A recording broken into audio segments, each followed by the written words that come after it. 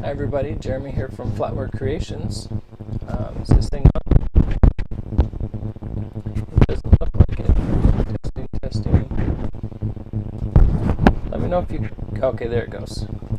Hi, how you doing? Today I'm going to be making some knife handle earrings. Let's grab one.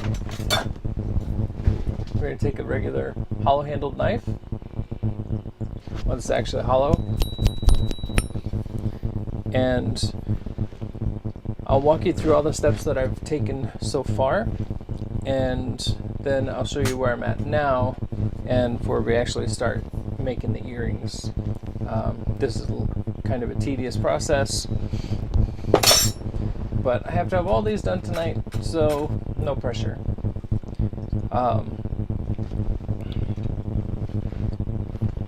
Right now, I'm going to get started in this, but first, here's our intro.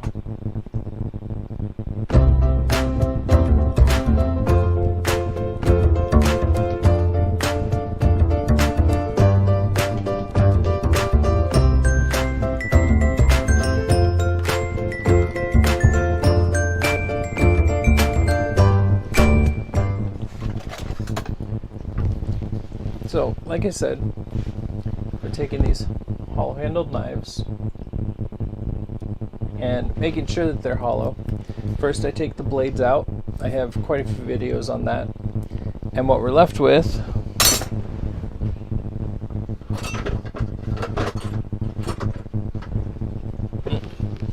are ends like this.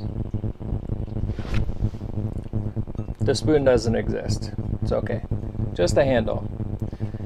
After that, I take and I run them through the bandsaw right down the middle, and what we end up with, excuse me, is two pieces. So that's both halves. I take and I flatten them out with my hammer.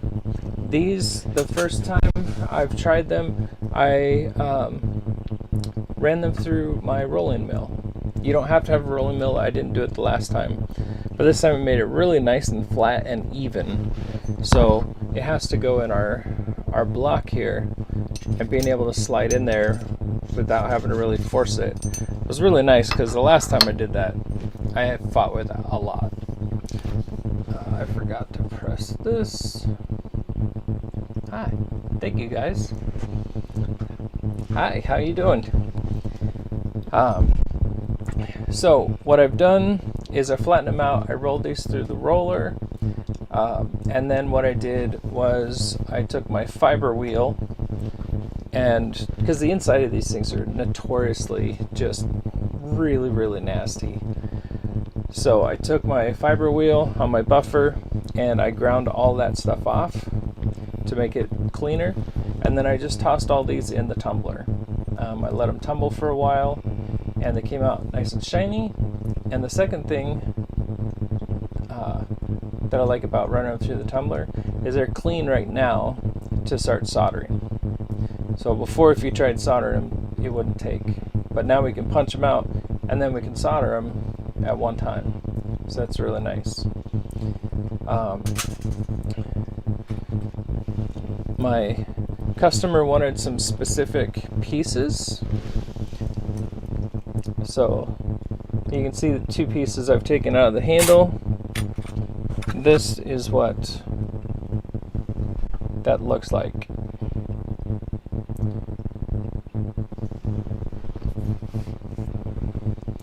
Yeah, I fought with it so hard last time. I'm like, you know what, I'm just going to tumble them this time, they'll be clean.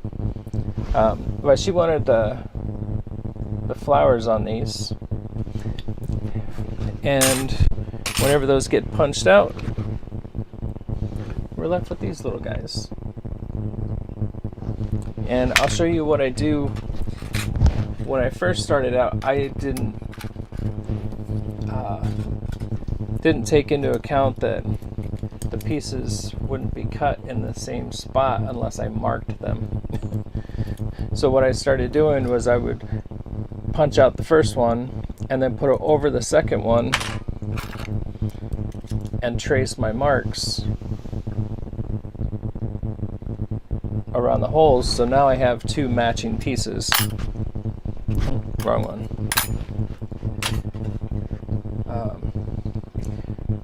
So that's where I'm at now. I don't have it on my list down below in the tools that I'm using, but this is what I'm using for a punch.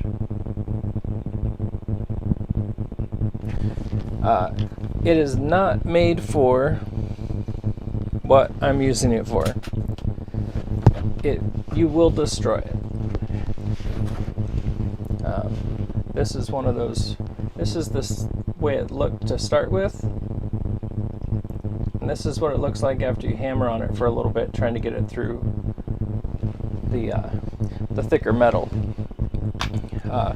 Copper, silver, brass, those kind of things.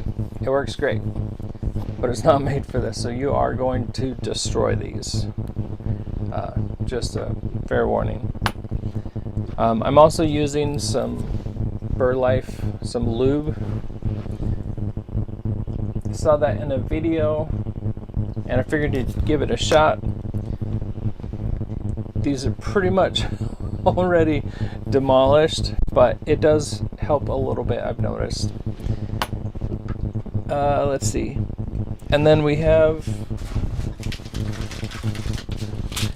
I'm not sure which pack this is. It was sent to me with all of the pieces. So these are the backs, the stems that we'll be soldering on. They are stainless, and I know that they come from Amazon. She just sends those to me, so I don't have to find them myself, and she gets the ones she wants on there. Okay, so I've got that. I have a whole bunch of these left to do. I need to end up with about 30 pairs. We have some really nice daffodil coming up, and a couple more little interesting patterns. We can go through, the nice part is you can go through this and actually punch out different holes, different sizes, all the way down the thing. So you're just left with a whole bunch of little holes and all the patterns gone. Even the little lines, let's see. The ones that are just in the middle of the handle and only have the lines, they actually even come out kind of cool. Oop, almost dropped it. And it's still a piece of the silverware. So put that back before I lose it. Put these guys in there. Another tip for this. The last time I made these, she said, make as many as you can. Yeah. I did a thing. So I punched out as much as I could punch out of each handle. So what I was doing is my block here goes from 16 millimeter to 3 millimeter, but I didn't go below 8 millimeter because 8 millimeter is almost the size of the back for the earring. So most of what I did was I stayed in the higher numbers, but I took old medicine bottles and made size 11, 12. These were odds and ends. Size 16s, and what that let me do was I could just punch them all out, and I knew I had all of the ones that are in here. They were all one size, so I could just start soldering them, and that made it a lot easier. But today, I'm just doing these two sizes. What is it? I'm doing the 16 and the 11 millimeter. So that gives me, don't drop it. These are just big enough to be a really nice earring. And the big ones, I'm trying to really capture the most of the nice pattern that I can. So, I showed you that. You are going to want a hammer. If you have a like a small sledgehammer or something, that will help a lot. You won't have to put so much pressure. Another helpful tip is, well, I'll just show you. Okay, let's get down here to, okay. So what I'm looking for, I'm going to start off with my 16. That's going to give me the biggest size to get this.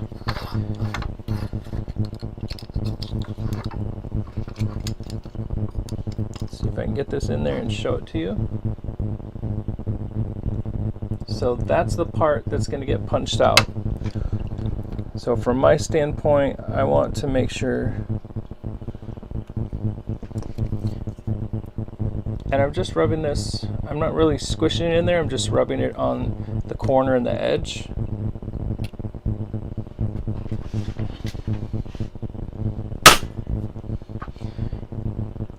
If it doesn't go through on the first punch, one of the things I've noticed is it's going to move around on you. And what you'll end up getting is a double stamp. So the way to get around this is, you see how this is moving? Push down on your piece there, and you'll feel it lock in.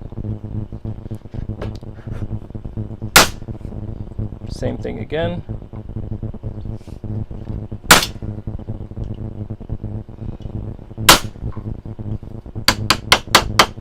There we go. There's that.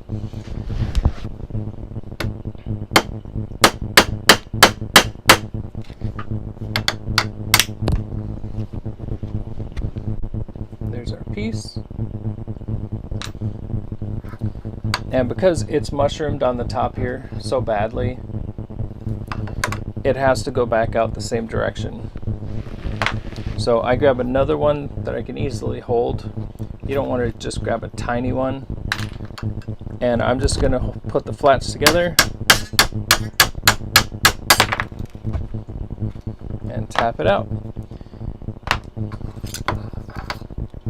And if you look there, we got almost that entire pattern, which is nice because we don't want to waste those pieces. So next I'm going to get this flower, and we're going to go to the 11. And the reason I picked out the 11, if I go to the 12,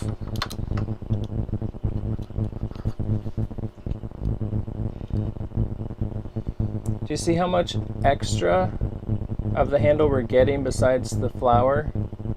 I didn't really want that. So we want that nice little flower there.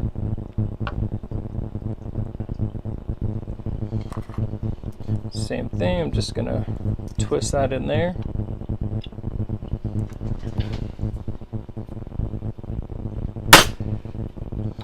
Make sure I'm back in the hole.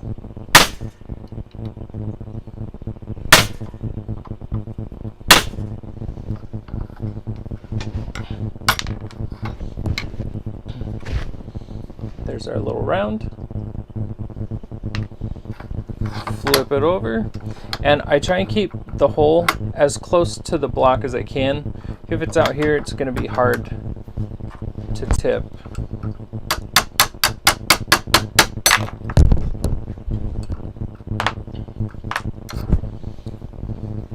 Alright, so we got our two holes out of that. I'm going to put this guy right behind it. grab my Sharpie fine point, and I want this to match, so I'm going to put these together, and then I'm going to trace my circle. The circle is not perfect as far as everything being lined up and being able to see it, but it gives you a really good reference point. So whenever you're looking through here, you'll be able to see close to where you were. Alright, let's flip it over. Get a big guy in there again. See if I get some light here. You can kind of see the black line there. So I'm just going to get that right into place.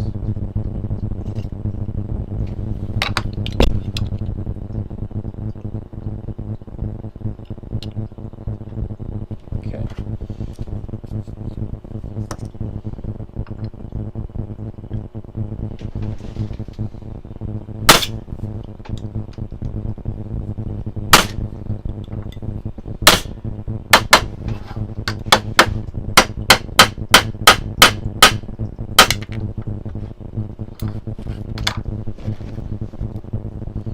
So we should have two pieces. Here we go. We got a match. And you see how this one, you see my line? So the angle that I'm at, it doesn't come out perfect, but we got close enough for it to still really look nice, and we got that whole pattern. Hey, that one came out easy.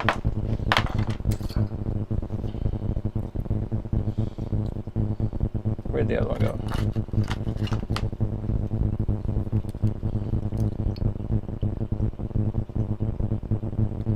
So the same little bit of pattern was left on both.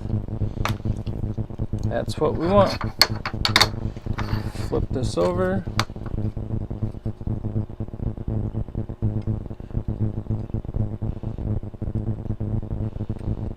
The biggest thing that I learned really quick is make sure that you reset your punch and your piece of silverware here, because it will come out after every hit. See, it's not even in the line there.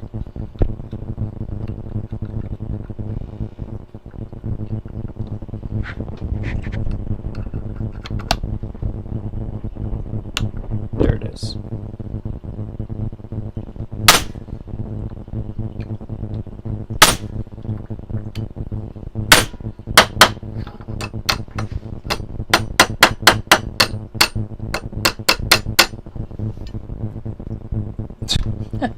I'm sitting there waiting for it to come out, and it's on the block. Right, let's flip this over.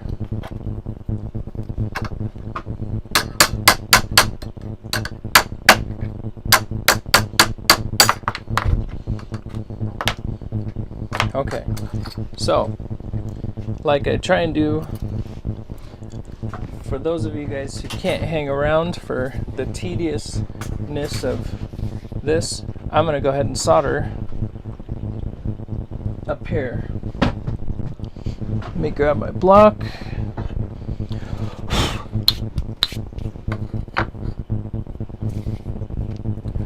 I need my tweezers.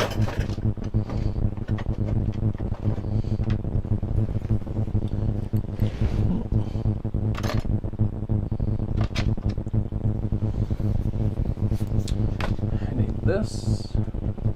So what I'm using to solder these is liquid flux. I got this from flatwearable.net. This is the only one that I've found that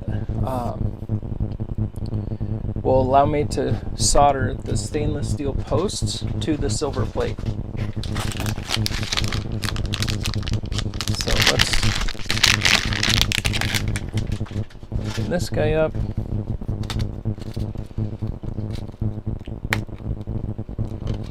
So this is the first time she sent me this.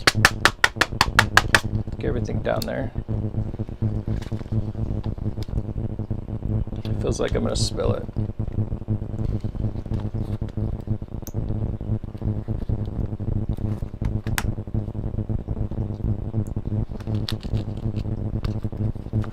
Oh, there's a little tab here.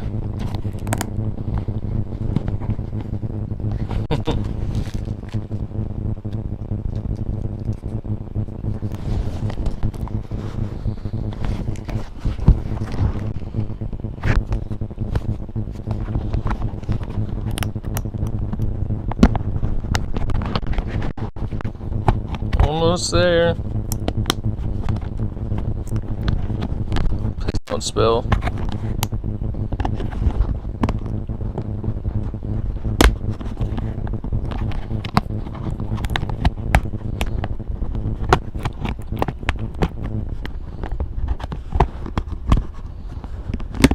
Come on. Almost there. You can do that.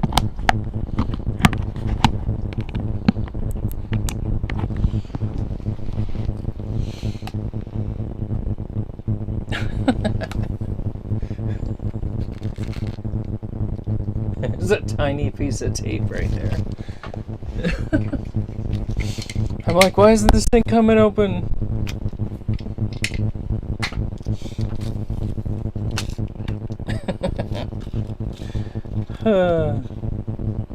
That's awesome.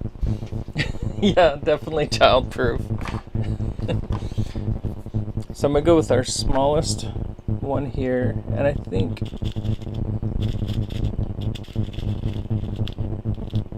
it's gonna be these guys. Yeah. So they'll be in the middle. I've got a few of these, so let's make 2 pair, and then I'll get back to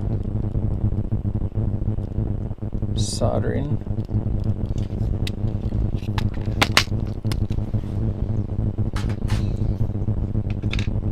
And the nice part is after you've got these guys punched out,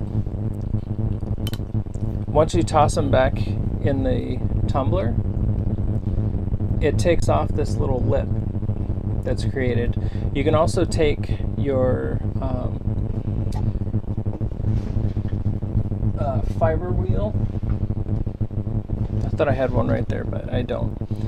You can also just touch the edges of this to the fiber wheel and it will come right off. But the last time I made them, I just tossed them in and they came out smooth. So we've got that one, and we've got this one. So matches and matches. And we're going to be using rosin core solder.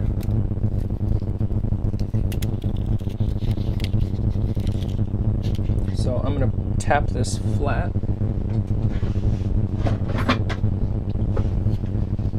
Let's see.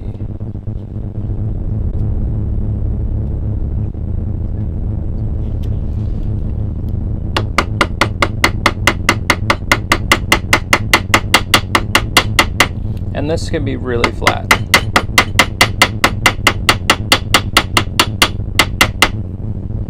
So I'm just kind of planishing it down. And I need my snips.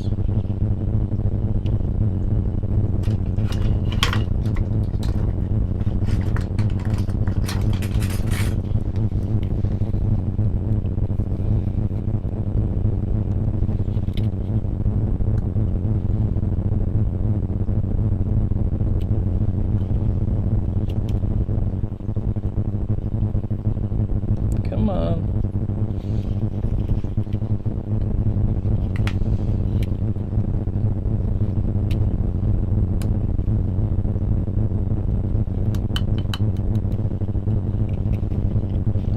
One, two, three.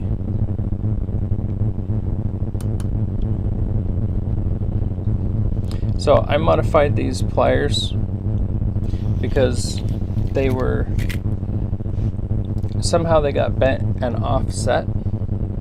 So what I did was I took and I soldered a piece of metal on this side, and what that does is that gives me a gap. You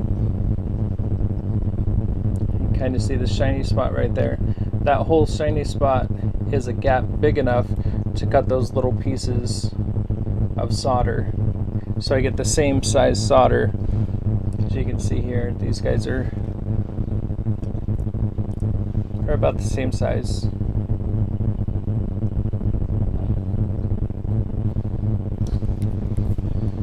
Okay, so I'm gonna bring it up just a little bit. Okay.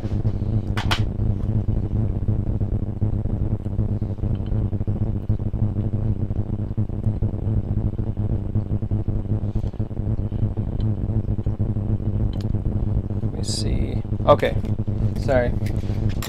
Last time I did this, all this was moved around here. And I use a magnet on my vise.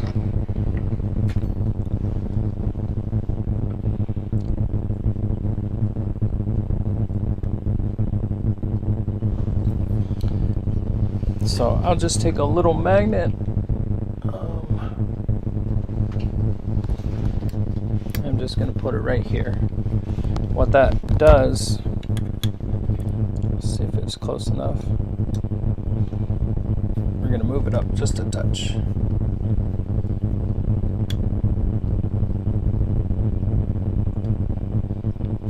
Okay, we're going to go down.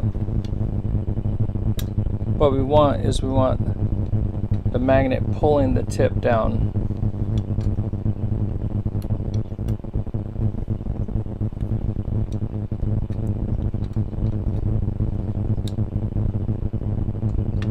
There we go. So once you find that spot, you can really see how it just sits down on that spot.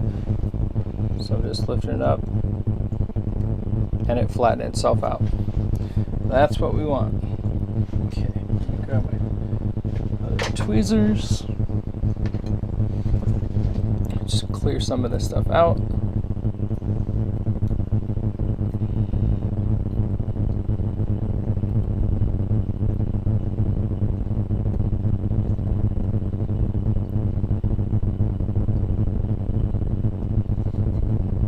Okay.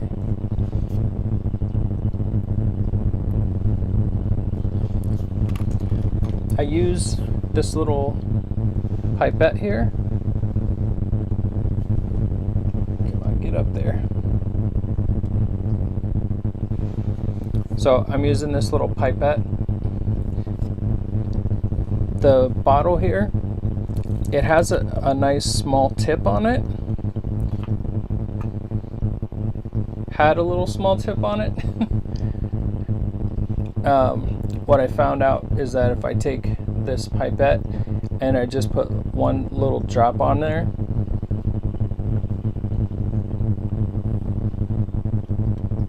so I'm going to bring you guys back down here.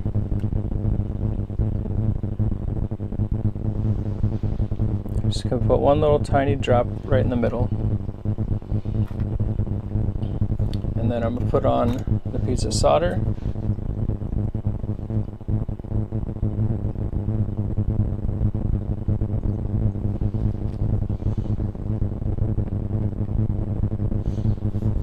Get that pretty much in the center.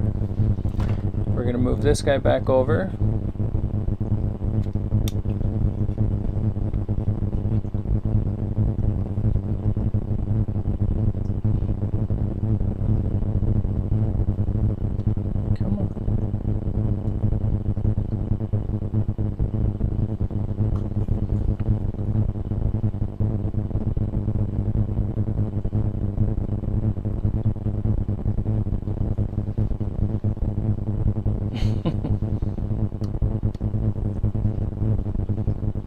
Sometimes it just takes a little bit to get it in position, but once you figure out where that spot is, everything else goes from there.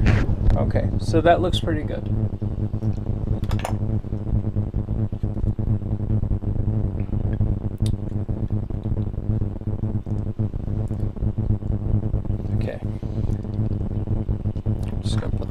this.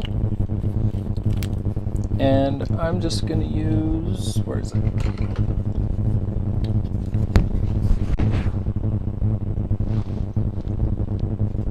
Where'd it go? There we go. I'm just going to use this little torch here. It's a little butane torch.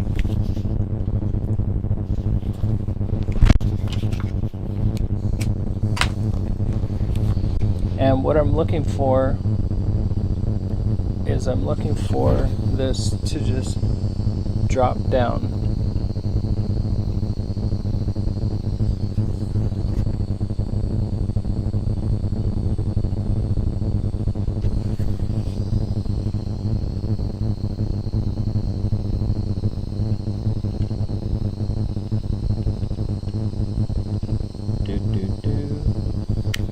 Should be almost there.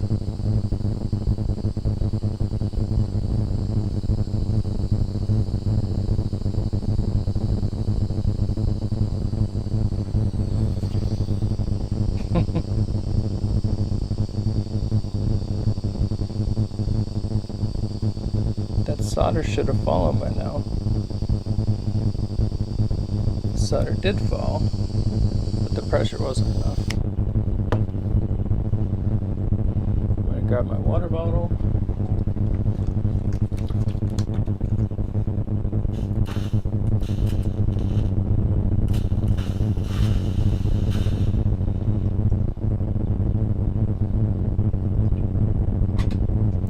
Now let's see if it's stuck.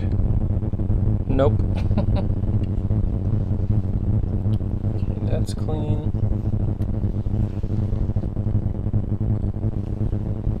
Let's give this another try.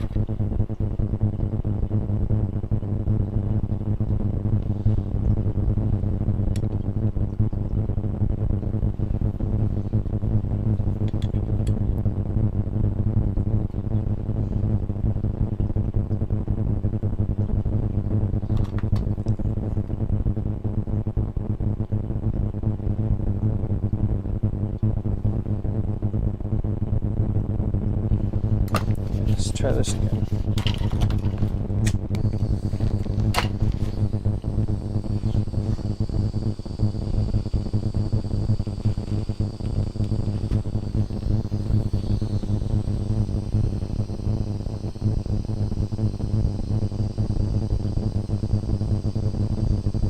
Just trying to keep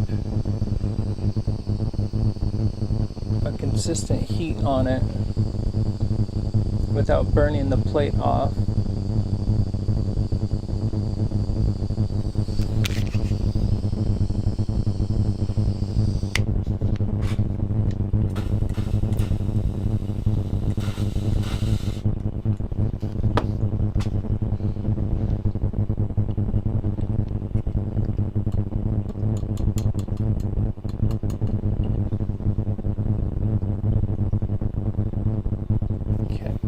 So, my bucket of water.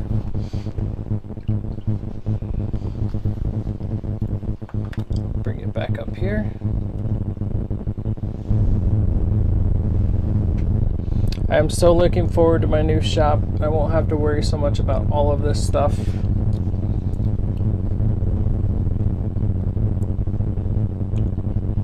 Okay, there we go.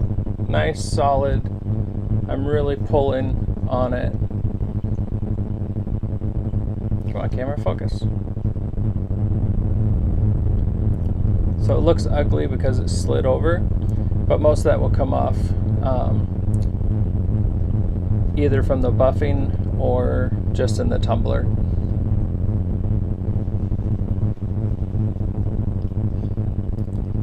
Hi, Lori's.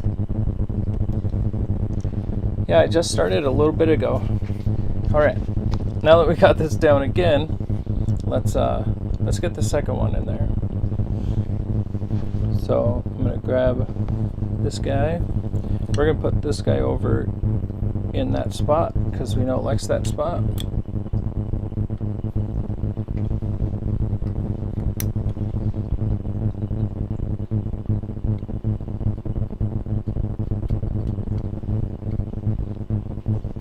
Try and get my magnet and everything set up.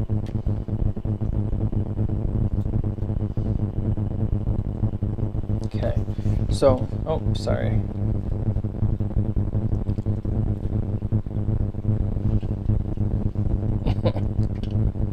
Let's see, can I do this?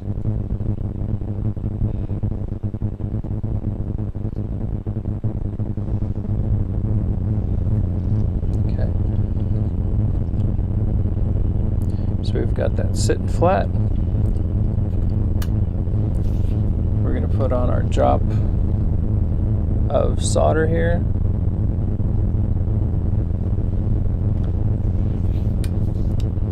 Grab our little chip of solder and just get it put towards the middle.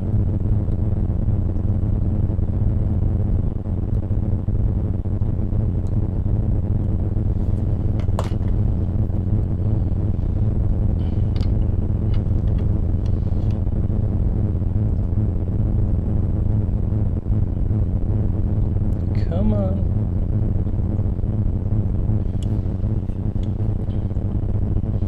I'm about to lose that magnet.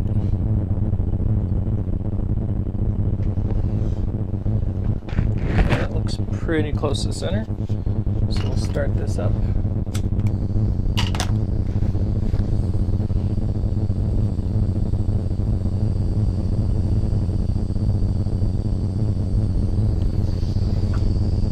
And we're looking for the drop.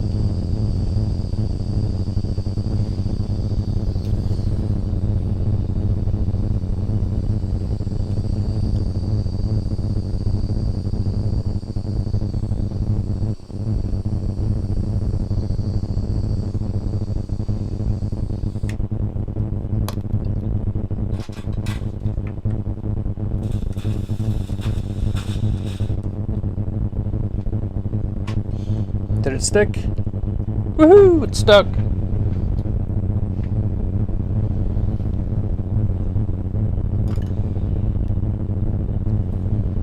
Switch cameras. So this one looks better. And it's really stuck on there. I'm really trying to pull it apart. So now we have our matching earrings. Focus camera.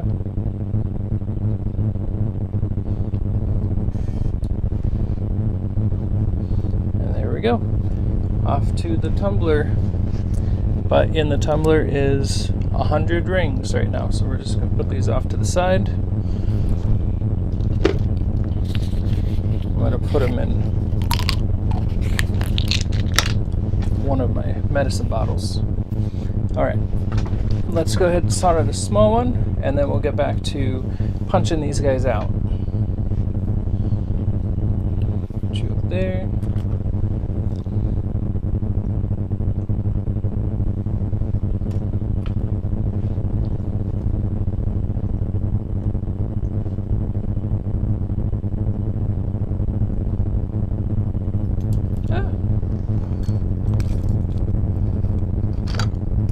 Jumped off the block. I'll find it later. Famous words in the shop. I'll find that later. The nice part is the next couple of weeks I'll be moving my shop, so that's whenever I'll probably find it.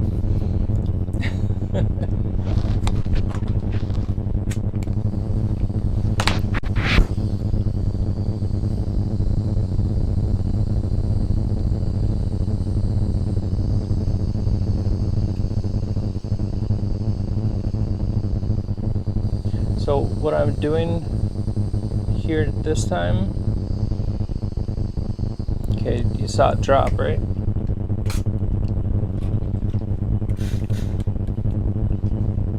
That looks better, nice and clean. So I'm just gonna keep my hand where it was. So I had it just putting pressure here, just to give it some downward force here. So if I just lift that up like that, my fingers are pushing down on it to keep it flat. Just cool all that off. and test it. It is stuck. That's what we want. Next.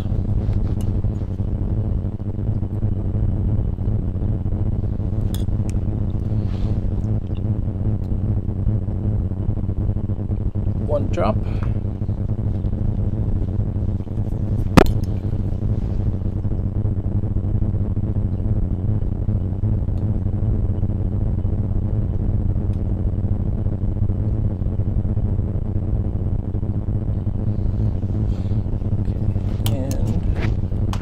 Grab another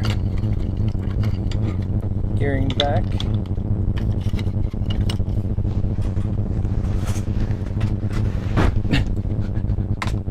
It's hilarious.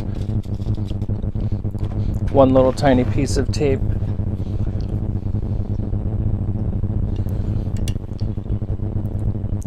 They should make the tape like a different color. Get this one done. So again, I'm going to put my fingers right here.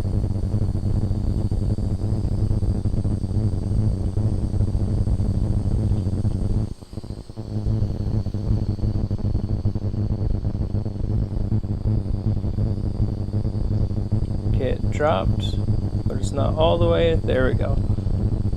Now I saw the solder, after it dropped, I saw the solder start to come out. Make sure it's flat. There we go. Did you see how it moved that little bit right at the end? Having your hand on that really allows it to stay flat. Right? And it's on there.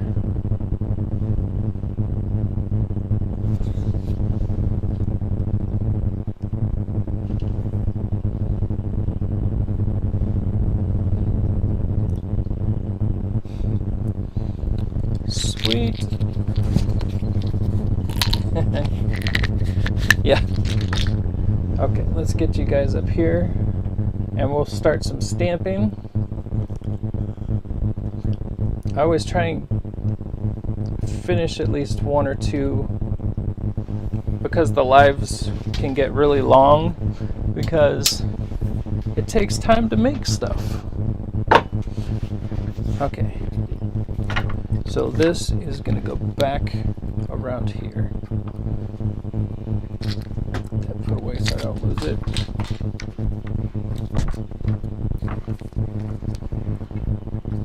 And I like my vise to be on my side. Normally I'll hammer everything and it'll be over here, but with this I want to be able to see it, so I bring it a lot closer. My eyes are right above it.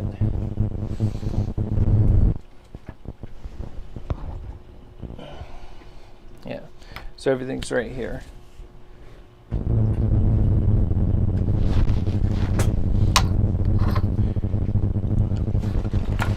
Making these guys up here. These guys can go away for now. Taking that. And all right, so right now we're still going to be doing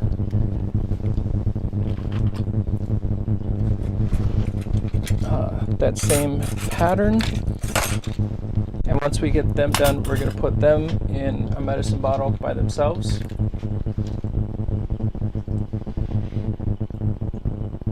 I missed the very beginning.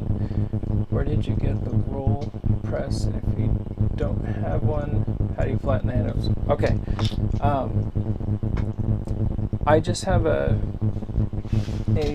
generic rolling mill that weighs 12 billion pounds. Let's see on that one.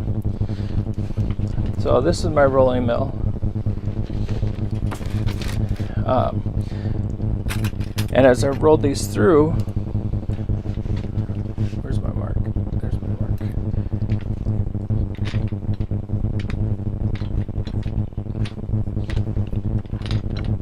Okay. So as I roll this around, it's going through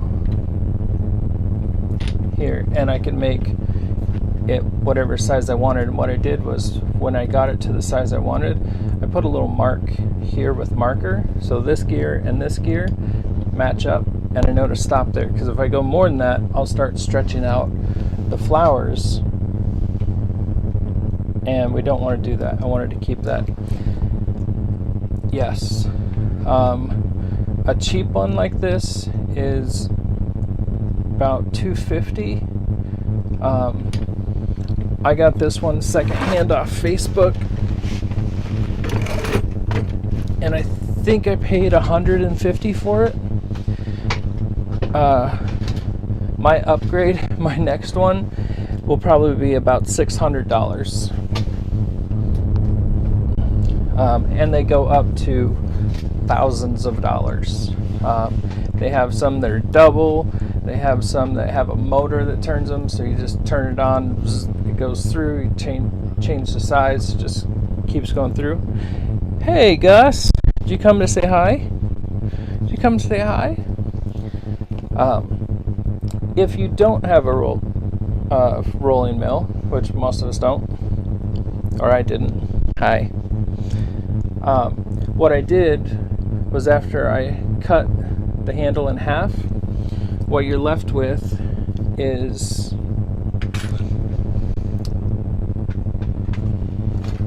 let's see.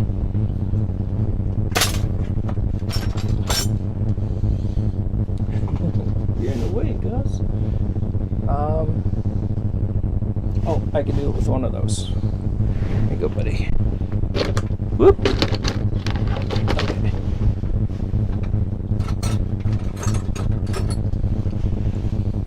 Okay, this one's not very good. So the handles come off. They're hollow.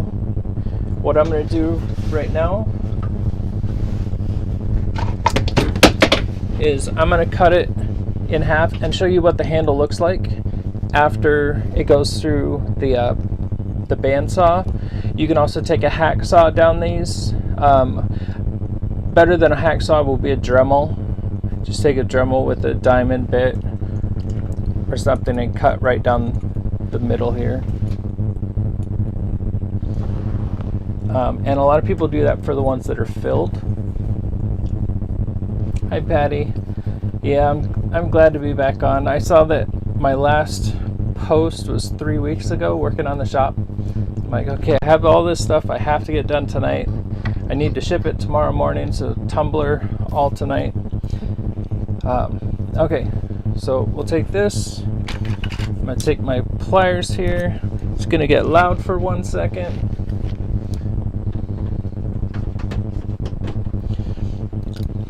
So if you don't have a bandsaw, just Dremel this. Glasses.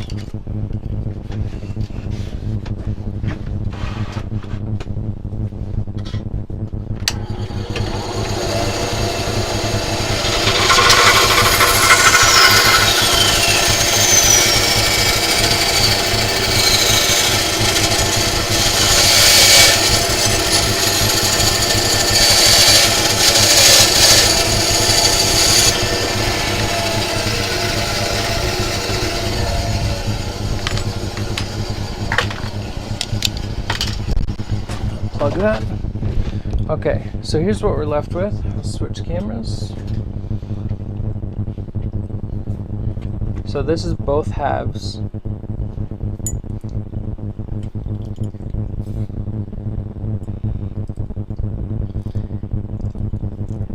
So we have these edges here. We need to get rid of those. So you're going to take your mallet. Where'd my mallet go? Did you take my mallet, Gus?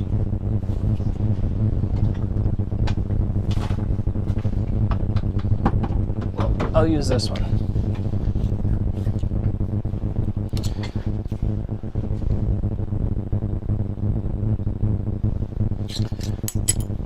So we need this to flare out on the sides. So what I do is I start on a corner.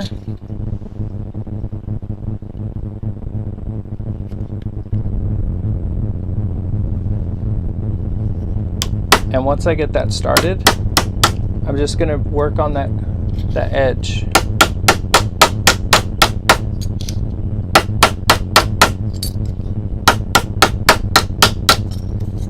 See how it's flattening out, and then I have that edge left.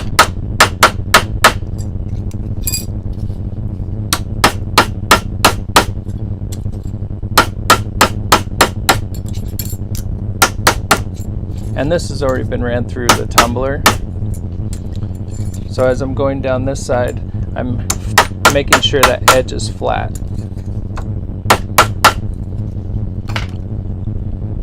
So you end up with this clean, or mostly flat.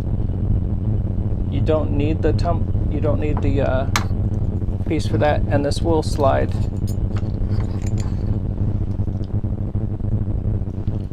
This will slide in and out between this. Some of the other ones, most of them have a decent size gap in there. But that's what I did the last 2 batches, and then I'm like, I have a rolling mill, why don't I use this thing? So I hope that answers your question for that. Bring it back up here.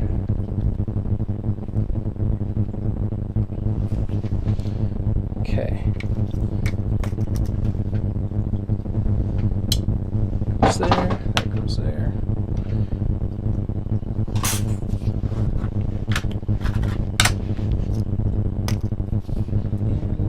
Hammer.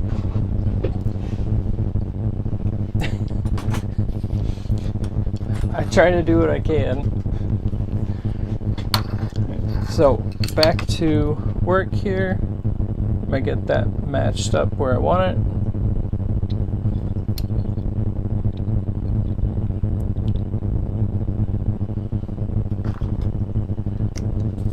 A little bit of lube on there.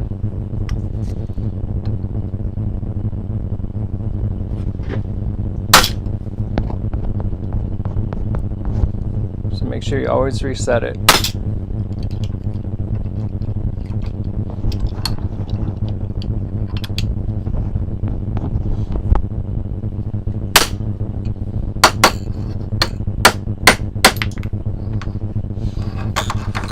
Over.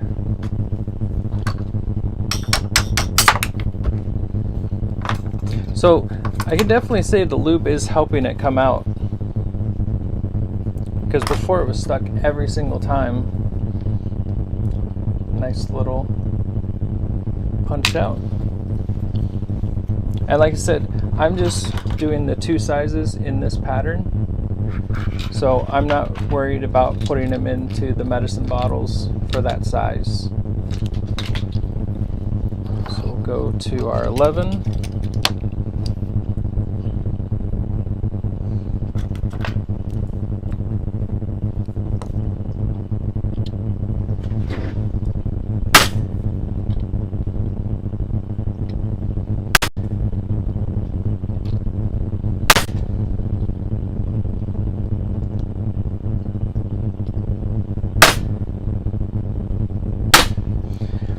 So I did try and do this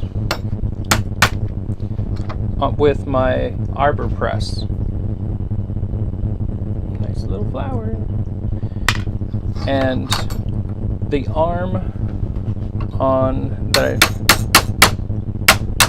put in it, the breaker bar arm,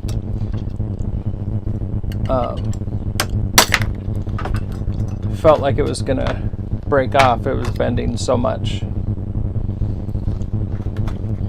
So I was like, no, I'll pass on that one. I break the arm on that. I guess I could just go get another one, but I won't be able to have this order out for tomorrow morning.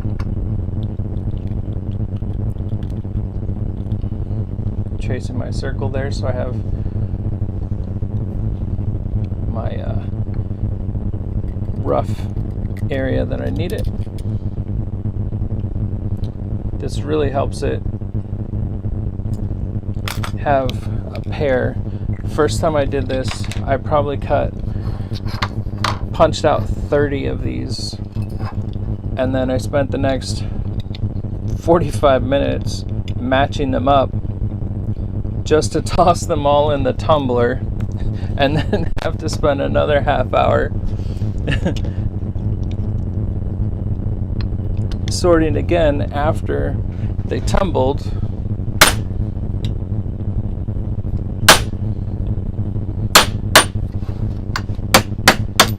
I was like, no, I'm not gonna do that again.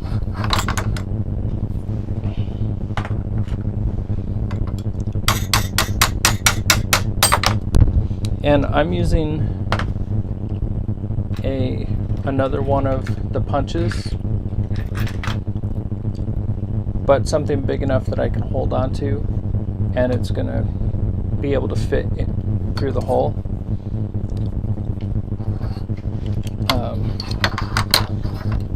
Just to make it easier, because if you start hammering on the side that goes through, you're going to start creating the mushroom that's on this end. You're going to create it on your cutting end, and you don't want to do that.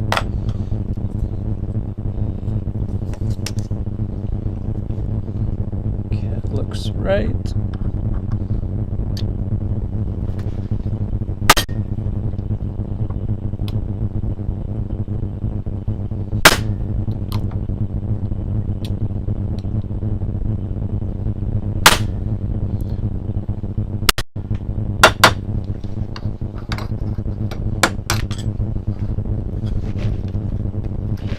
That one, and then the rest of it just becomes just a routine. Ouch.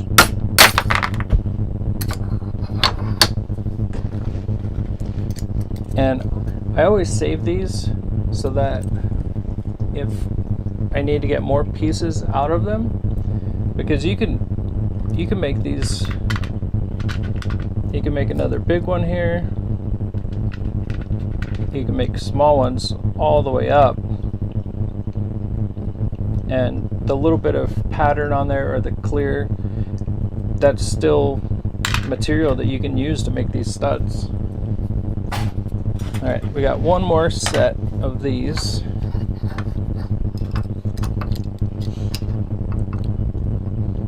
Oh, I was telling you a story earlier about she said, make whatever you can get out of them.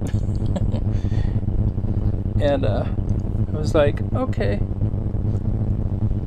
So I finally got a pattern and a routine down, basically the same thing I'm doing here. And I ended up making, I think it was 60 or 70 pairs.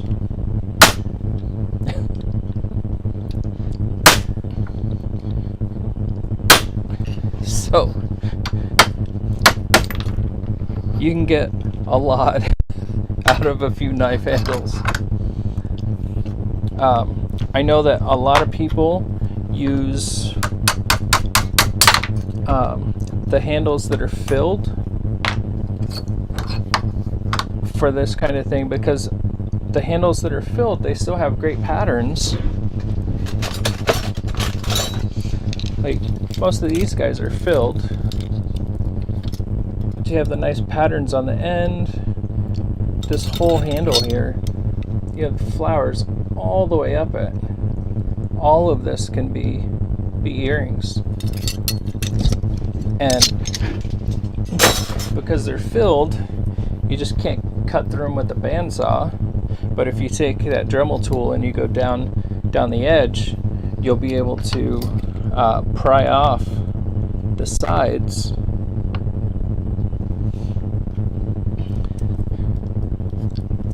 and then you'll be able to use them.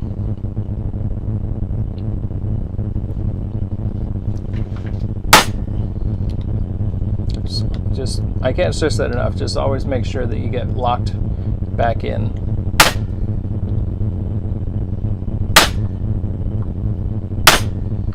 There we go. So I have one here. There it is. So this guy here is double stamped. And you can really tell on the back. See the line up here? Which finger is it? That one. It's still gonna come out a really nice earring, but if you didn't have that little marker in there, it just is better. Yeah, it's just so much cleaner. So make sure you're locking those in.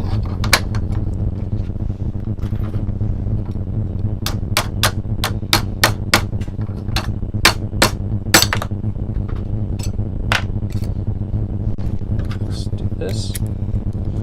And you think that this is kind of just something mundane to do,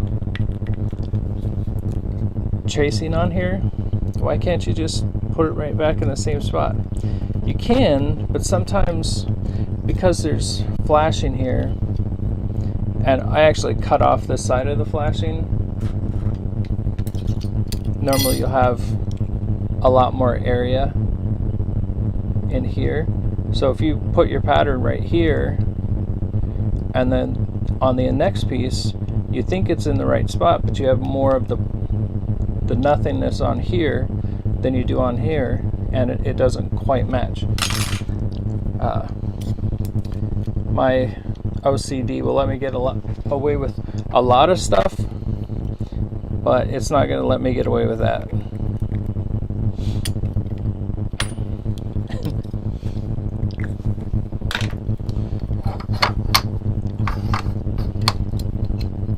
And the reason I cut this edge off was because it was so big that when I tried to put it in here, it was hitting the edge. I think I can get you guys to see that. Yes. So you see this, the flashing right here, this big edge. So it won't let me get to that circle part.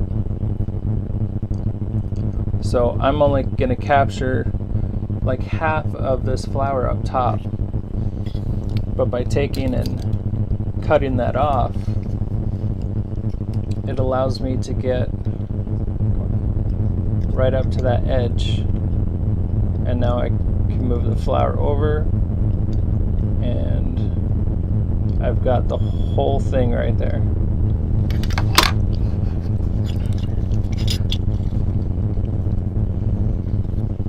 Get this set back up.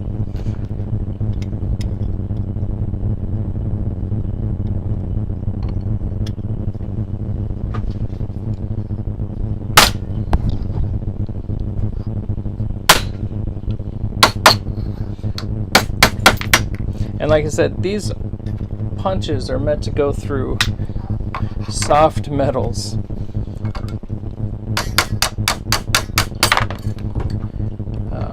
Copper, silver, brass, those kind of things.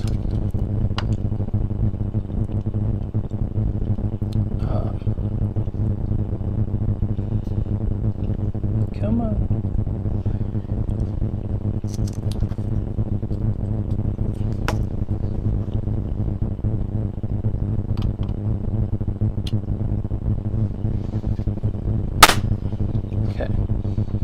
After you get that first one in there, you can be a little bit more free with it. But we don't want that first one, whenever we first put it on there, dropping it out of place.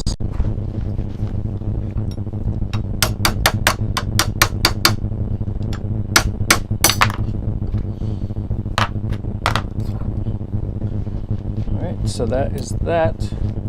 Let's see how many we have here. Let's see.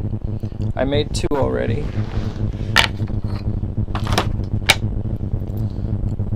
So this is 3,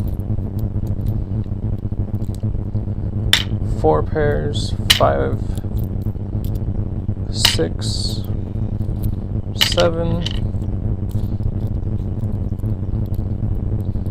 8, 9, 10, 11, 12, 13. Did I count those already? So 2, 3,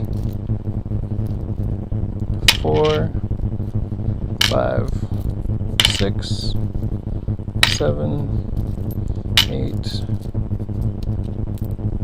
9, 10, 11, 12, 13. I did.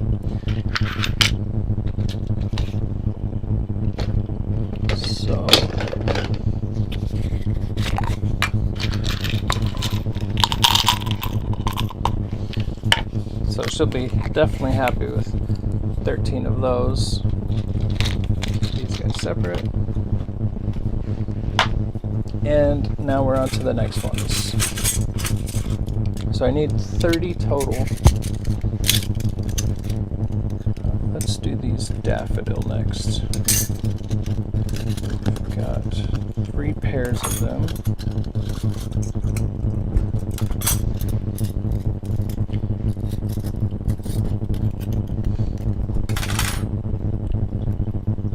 So I'm kind of excited about these because I'll be able to go down quite a bit and get nice patterns out of that. So see how big we can get this. So again, I'm not going to be able to get the whole flower. So I'm going to cut off this little edge here.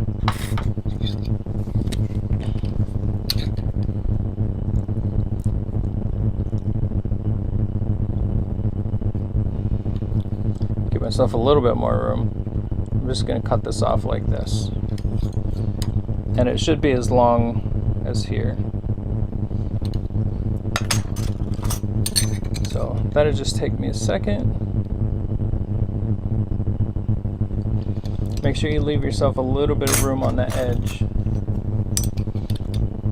Do you guys have any questions or anything?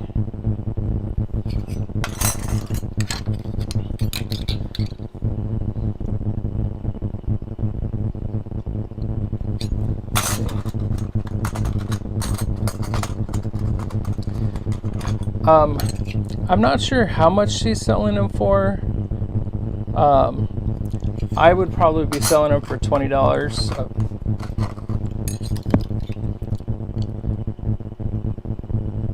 You don't see a lot of stud silverware earrings, but I think 20 is more than fair. By the time you get all the packaging done and getting all the time in making these, all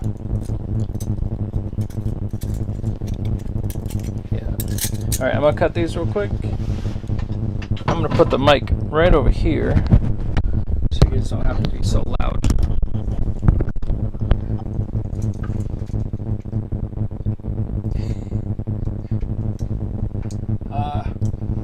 Me? No.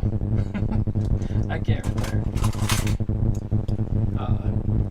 I have about 5,000 pieces of silverware in my living room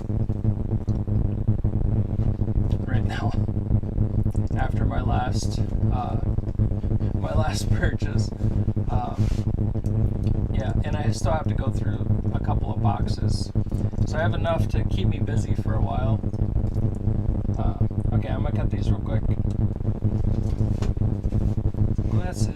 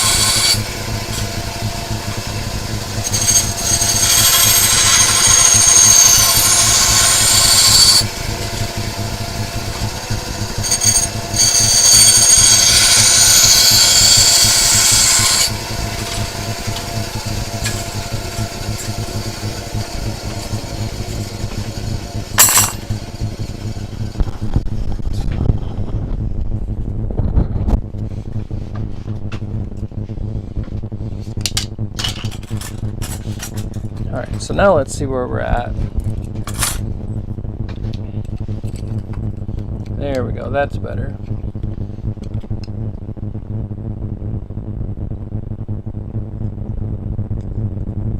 There we go. Now we have the whole flower in there. That's what we wanted.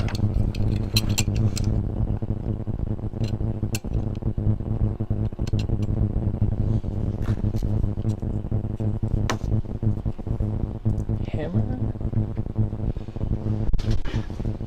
Gus, did you take my hammer?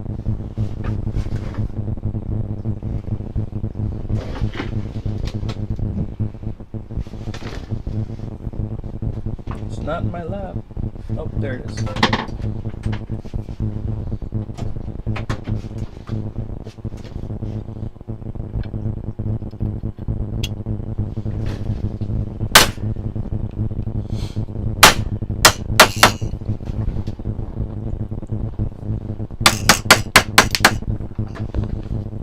And I'm just hitting it down low enough just to get this this out.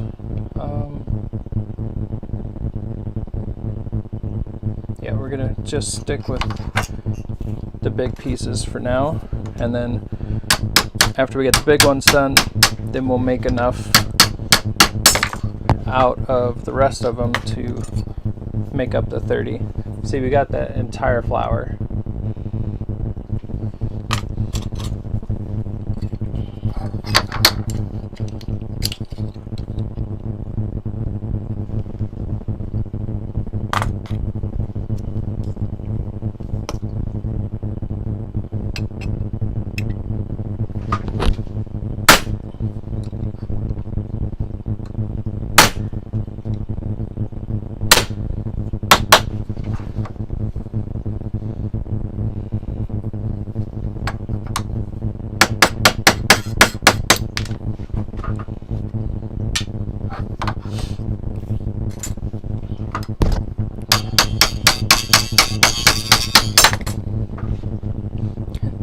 So I was just thinking about it. I probably can't retire on these because they are a lot of work, but rings you could definitely retire on.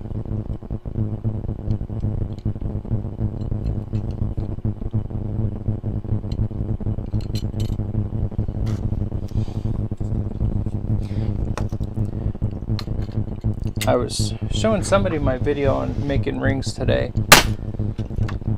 and one of my videos, it was 1 minute and 16 seconds.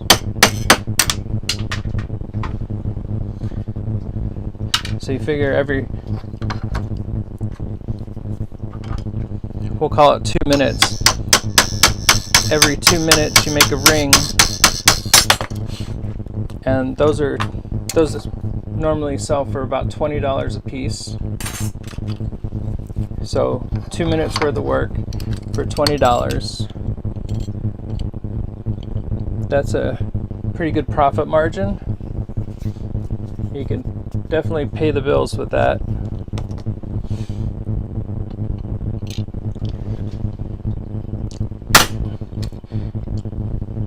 But I like all the creative process and getting the my shop therapy. That's what it is for me. Shop therapy. Oh, I found that end I lost.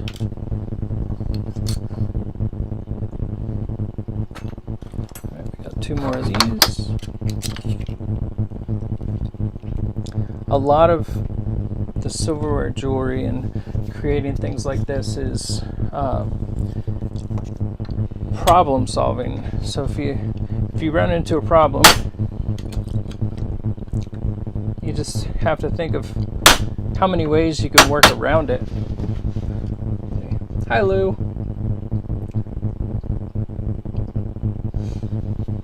I'm doing good today.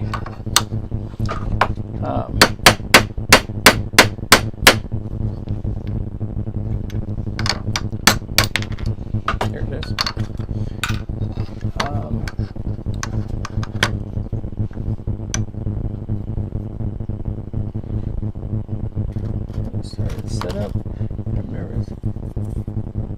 If it goes upside down, blame me. Okay, I'll take that.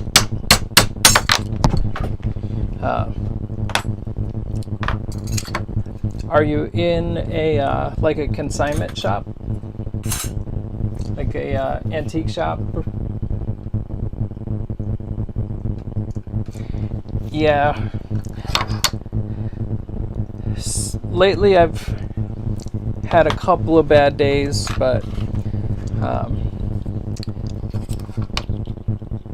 they're moments, and then they're over, and the next time it happens, it's not so bad.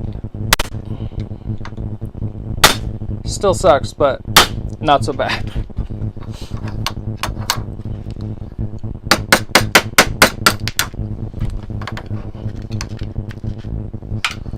Still trying to find that new normal, but I know that's not going to be any day soon. So keeping myself working, still get to create things for people and get some shop time. So actually the shop today, my daughter and her husband,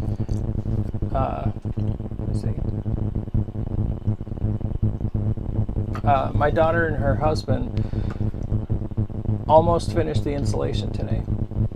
So I'm hoping within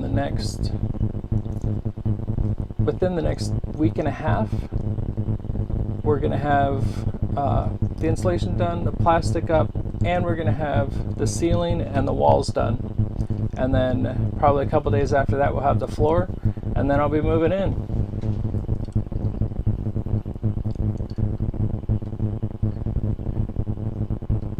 Okay.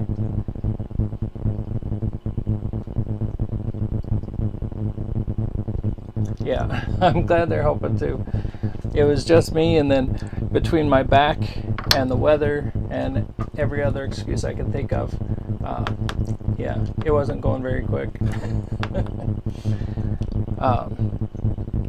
So this one we're gonna take,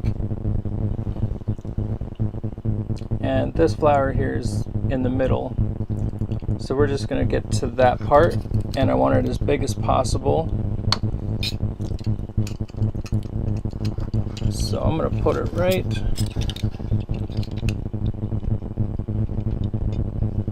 there.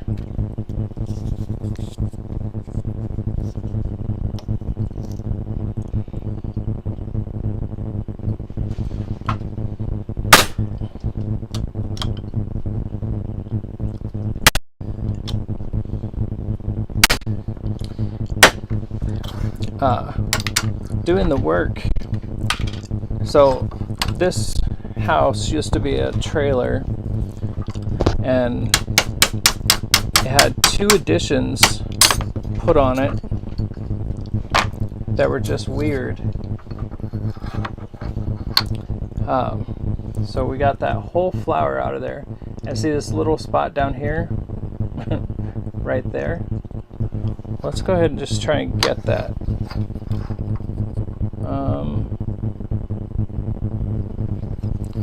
Okay, so that's going to be a 6.5.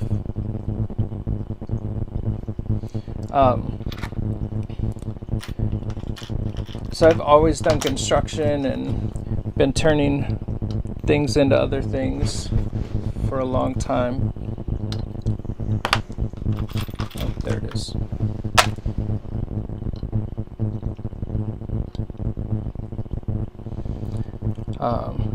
So generally it's easier for me just to do it.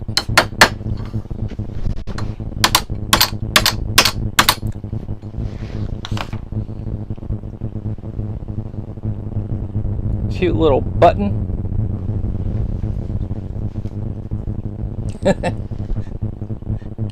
Yeah, that would be fun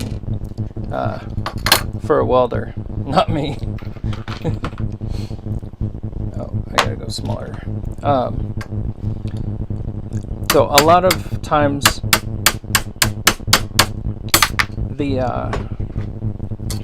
it's just easier for me to do it because sometimes it just takes so long. So we got that whole pattern out of there. Toss that over there. Actually, not yet, because we got to trace it. Yeah, I feel like I'm wasting people's time sometime, because if it's just taking me like 2 hours just to get things organized the way so I can keep the work going. So somebody's just standing around there, and I always feel bad for that.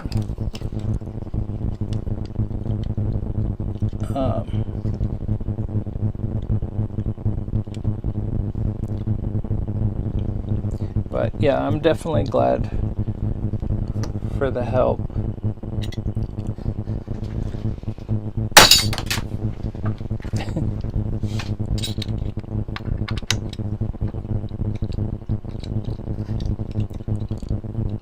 Make sure that's the right spot.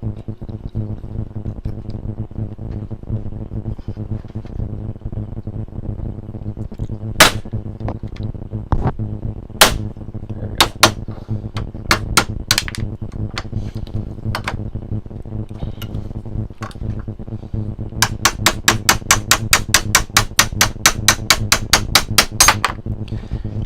So we're going to try to get the camper done, or at least the walls up by Super Bowl. If that happens, that would be awesome. I'm really looking forward to having that so much space. I'm not even gonna know what to do with myself.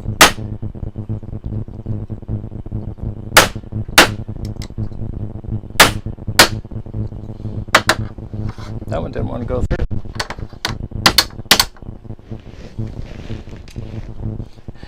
I've had so many of those little pieces floating around. Nope. Is it okay? Is it too loud or too quiet?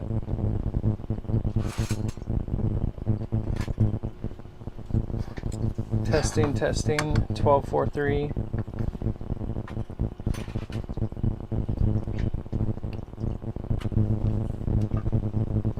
Party Jeremy. That's right. Yeah, I had a hard day yesterday because of that. It's got a lot of noise. How's that? Is that better? Is it like a static kind of thing?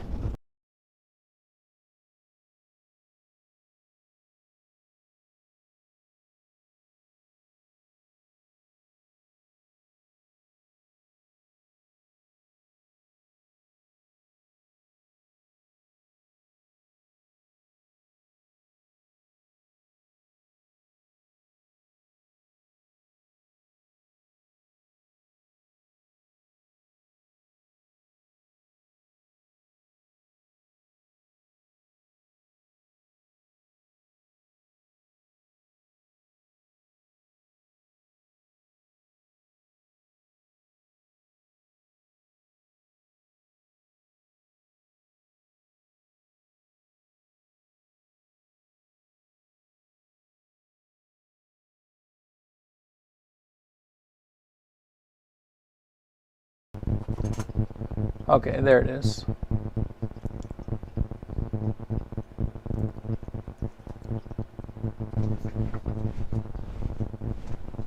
Can you hear me now? It's showing up on my screen is working now.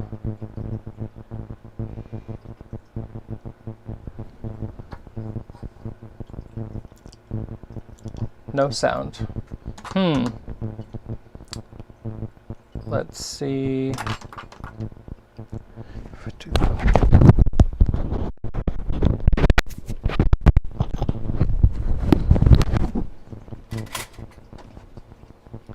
should be on. Still hear the static.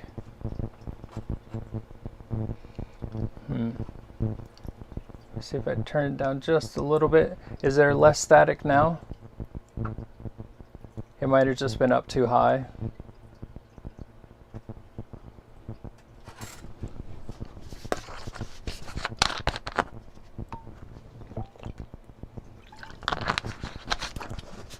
Okay. Okay, awesome. What was it doing? Got that piece. That's the last one of those. That's those. Okay. So we got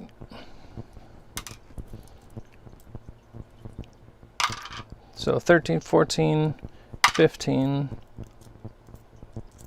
16, 17, 18,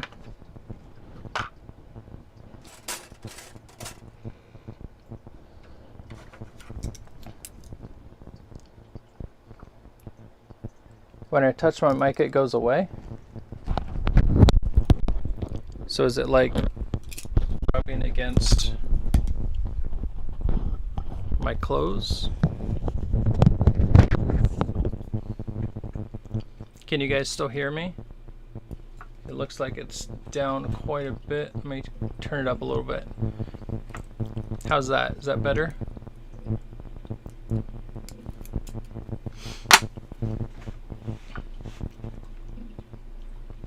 Okay. Yeah, as long as you guys can hear me, I think I'm right up there. Yeah, that's as loud as I can make it. It should still, it's going into the red, so I think it's okay. I normally have problems because I'm soft-spoken.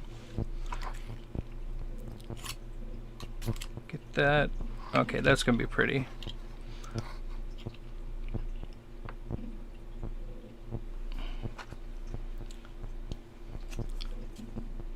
Oh, let's go back here.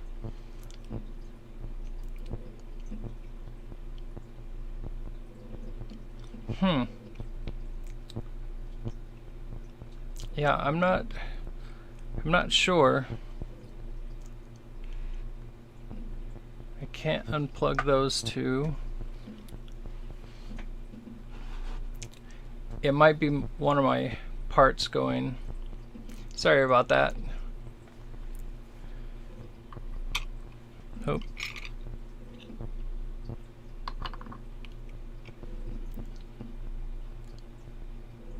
Okay. Okay, let's see. I lost my hammer. All right. Oh no. That camera froze. All right, let's do this. That was cancel. I need this one.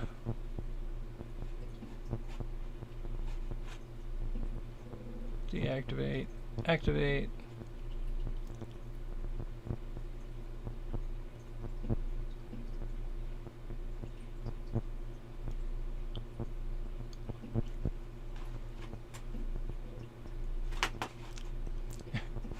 Experiencing technical difficulties.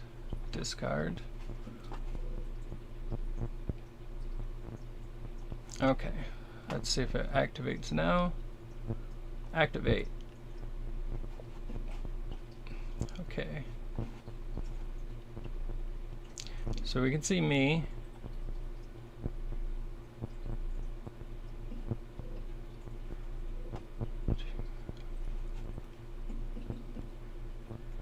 Try and get this reset.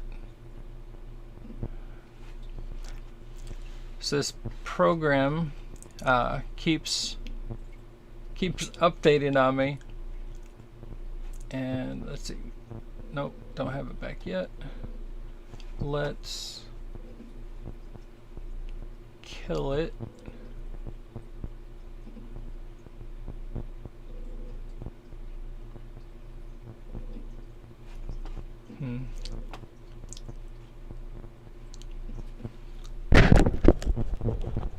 Okay, Okay, so that is not on any longer.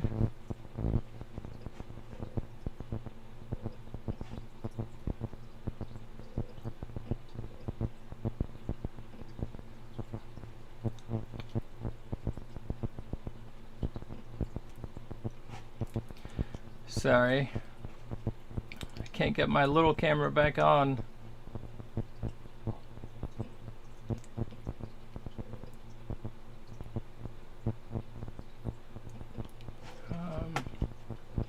So I'm trying to get this camera to work. Activate. No. Cancel.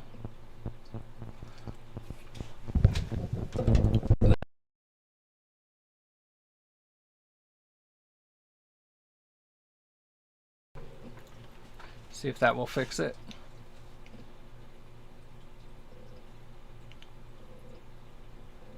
Okay, so you just watch me for a second until that loads back up. Technical difficulties.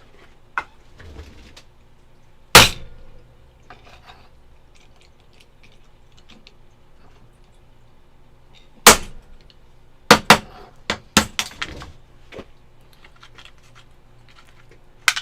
that one. Let's see if this guy's back yet. Nope.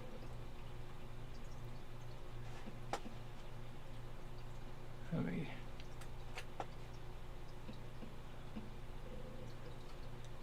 do.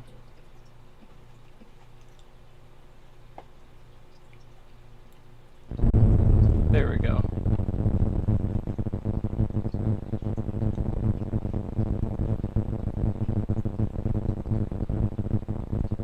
So this, if I close that, I've got that one.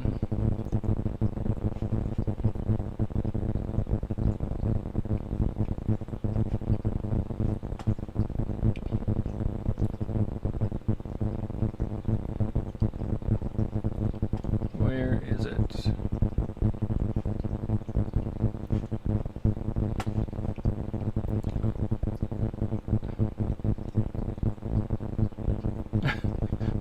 I'm sorry about that, Lou.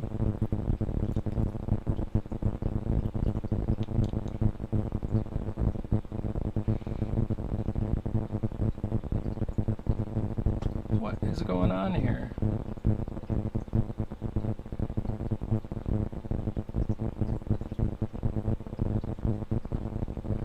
So that's that one.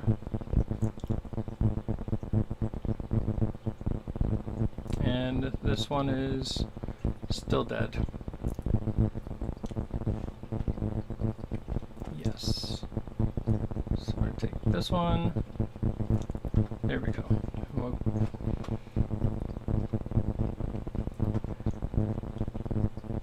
Too many options.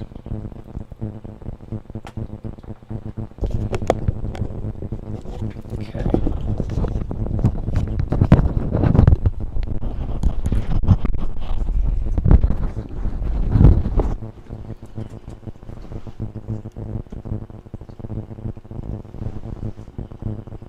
And if I do this,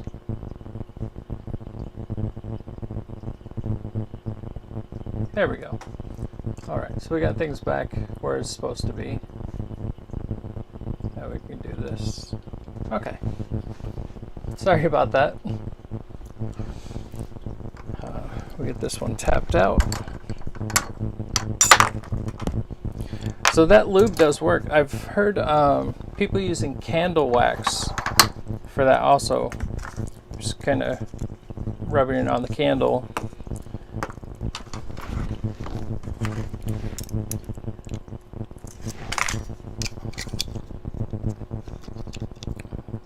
Get that guy right there.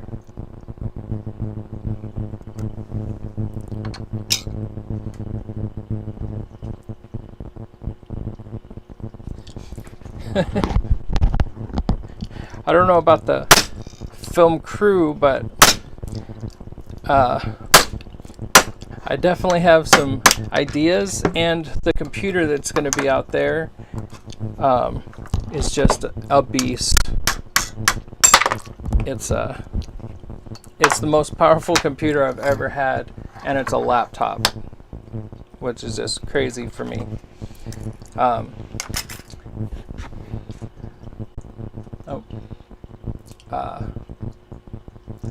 Cool thing, my daughter was laughing at me. It was that Jeff Jones mentioned a green screen, and I have a little green screen background, but I'm actually going to paint the entire inside green for green screen. So I'll be able to like be working here, and there'll be the ocean playing behind me, or I'll be up on the mountains. And it's cool because no matter where the camera angle is at, you're still going to be able to see whatever's behind me. I thought that was a fun idea. Okay, let's see. This one and this one. Let's get these going down.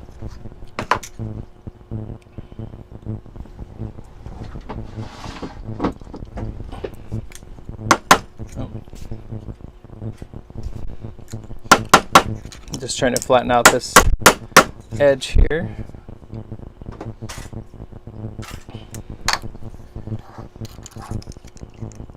I don't think we're gonna get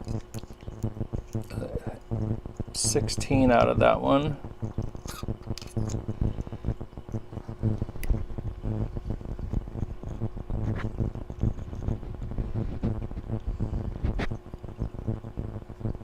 Okay. Oh, that's another size.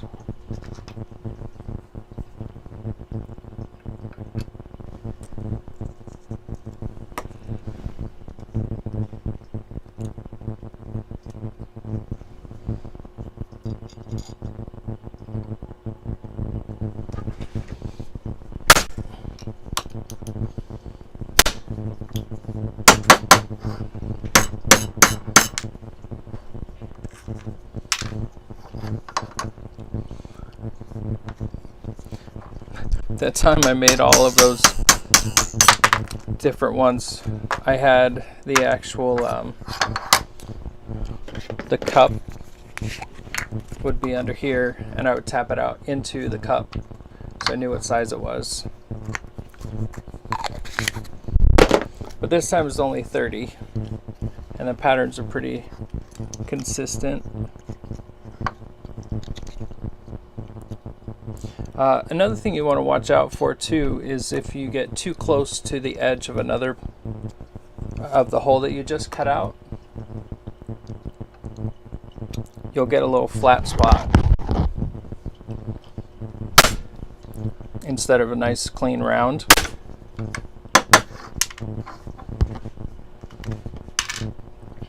And this one we're definitely going to have to trace, because I'm going to go all the way down with this one because there's flowers all the way down.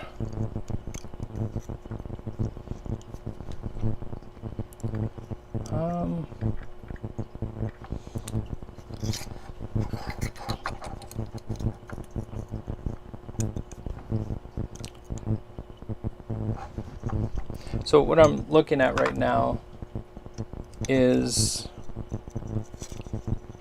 I want to kind of keep the flower pattern. So I'm looking at this hole right here, this bottom one.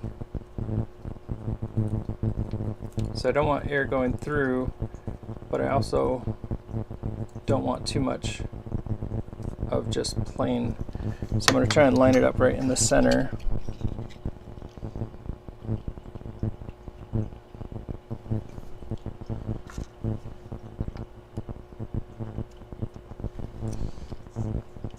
This guy's a little tight.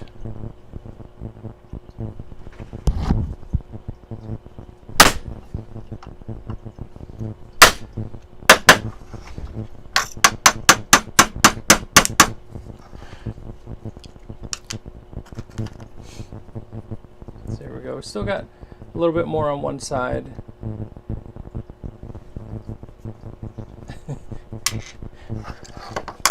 Yeah, I thought it was a great idea. I made sure I wrote down his name so I can give him credit for it. I don't think I've seen anyone else really use a green screen in that way. Okay, we're gonna get one more piece out of here.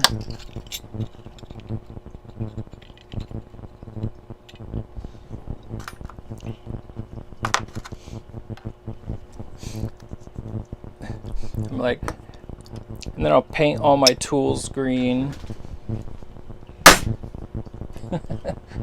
So it just looks like part of the tools working. Get some green gloves. Oh, there it went.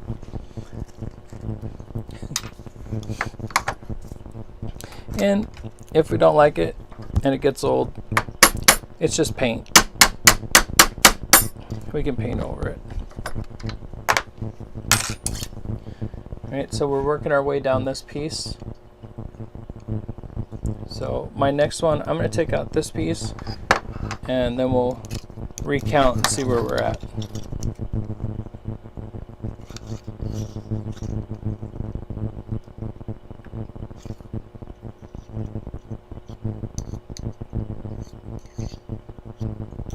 I'm just trying to see which one. Okay, so we're going to do the 14 millimeter. Get it right there. That's this one. Yep.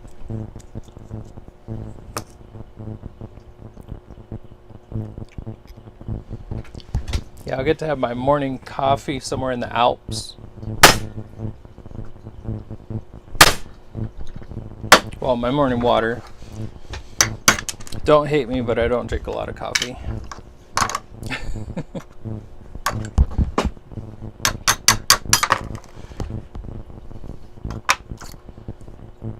There we go. So that one punch got almost that entire piece of the pattern. And then you can see how the top. So now we're going to do our tracing, and you can see how each one of those took out the pattern. So we're getting the most out of it that we can.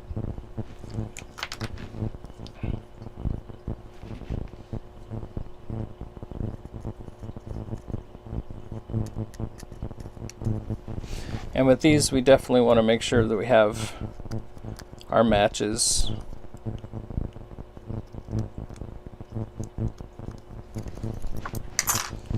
Okay. So this bottom was a 14, so we'll start there.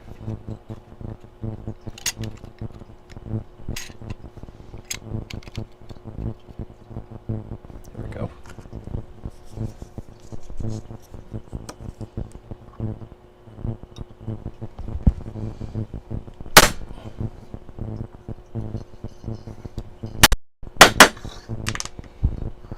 That one just popped right out.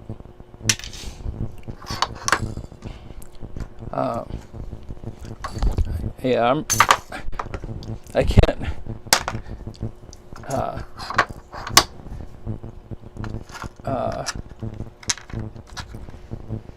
show how excited I am to be in that new shop. Right, so here we go. We'll go with this one.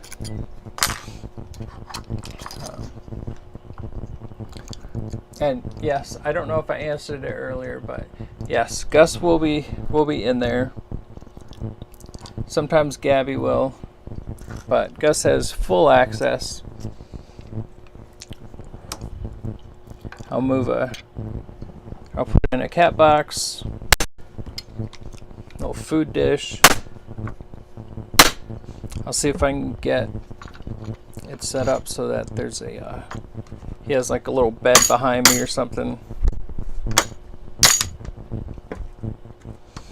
Okay, so this one I cut too close to the edge.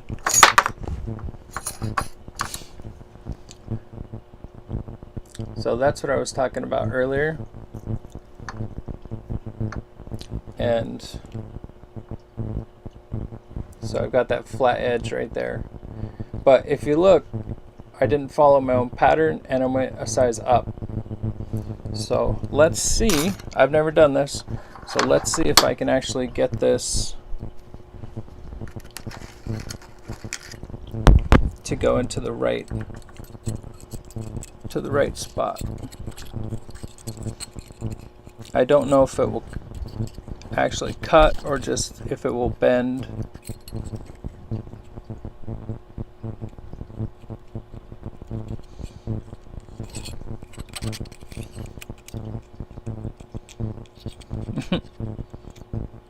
Nice and easy.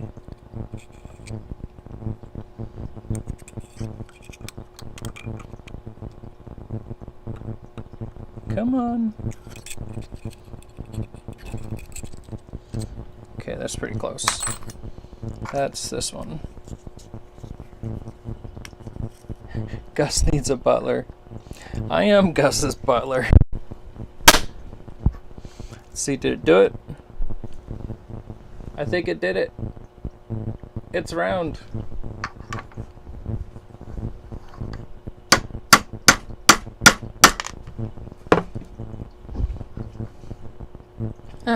It worked.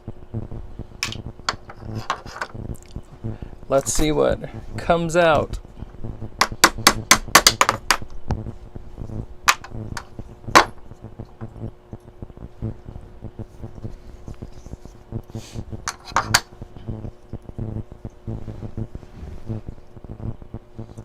So that's good to know.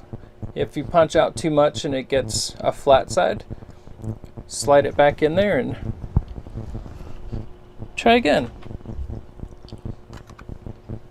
Alright, now I need to pay attention to the holes. Okay. I get in a routine and it just don't think about it.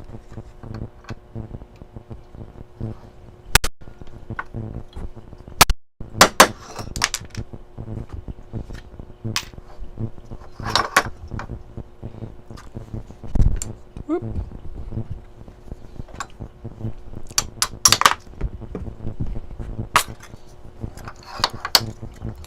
And these two are over here.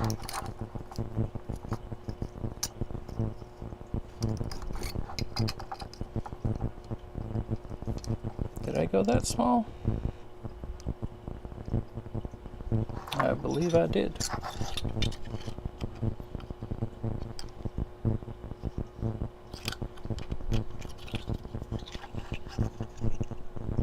Oh, they're 10s. Okay.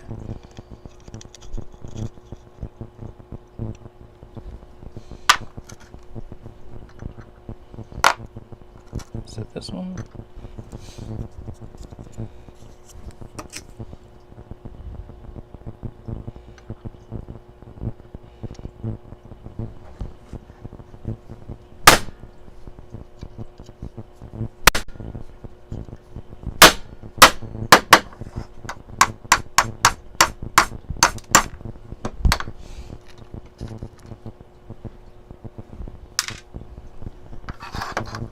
And we got one more. We'll see how many more we need to make.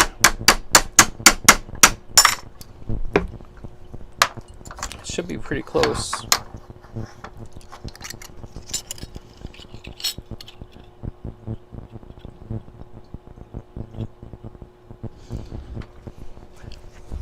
I learned how to make beer the other day.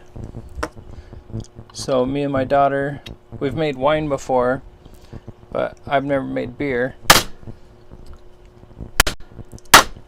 And it should be ready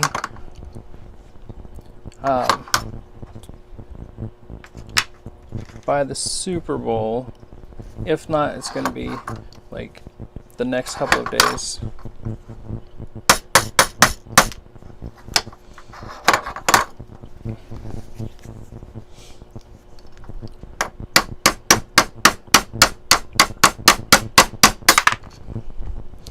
Alright, so that's that one. Okay, So these should pretty much match up. There we go.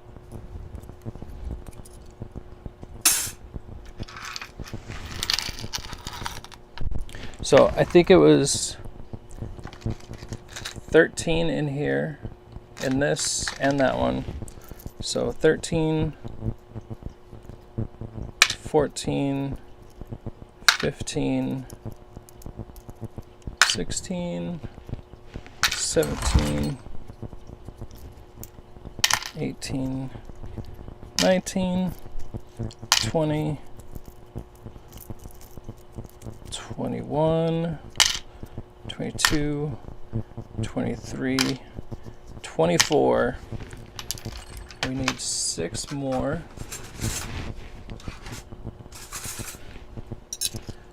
So we're going to take this orchid. I needed 6 more, so there's 4 more. And these will make 6. All right. 6 more to go, and then we can start soldering everything.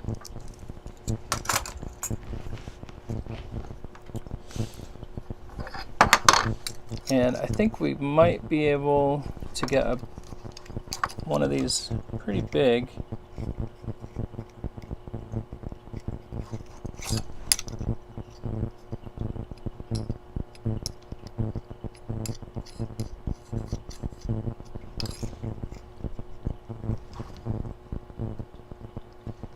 We'll see how this looks, and now that we know, we can shrink it down if we need to.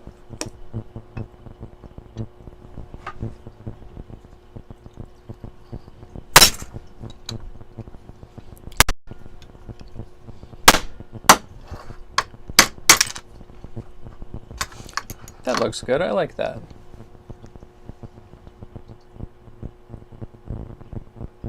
Yeah, that'd be good. That's how they should come out. We only need 1 from each. No, we needed 6. So that's 1.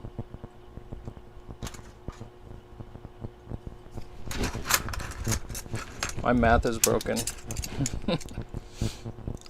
1, 2, 3. So I need 2 from each of them. Okay. So we'll take and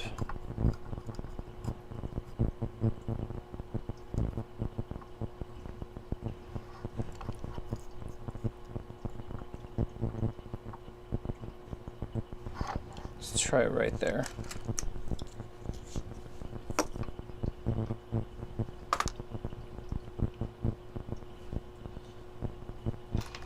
I haven't used this one yet. It's a 12.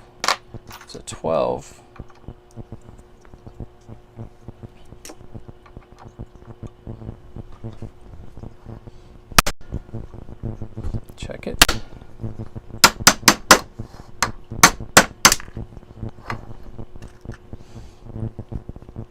Yeah, it's got a little bit of an edge on it. I'll take it. So that was number 2.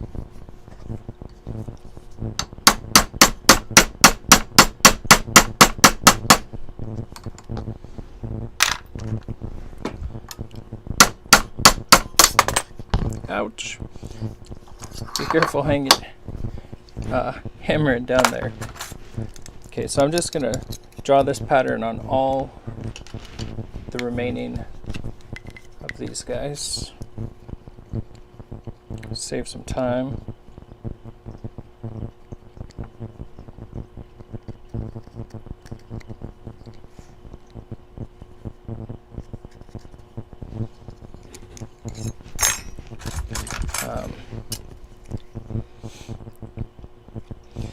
I'm excited. This will be once they're soldered, they'll be in the tumbler. I'll be able to have this whole order packed up tomorrow morning, drop it off at the post office. She needs it for a show on Friday. A little pop-up show.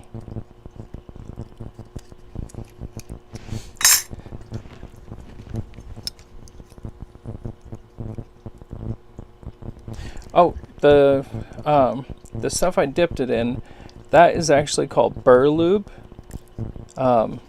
You can use waxes, really anything to lube it up. This is meant more for your setting burrs, the little cutting bits.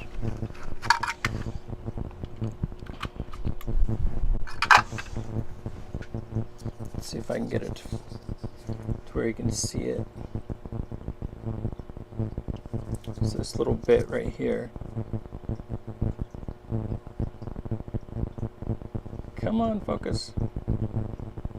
Anyways, this thing has teeth on it, and whenever you put it in here, it lubes this up, kind of like the wax does for a saw blade, and it keeps it from dulling out, and it gives it some lubrication. So I'm just using it to give the edges of the punch just something lube. I'm not really pushing into it, it's just giving it some sort of lubrication.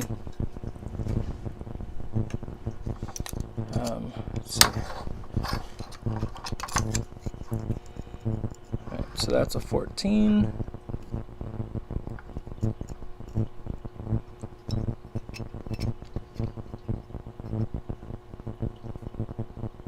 Okay.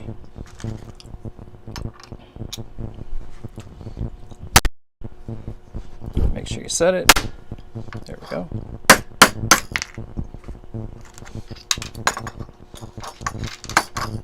So they're coming out in little rounds, and then we're going to take and then solder some stainless steel studs on the back. Where'd it go? 12.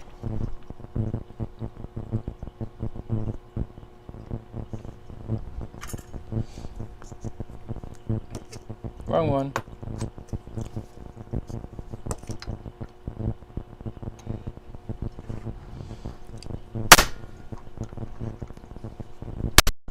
Almost every time you hit it, it's coming out. It's just bouncing back up. So you definitely want to make sure that you're pushing it, that you're pulling on the handle, so you make sure that it sits right back down in that slot.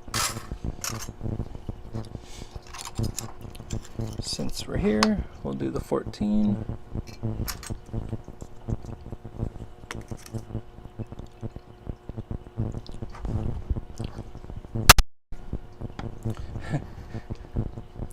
Perfect example. That thing came way out, but you can see that it indented, it imprinted it. So this will slide back in there and just stop right in that hole. So we'll just get that back in there, and then I'm just moving this around until it gets in. So it moves. There you go.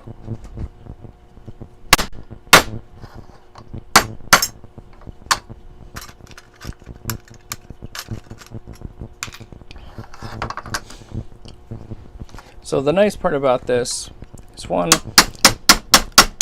it's not 1,000 of these little cutouts, and they're all getting the same size stud.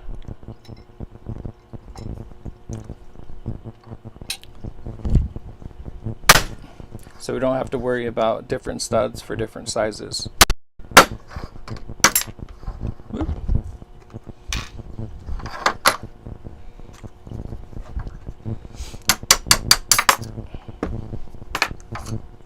Two, 3 holes. Let's see. All right, 2 more to go. Well, 3.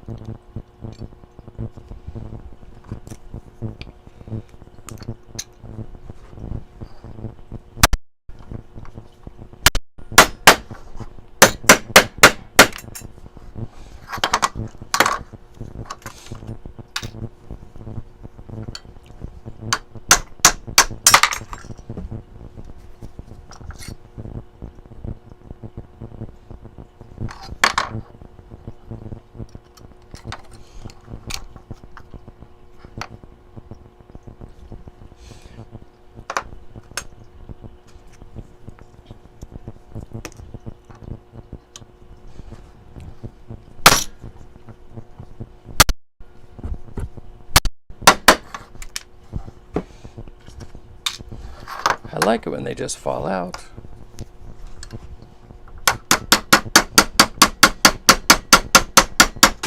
If I keep making these, I'm gonna make something so that I don't smash my fingers every time.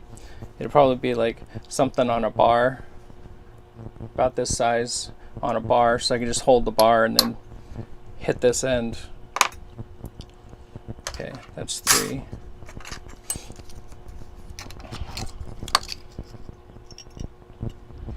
Four more holes. Nope, wrong one.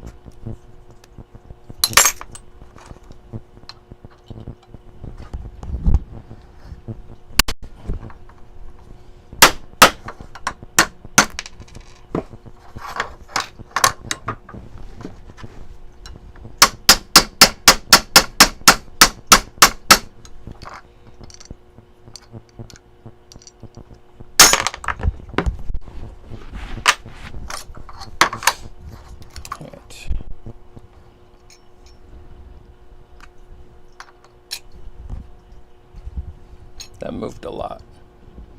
Okay, still there.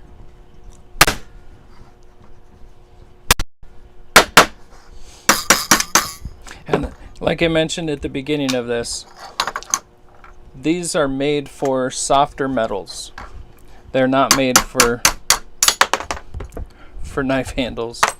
So I haven't seen a set yet. I'm sure there's one out there that will go through this no problem, but your punches are going to take a lot of abuse. Whenever these started out, this top end here is a little bit smaller diameter than this, so it should just go all the way through and punch out.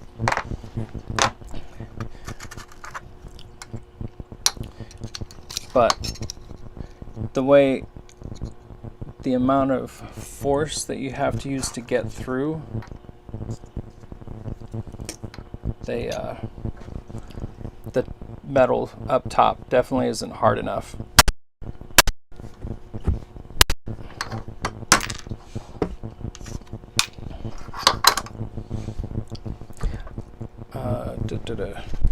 I tried to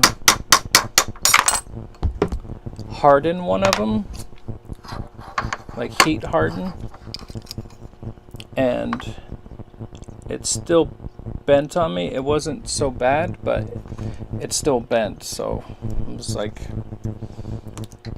we'll just make the most of it.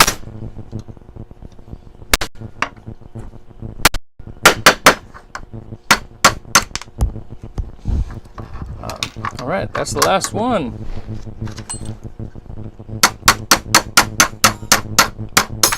Another thing that I did for a little bit too was I took and put this part here on my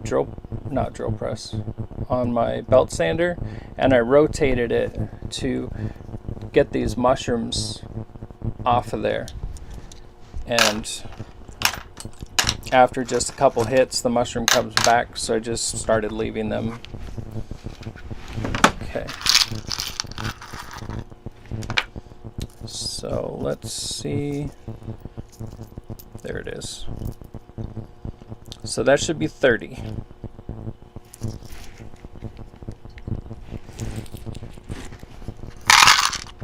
I'll just leave those there. We'll put these guys over here. So they're out of the way. And we need our backs. Let's see.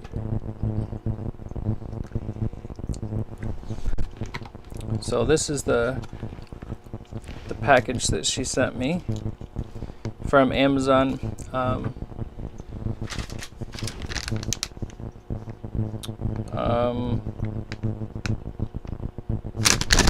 So here's the numbers that were on it. I don't know if this will help you find it or not, but this whole set has 1, 2, 3, 4, 5 different size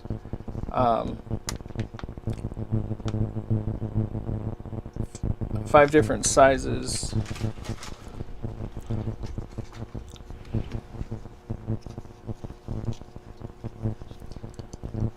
Of the stainless steel backs.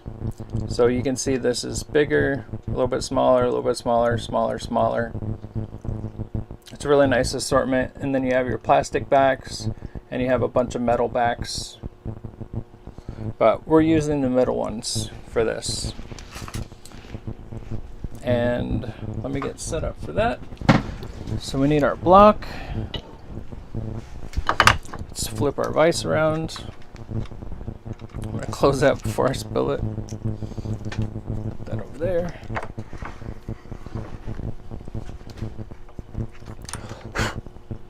Okay. I got my water. I got this water.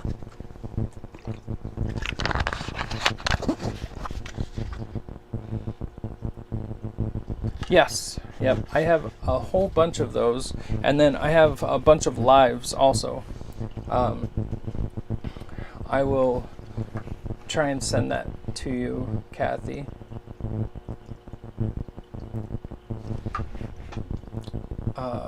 So you picked up a rolling mill.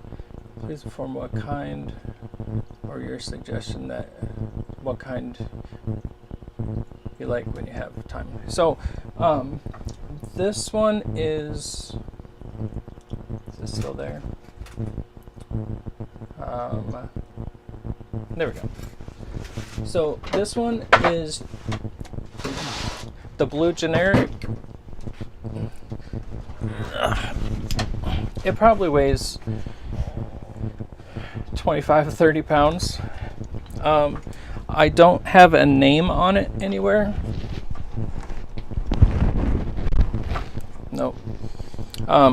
It did come with 2 other rollers. So these are flat. Sorry, I can't pick it up.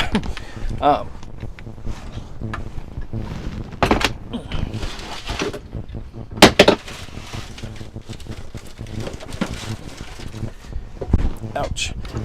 It did come with 2 more of these wheels, and these are for making wire. You just have to take it apart, which is pretty easy, and then change those out, and you can make wire. You can make round wire, you can make half round wire, which is nice for rings. I think they're around $250, $300. I got this one on Facebook Messenger, or not Messenger, Marketplace. I think I paid $150 for it, but I got a whole bunch of other stuff at the same time. The one I really want is between $500 to $700. The Durston ones are really nice, but just for a budget, get started, these are great. I know that there's a few different groups on Facebook that sell jewelers tools, and I see stuff pop up there all the time, and every once in a while I'll see a rolling mill come up. Yeah, I wish Harbor Freight had one, but I haven't seen one. Yeah, Durston, Rio Grande has really nice options, but it opens up a whole new world. I just melted down all my sterling. You can take just a little drop of sterling, roll it out, cut it down to the size you want. If it's not right, melt it down, run it through again, and you can make everything custom, which is really nice. That's what I did for my daughter's wedding ring, for the hearts that I made for them for pendants. That was all rolled out, just scrap silver. You're welcome. Okay.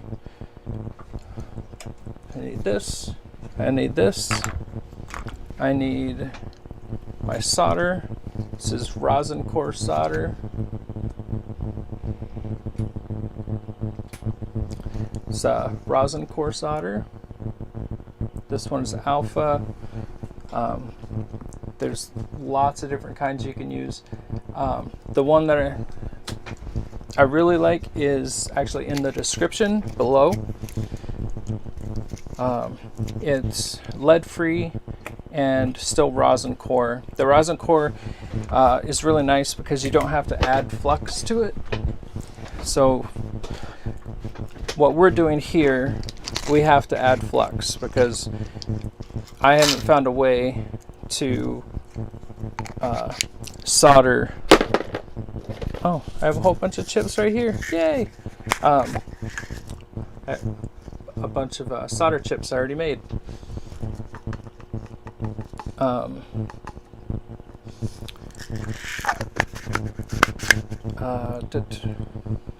Forgot what I was saying.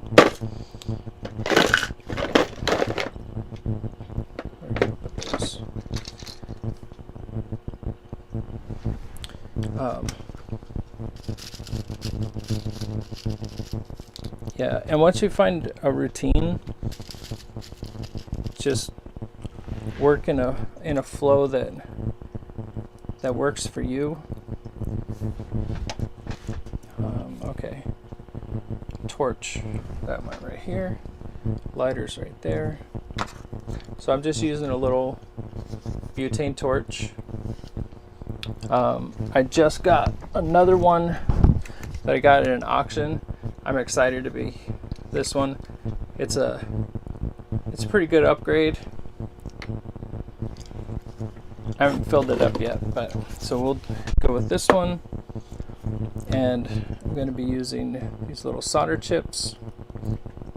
And where'd it go? Where'd my solder go?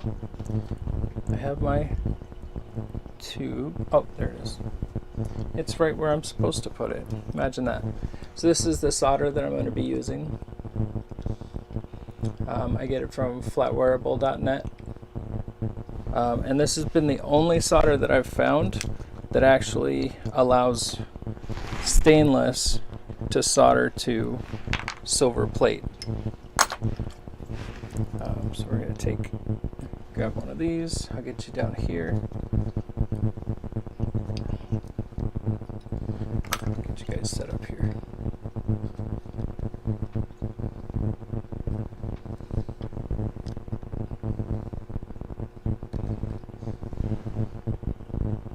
Okay, and I'm going to set that so that it doesn't keep auto-focusing on you guys.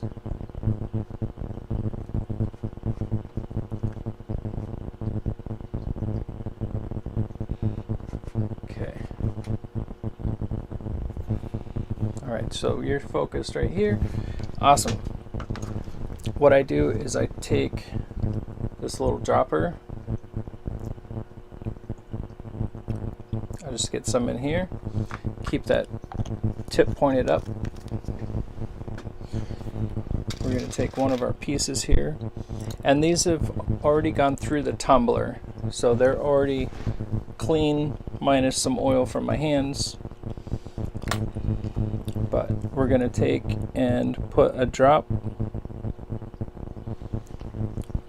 of the solder. We're going to take one little chip.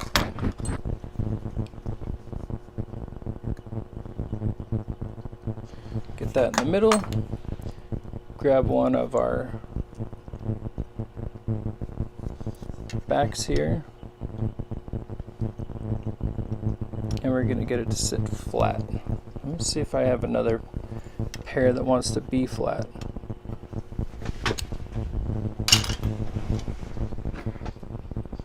Here, tweezers.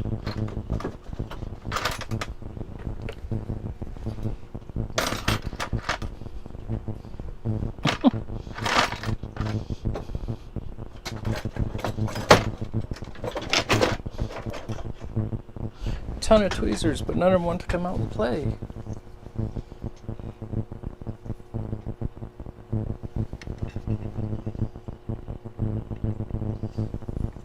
Yeah, those don't want to sit right either.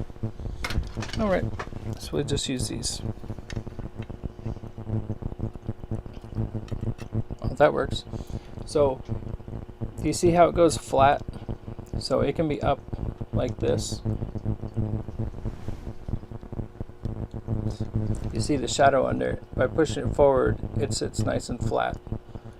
So what we're going to do is, once we get this on here, we're going to get it in the middle, and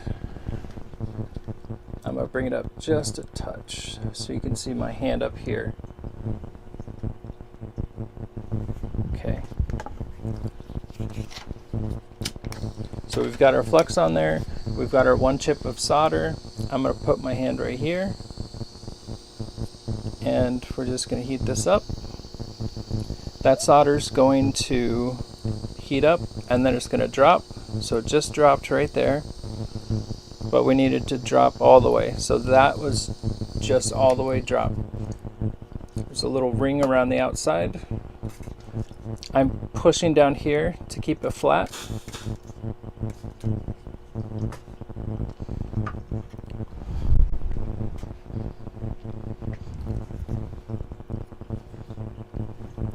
And now we have a nice solid seal, and it looks nice and clean. There you go. One earring. Open this up.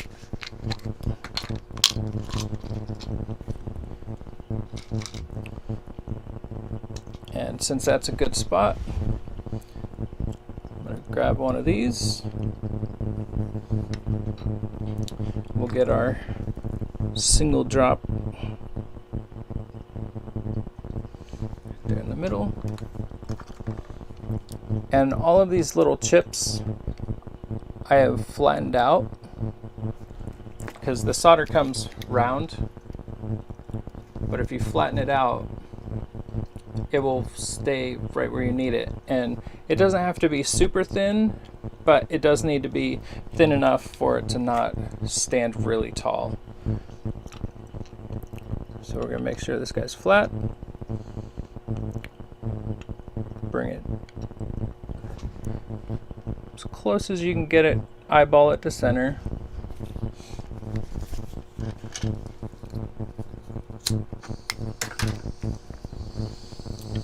Put my hand down there just to give it some pressure.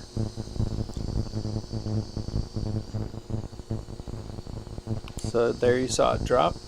Now we're going to have a second drop.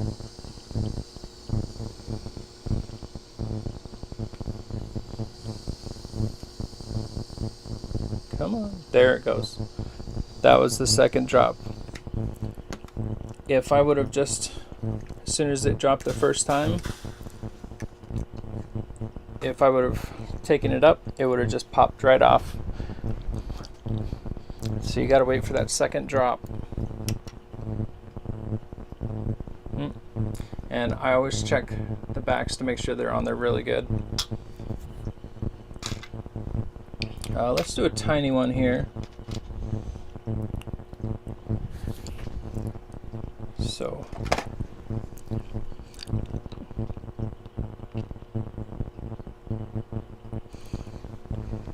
and it's just doing the same thing over and over again.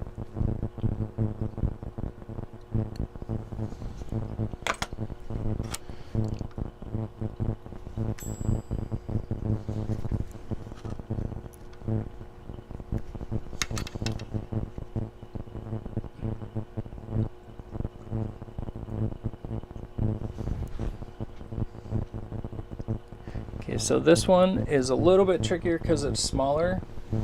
Let's see if I can get you guys in here closer. Let me adjust it so it focuses. And I think I'm going to zoom it in a little bit for you. There we go. So now you're really going to be able to see those drops. So everything is set.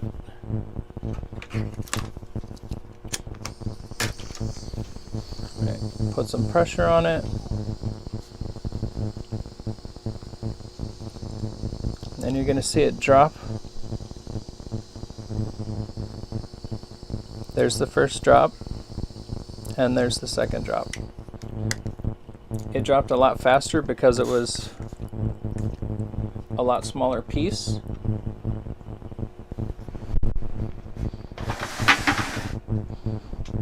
And I have a bucket of water down here behind me. That's what I keep dumping it into. So, yep, nice and tight. And it's just a cute little, right there. It's just a cute little earring.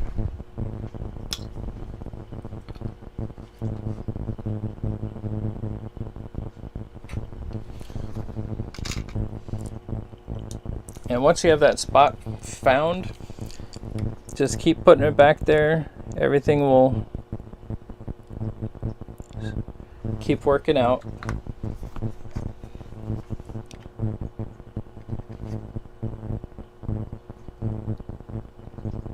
Just push that to the middle.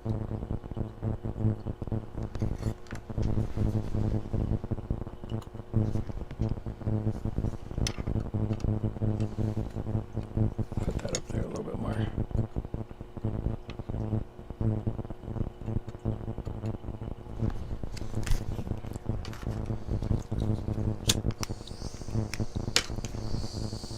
Just a little bit of pressure. And if it's not perfect, whenever it starts off,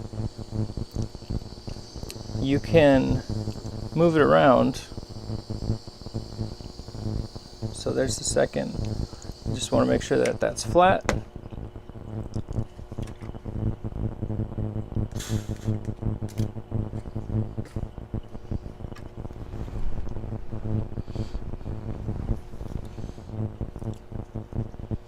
Nice and tight. Next.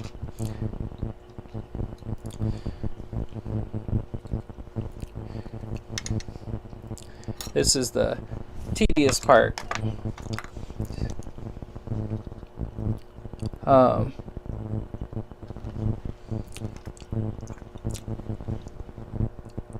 really like the days when I get to kind of create. Like when I did the forkaroo, that was fun. Oh, not that far. Where'd the solder go? Oh, it was on there. Somebody asked if anybody had ever seen one, and I didn't hear anybody say yes, and I couldn't find one on Google. So I got to come in and create a forkaroo. I did have a little easier time with it because at a lot of the shows we did, we had people who made stuff out of alpaca wool. So we had a couple of requests for alpaca, and I already had to figure that one out.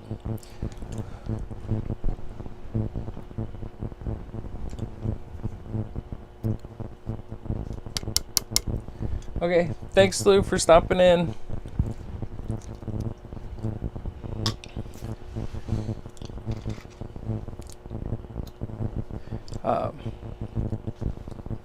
Yeah, so it's always fun to get to create, but you have to pay the bills, right? And I figure if I'm gonna be here anyways, I know a lot of people have questions and like to see stuff done. I'm a visual learner, so I definitely get it. Let's get right up there.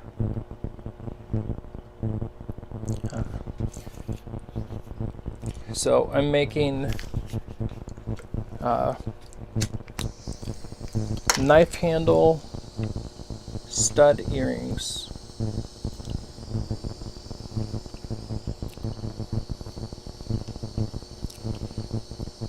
So there's the first drop. Now we're just waiting for the second drop. Should be right. Come on.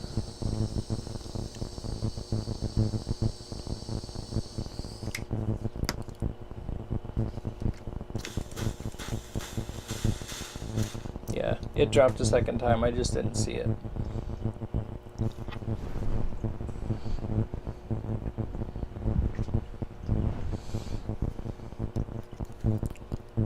Nice and tight. And that's what we end up with. It looks crooked, but it's straight.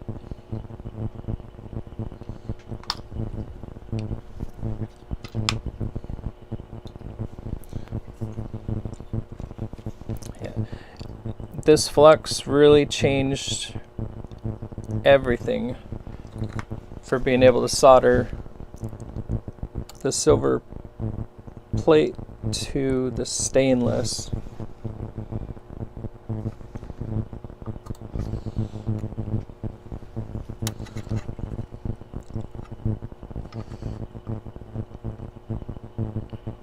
Go.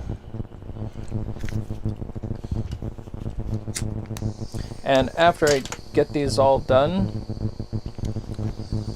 I will toss. I don't think the flux is in the list, but it's at flatwearable.net, which is in the list.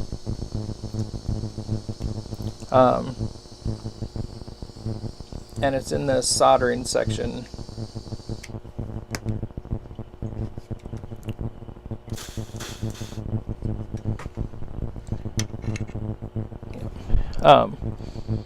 Yeah, and that's the only place I've found the solder so far.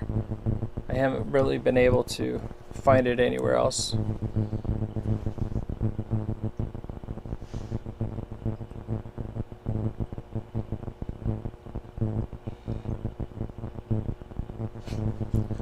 I shake so much. Let's grab some more backs here. More studs. There we go.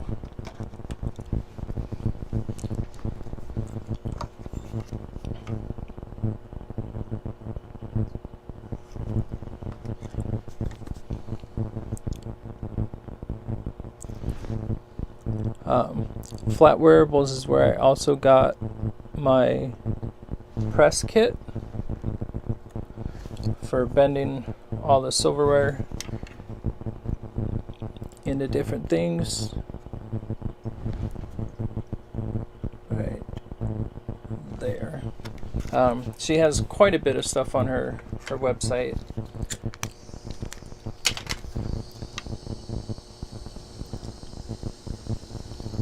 Not a sponsor. So there's the first drop, and there's the second drop.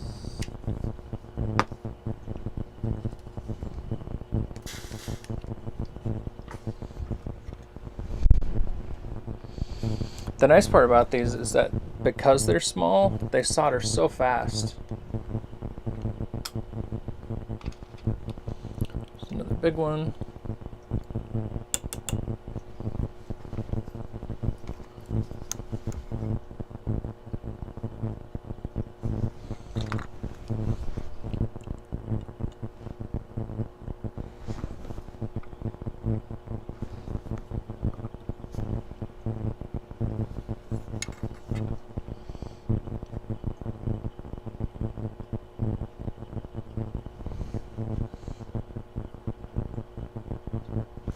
Start there.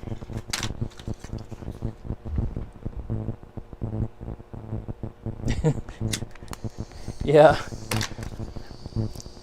I used to be on there all the time whenever we were doing shows, ordering more parts, especially the crystal studs, the crystal rivets. Those are always just great. Allowed us to customize some stuff, birthstones and things like that.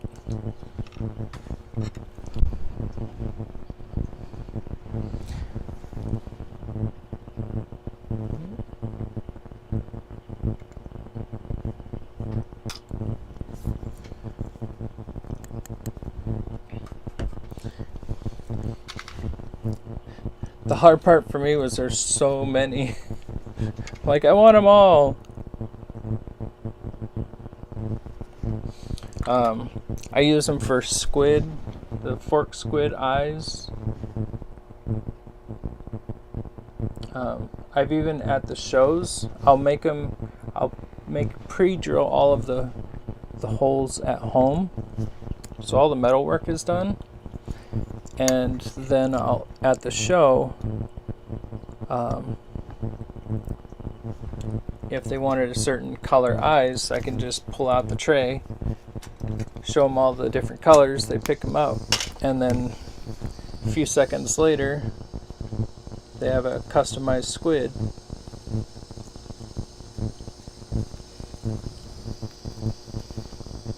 And then I was able to do that with some pendants also. So there's the second drop.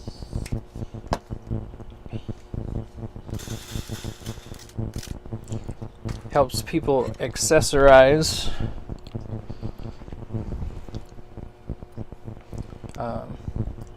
So you can have a certain necklace and you want it in red. Yeah. Yeah, I definitely have to limit myself. Oh, getting ahead of myself here.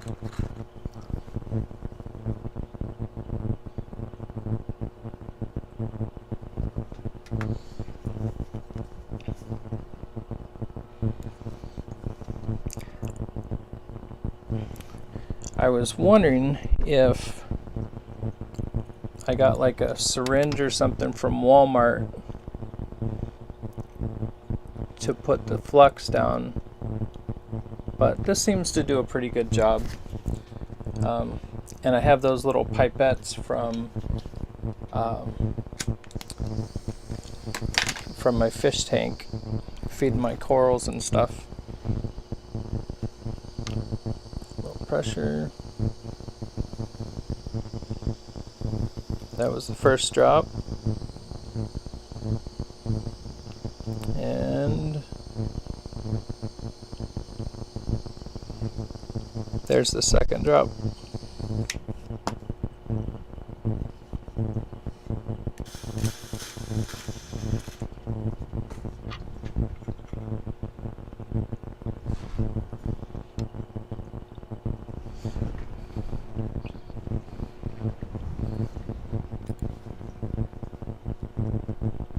Okay.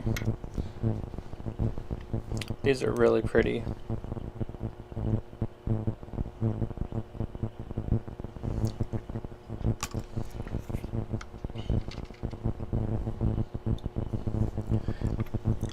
And they do have that burr on them from punching them out, but I've been able to just put them in the tumbler and they come out and they're nice and smooth.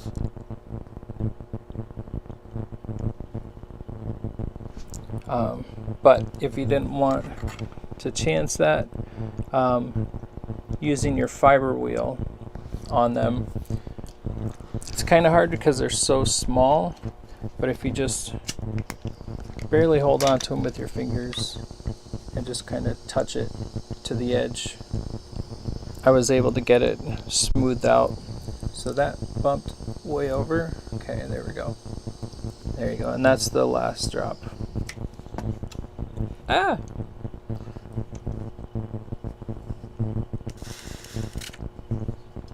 Let's see if I kept it center or not. I did! Woohoo!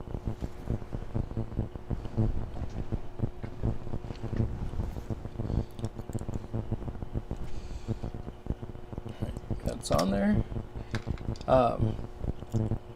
So I hired somebody from Fiverr.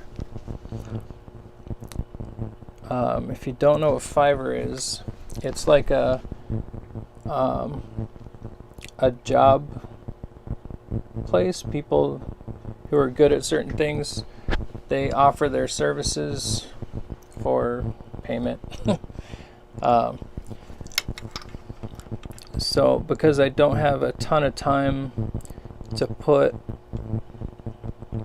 into my thumbnails on YouTube, I hired someone to change or create some new thumbnails for me.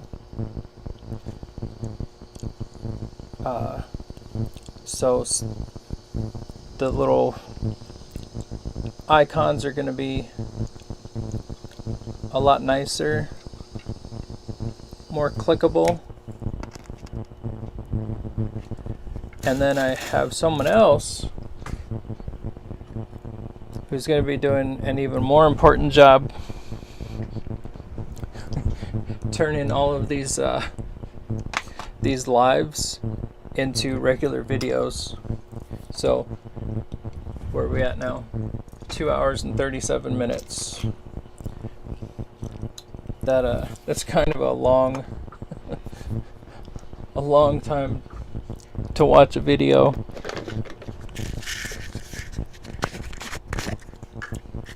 Especially when we can just spend 10 minutes, get all the steps.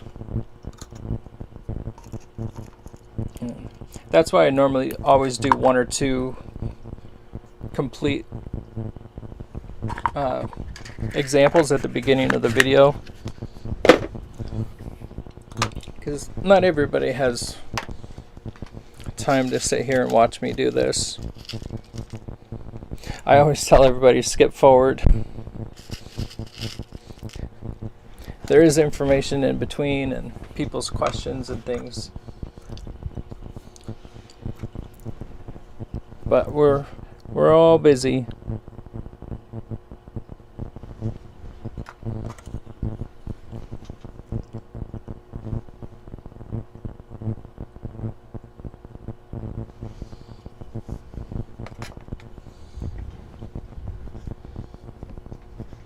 It feels like it's almost midnight, but it's only 8:20.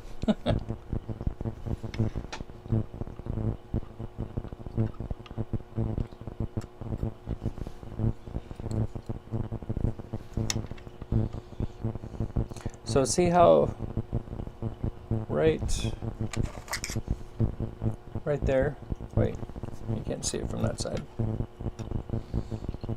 Right here, how it's up. You want to make sure that it goes flat, especially whenever it's on the piece, and whenever it drops that second time, you have time to be able to put it flat. But it's nice to start with it flat.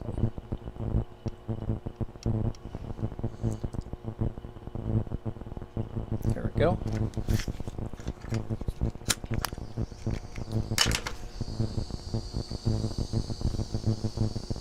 Put a little bit of pressure.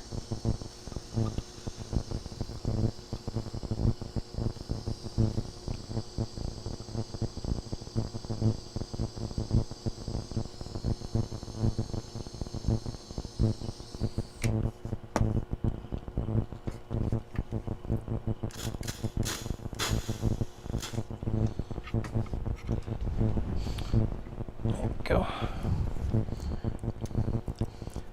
It's on there nice and tight. Let me zoom you out here.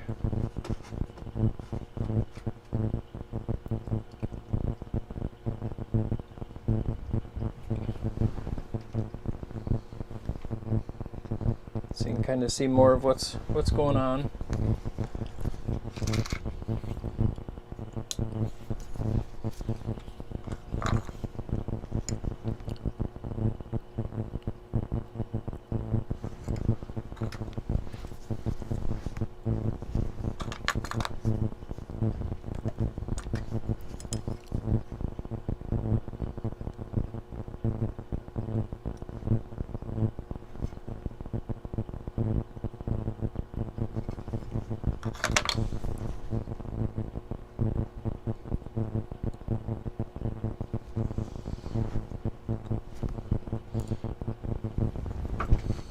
$6:20 in Colorado.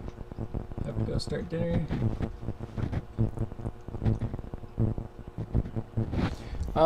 I don't know when I'll have another one. So my next one will probably be my next batch of rings. Actually, my next one will probably be my next batch of bud vases. I kind of feel the tingle on the back of my neck. My customer always buys the bud vases. So I'll make sure I get those ready for her. If there's something that you guys would like to see me do live, leave me a message, and I'll always try and do what I can. I just normally go live because I don't have the time to edit all the videos right now. So the lives are a way that I still get to communicate with everybody, let everybody know I'm still here.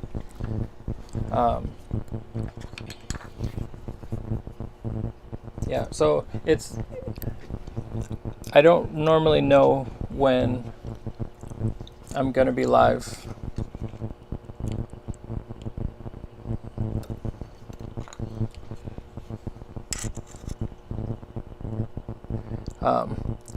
If you have the bell notification on, when I do go live, you'll get notified.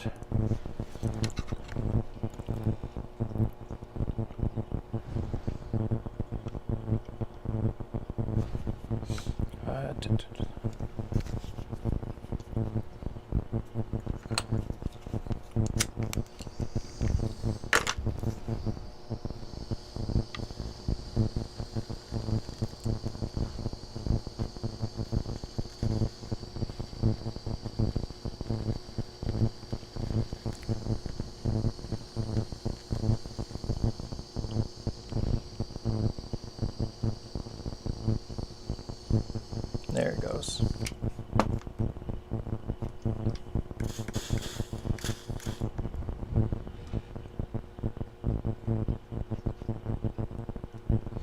Okay, thank you, Loris. Am I saying that right?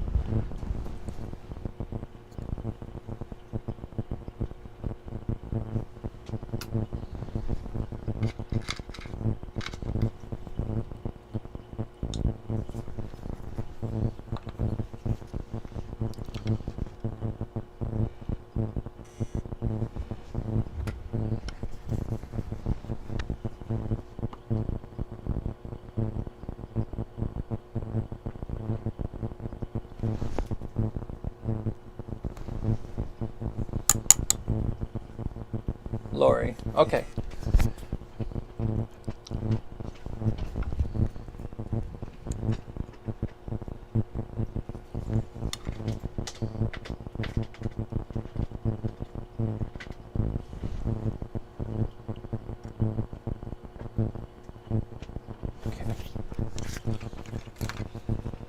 Drop the S. Okay.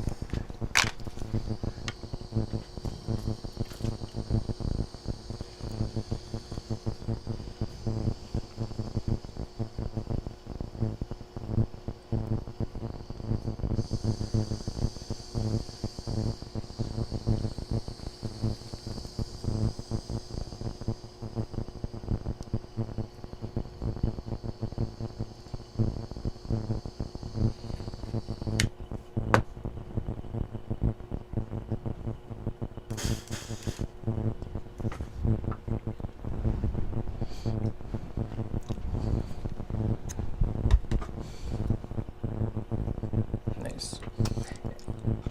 And if you take it out and you're inspecting it and you see that it's crooked, that your stem is crooked, heat it right back up and just adjust it. These are pretty forgiving.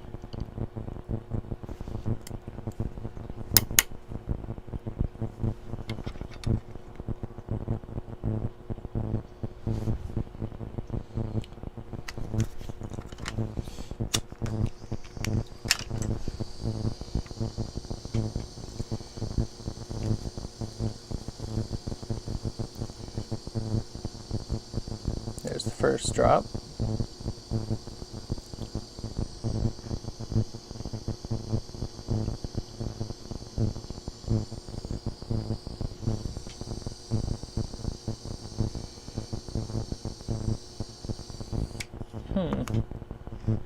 It doesn't look like I got my second job. Pretty sure I didn't.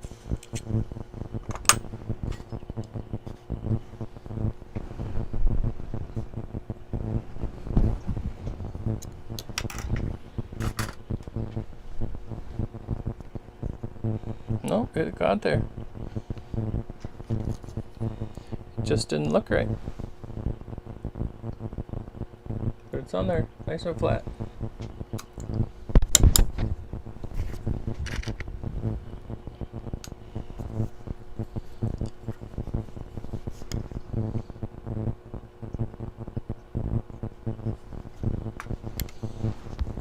Sometimes it will do that if I don't have enough solder. It's just enough to fill the joint, but not enough to really squish out.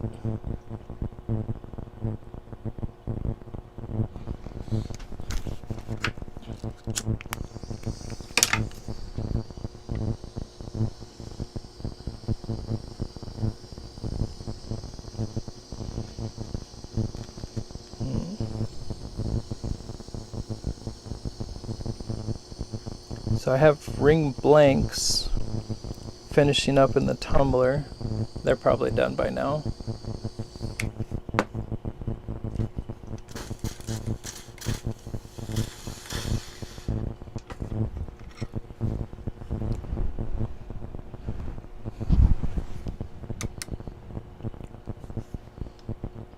Pretty patterns.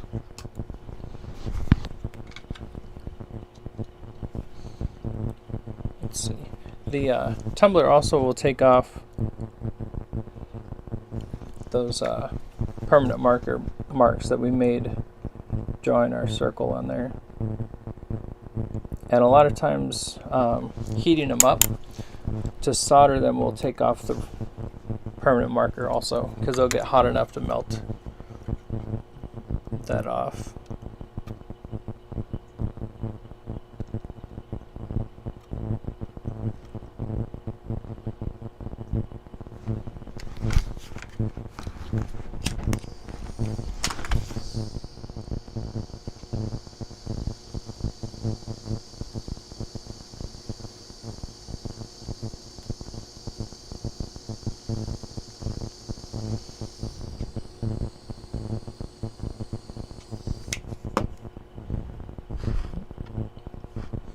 That one slid on me a little bit.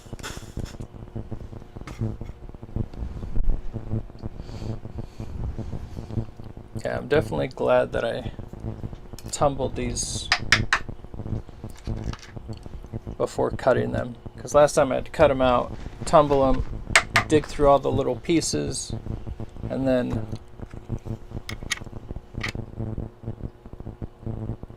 solder them all.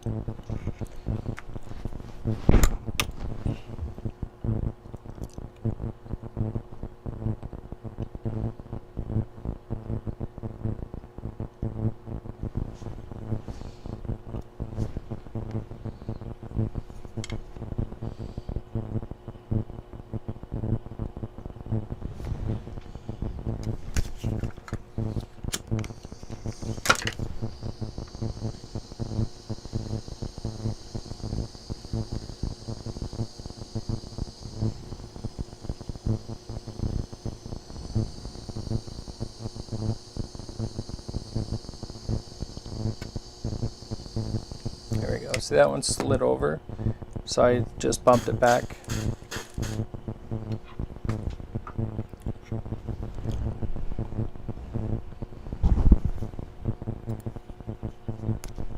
Oh, and that's why we test them. That one came apart. No, we don't want it on that side.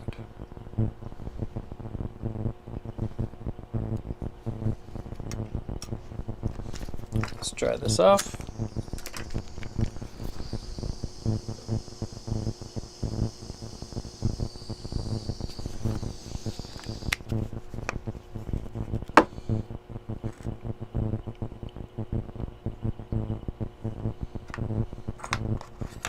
Let's grab another small piece of solder.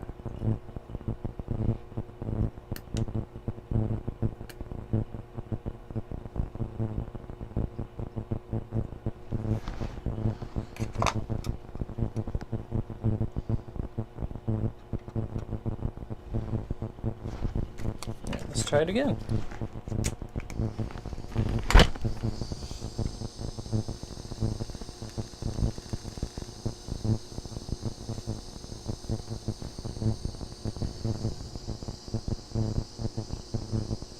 Okay, that time I got solder around the joint.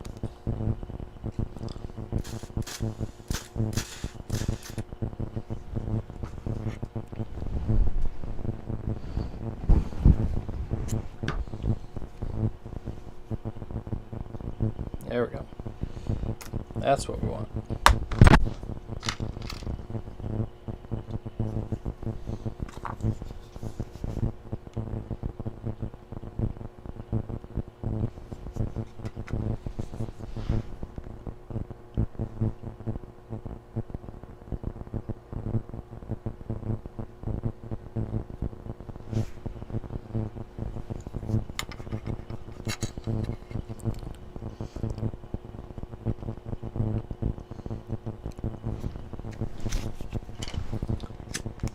So I'm excited to have somebody going through and editing the videos into tutorials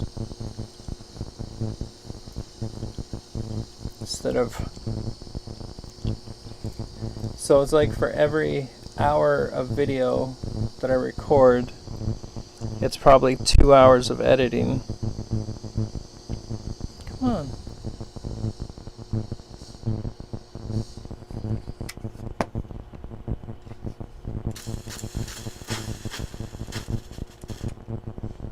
I don't think it's stuck.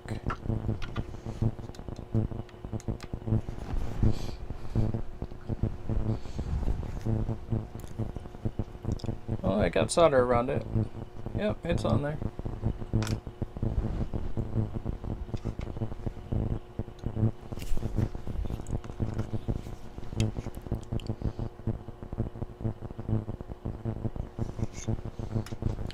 I'm just hoping they can make me kind of funny.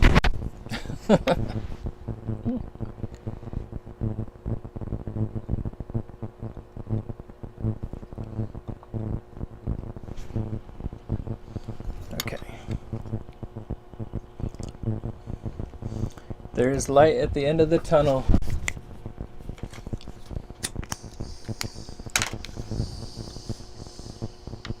The last time I did these, I was doing them for 7 hours.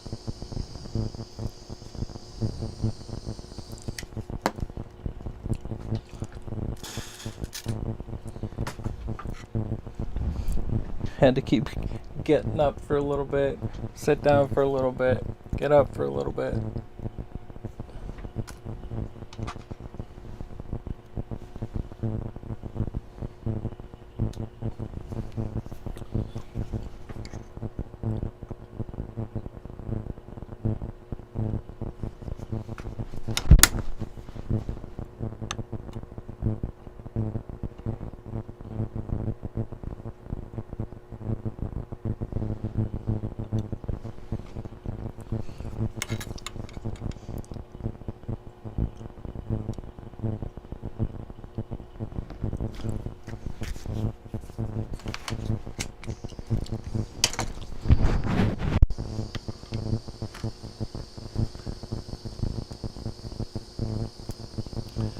First job, and there was a second one. That was quick.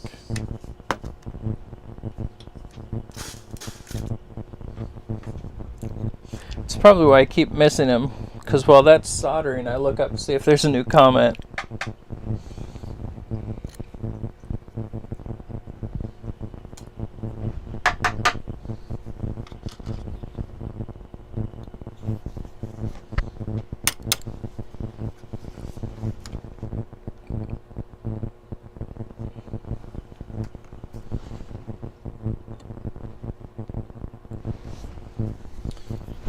More backs, studs.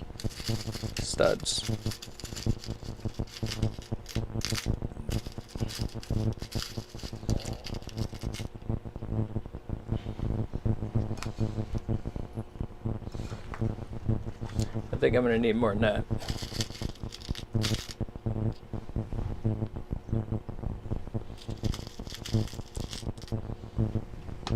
We'll start with that.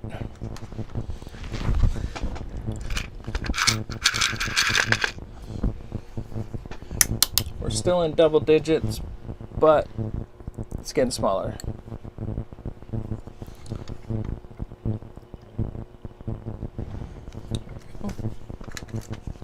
Sometimes this just drop right down, perfect placement. Oh, and then I go and move it. First drop, second drop.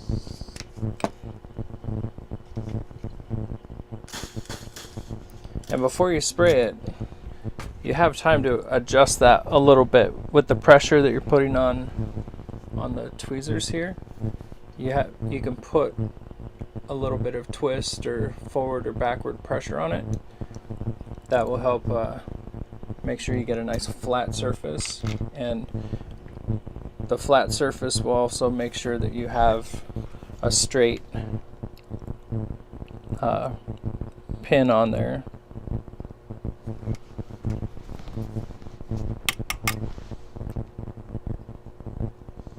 Not 3 pieces, just one.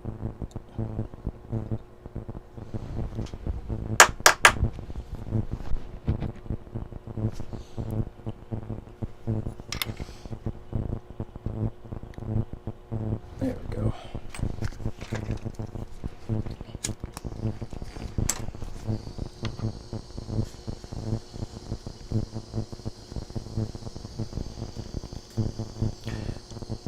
This was one of those things that I had never done before my customer asked me if I could make them.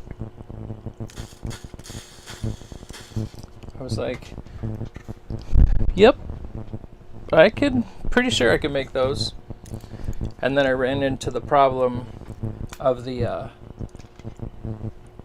none of my solder being able to work with the stainless steel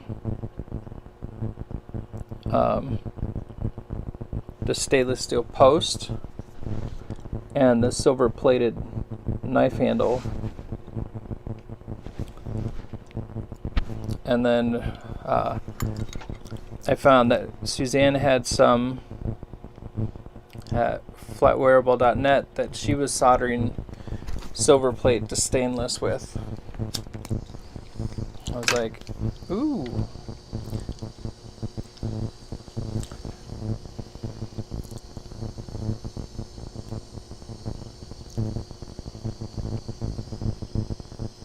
Here we go.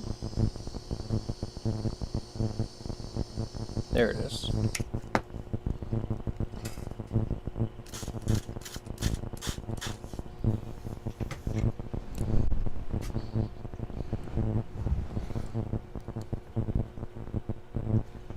Yep.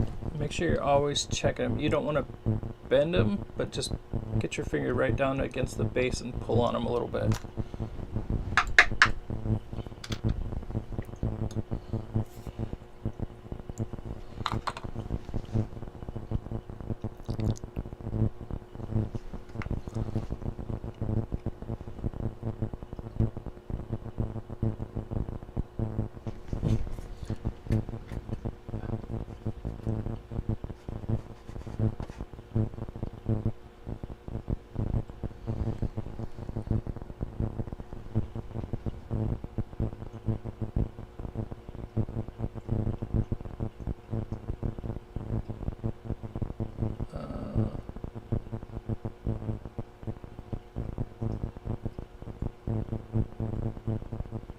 Huh, that's not working.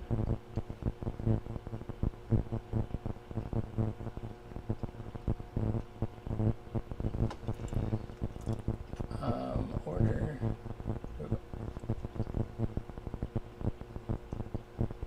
There we go.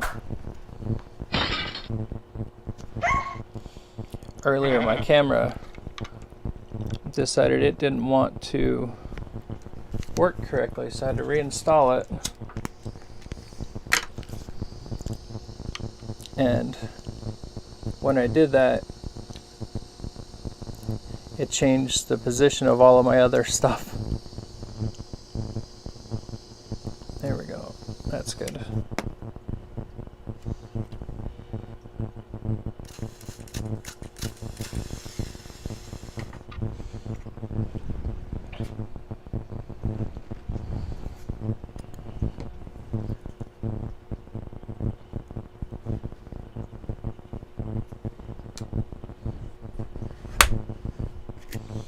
And I need more solder. So going through and making a bunch of pieces ahead of time really helps the next time you go and make some things.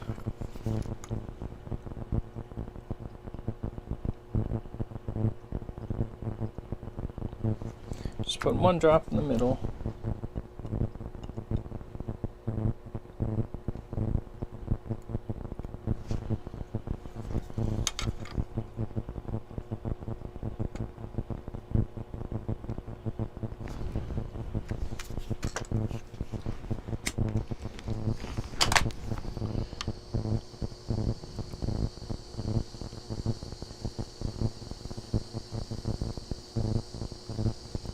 First drop and second drop.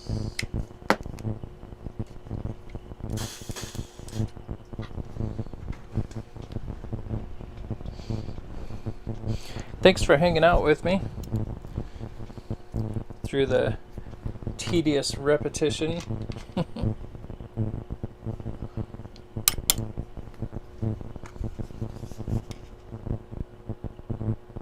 Whoa.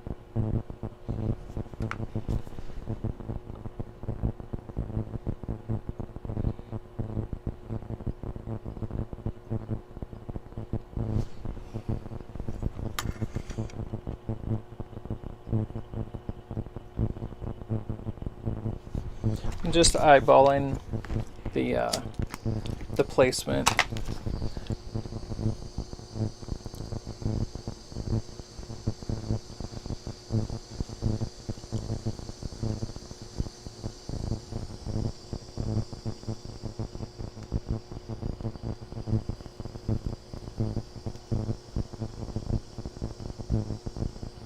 Come on.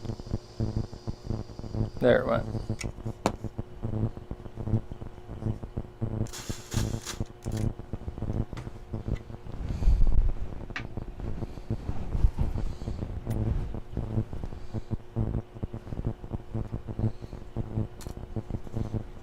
So we've made a couple.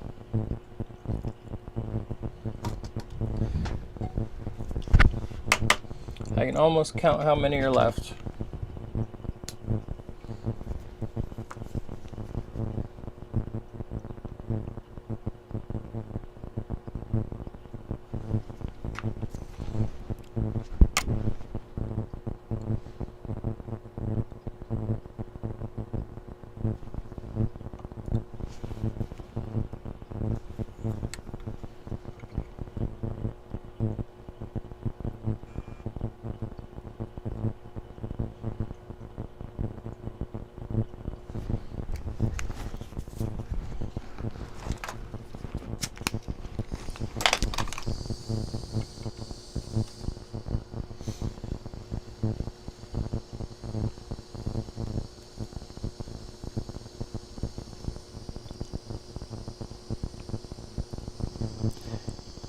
And then tomorrow, I'll take this to the post office.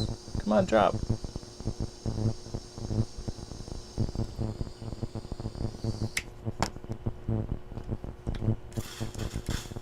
And then I'll be able to start working on the... Yep. I didn't think it dropped.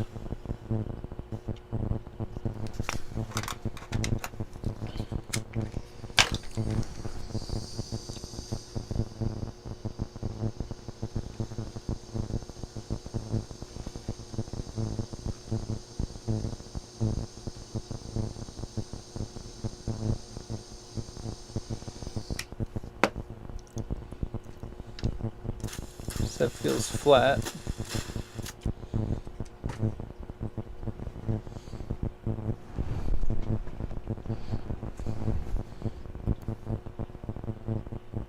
there it went. Yeah, I always gotta check those.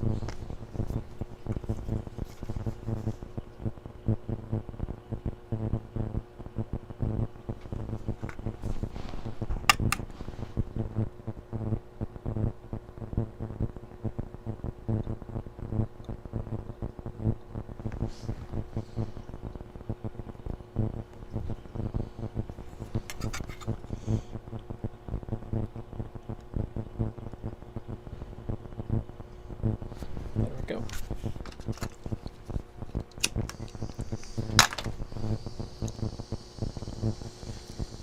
The other day I got, well, not just me, we got about 10 inches of snow. And it's been a crazy year for us because we normally have a lot more snow than what we've gotten. And normally it's below freezing for most of January. February gets really cold.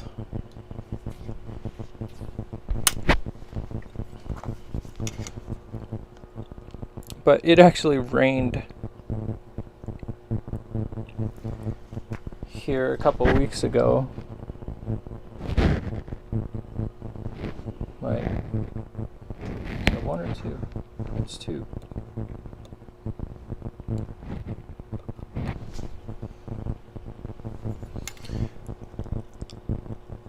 Let's get that right there.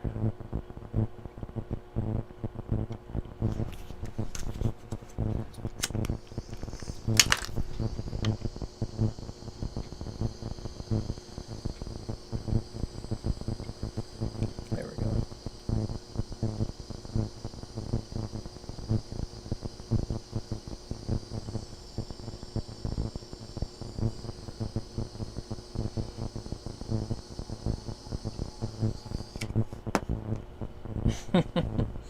Oh man,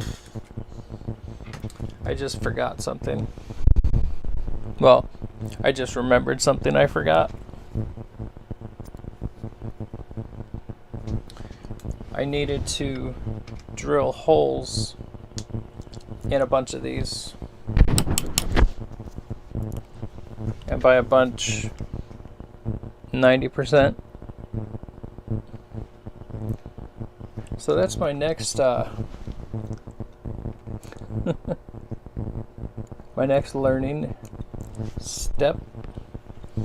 I was like, just thinking to myself, it's like, all right, I'll be able to get these done, get them in the tumbler, be able to relax for a little bit.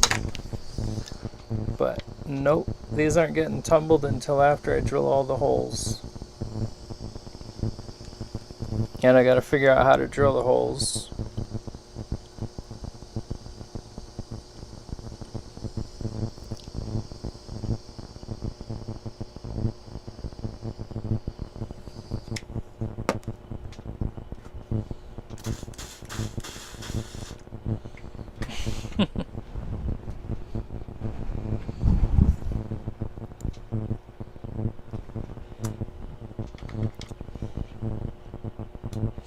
Well,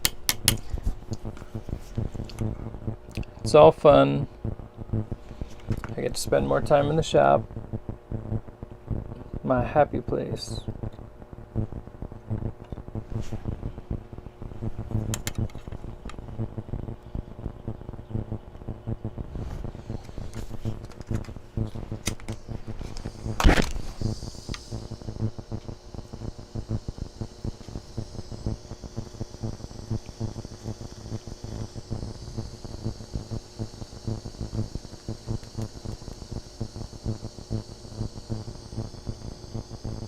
There's the second drop, and nice and flat. There we go.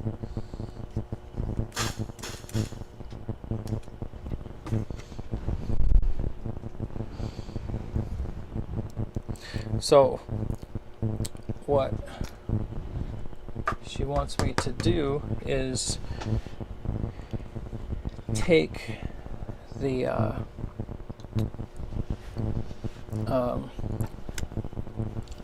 and drill the holes in them so that she can hang things off of the earring, so it's not just a stud. It is a studded earring, but she's able to customize it some more.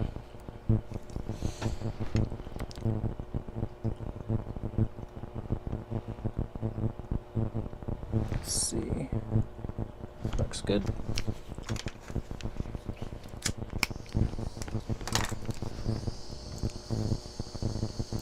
And that is why I write everything down.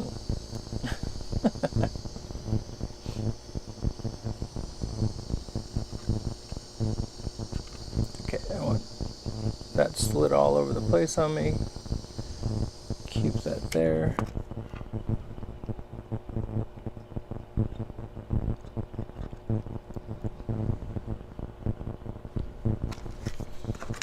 I waited too long.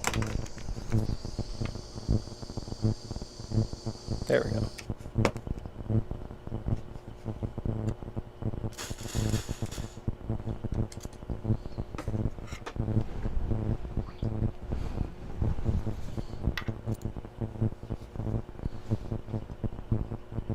Nice and tight.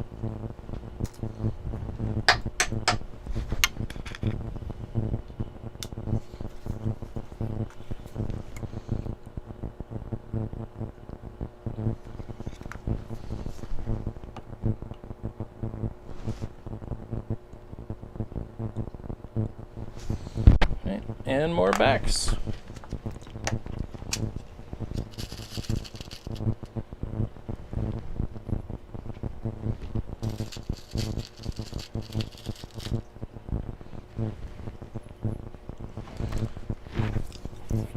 Okay, I've got that, I need back.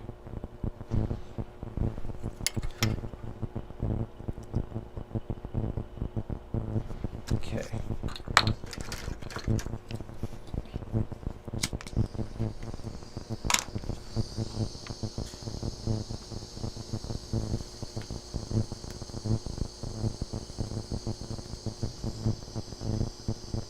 There we go.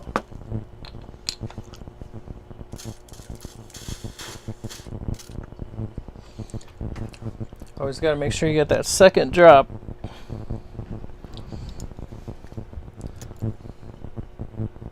So you know it's really on there.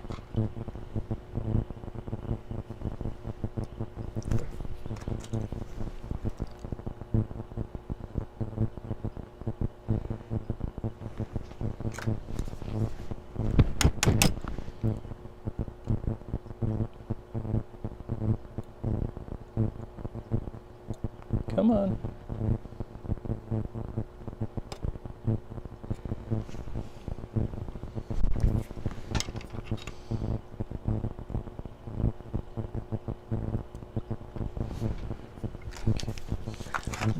It's just doing the same thing over and over again.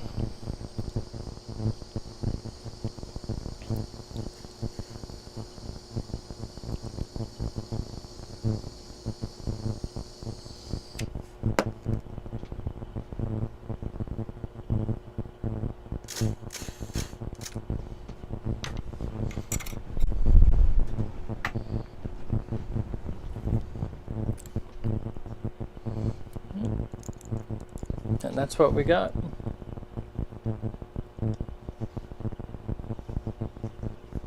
Nice little stud earring.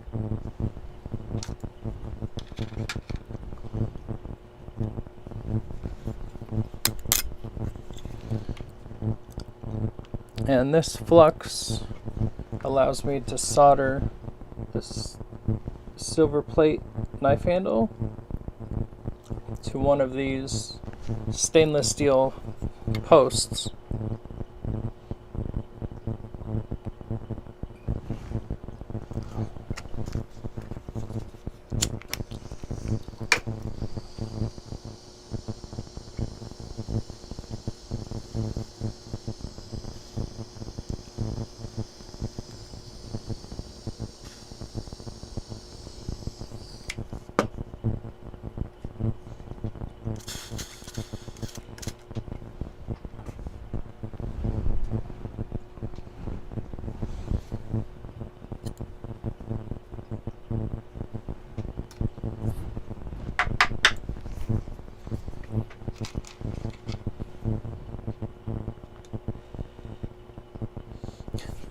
trying to think of how I'm gonna drill the holes in these.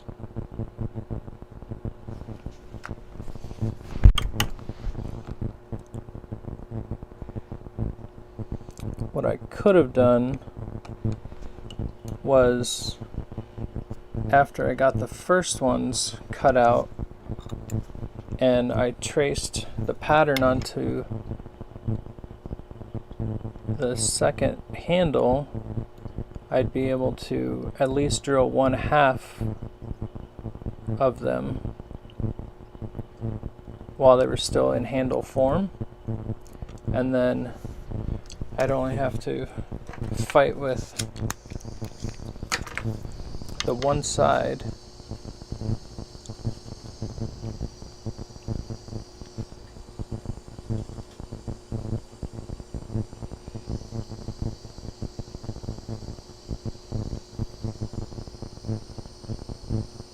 come on, drop.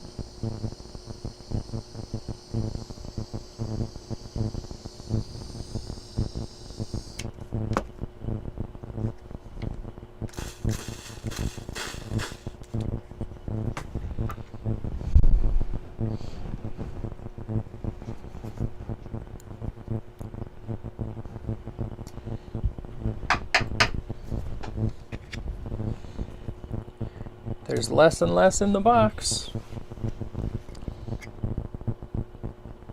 Oh, did I run out of flux? I ran out of flux.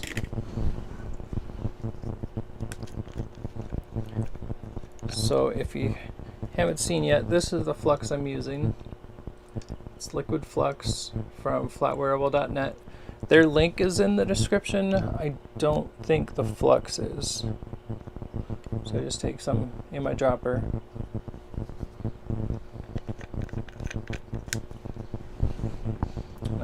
Ouch.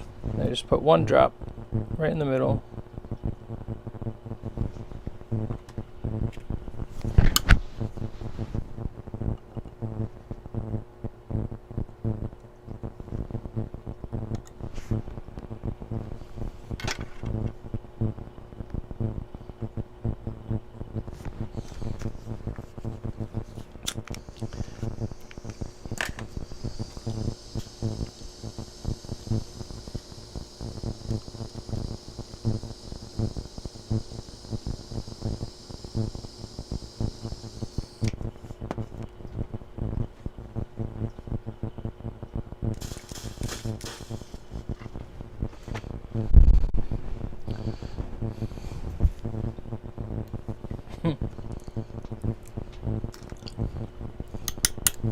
So I've been thinking about that for a few minutes, and it is completely eluding me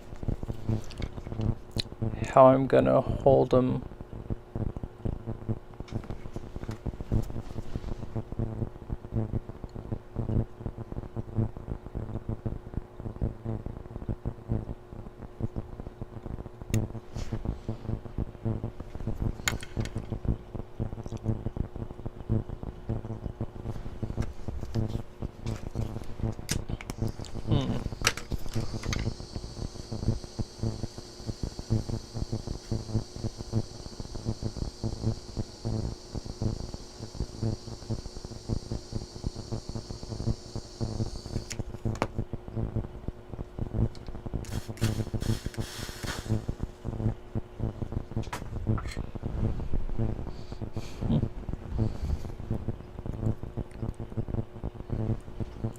So I can punch the hole, or the drill marker,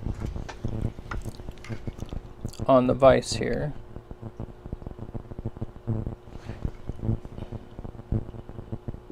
And then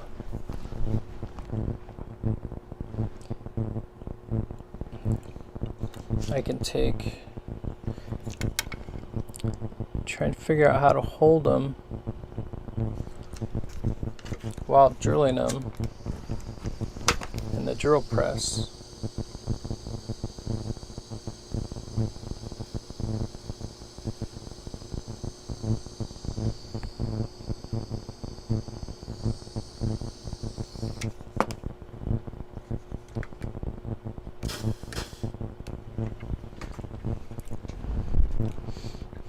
I'm just worried about them twisting up, because they're definitely going to catch.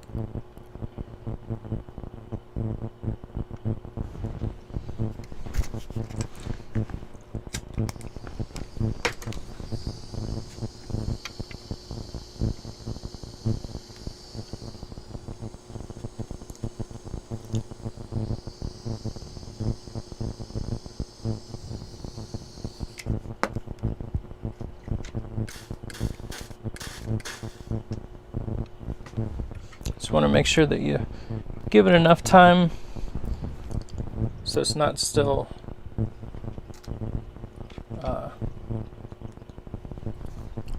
ouch. So it's not still liquid whenever you pull it up.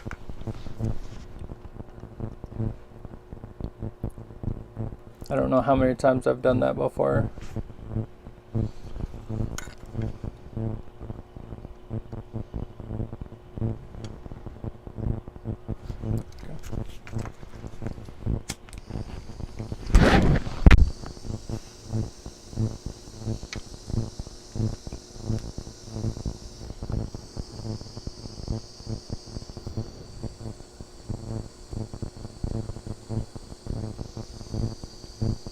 Come on.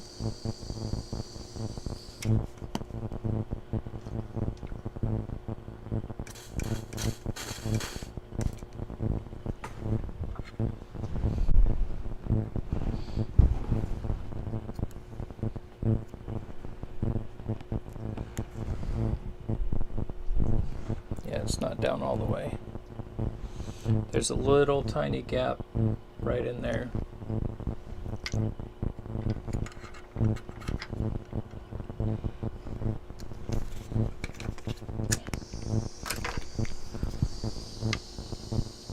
So we'll just heat it up and make it seat again.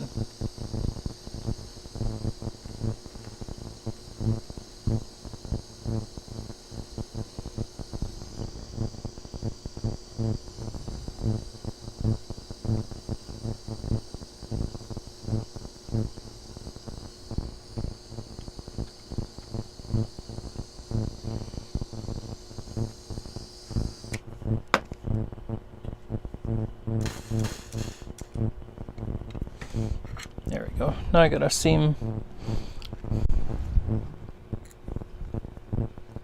Yep, now I got a seam all the way around. Wonder.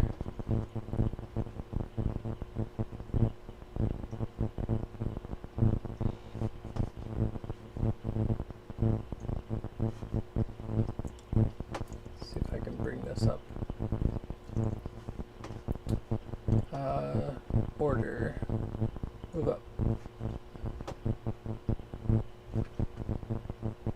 Move up.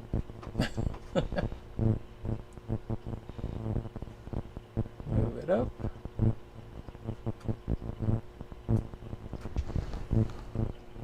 Control up, up, up.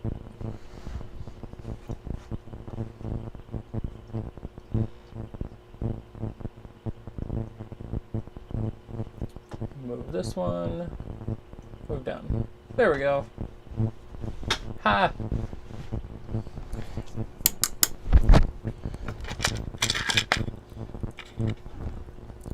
Four, 5, 6, 7, 8, 9, 10, 11 left.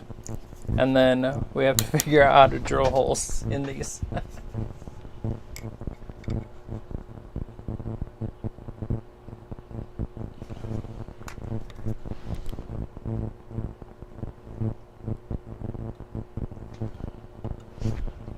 Okay.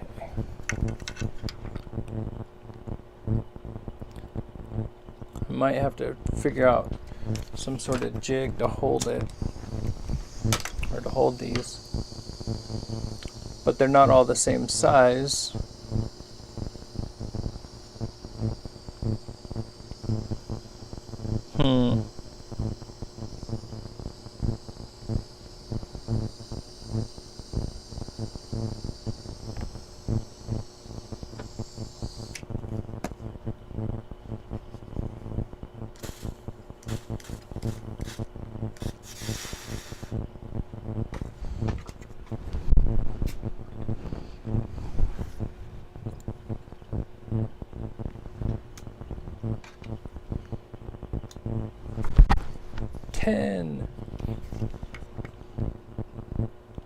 Get the countdown going here.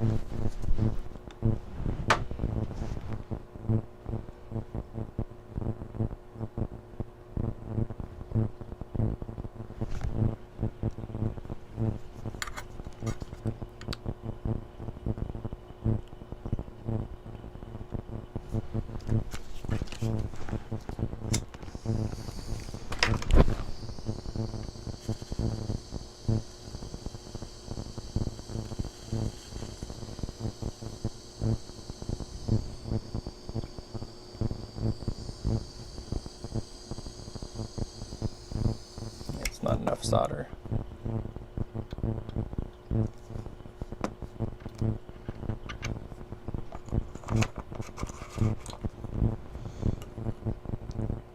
Grab a tiny little piece here.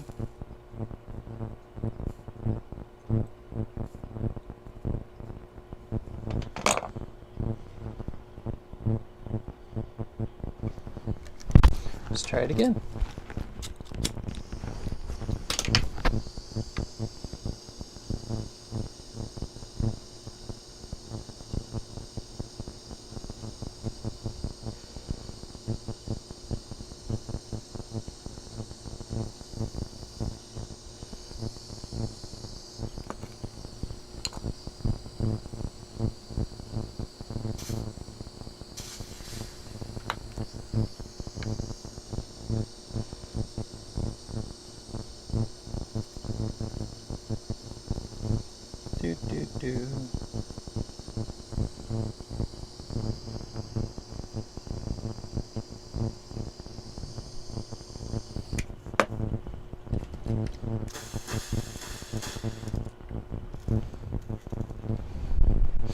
See if that holds or not.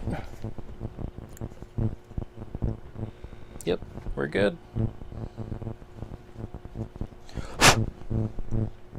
Nope, it's not down on this side.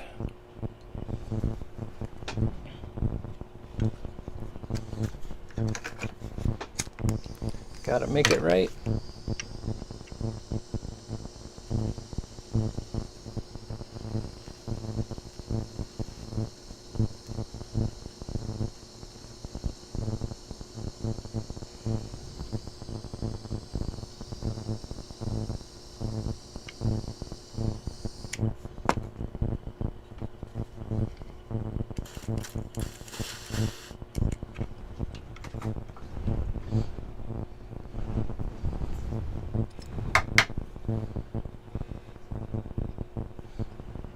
Sweet.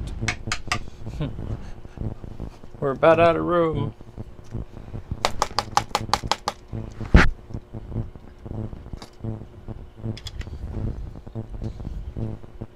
This is number 9.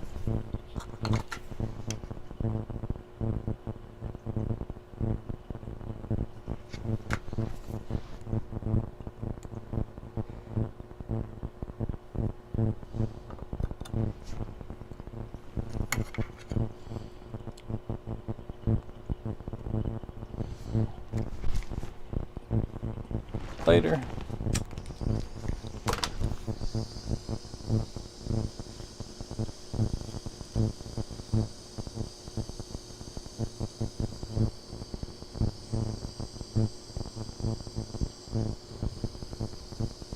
There we go.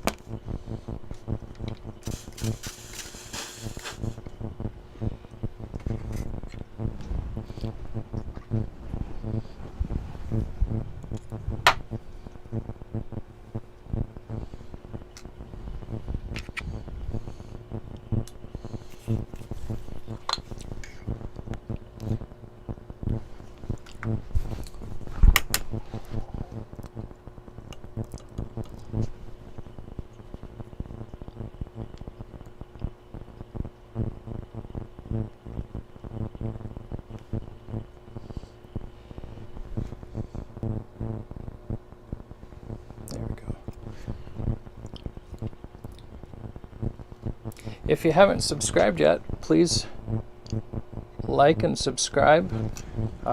Hit the bell notification, and you'll see whenever I go live again or post new videos.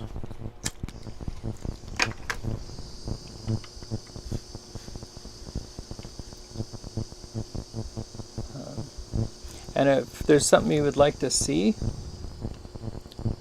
message me and I'd be glad to try and make a video.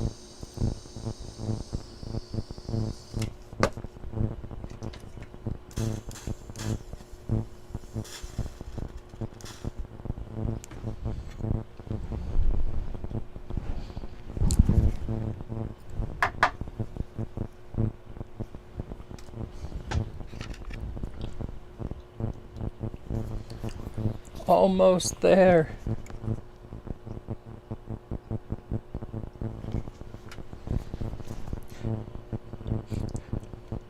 Can't believe I forgot to drill those holes.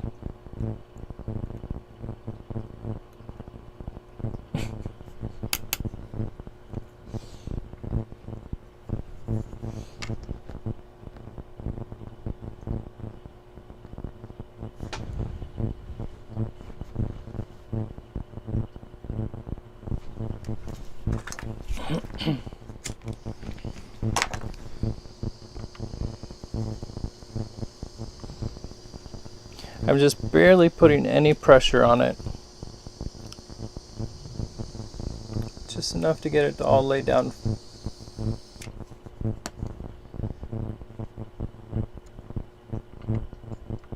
Come on, don't do that to me.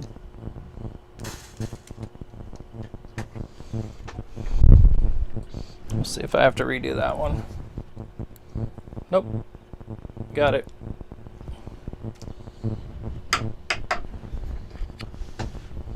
Alright, 5 left.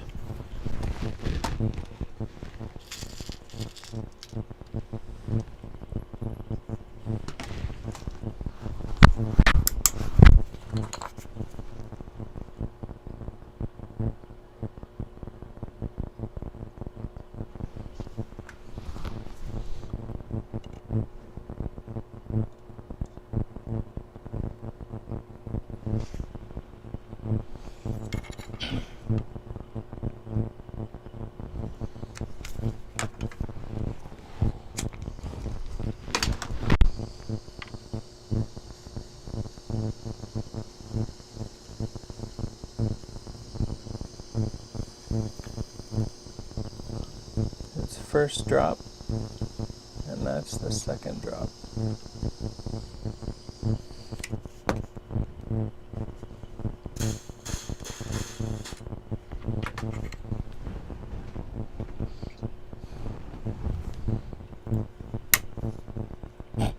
I just splashed myself.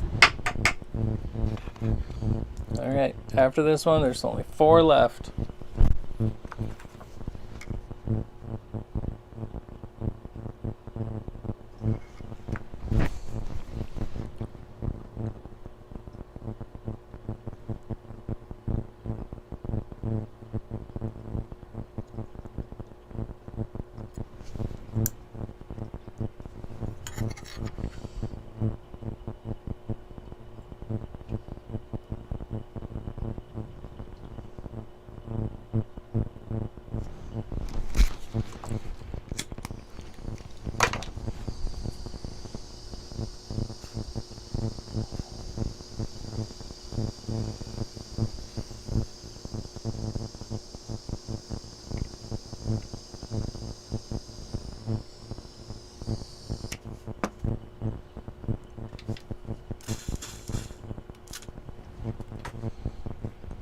Somehow this got moved over.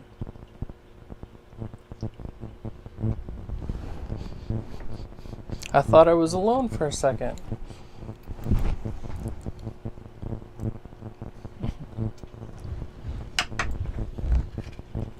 Oh, here's a small one. I think this is one of the smallest ones we made today. Let's just make sure this fits. Yep. I cannot drill a hole in that one.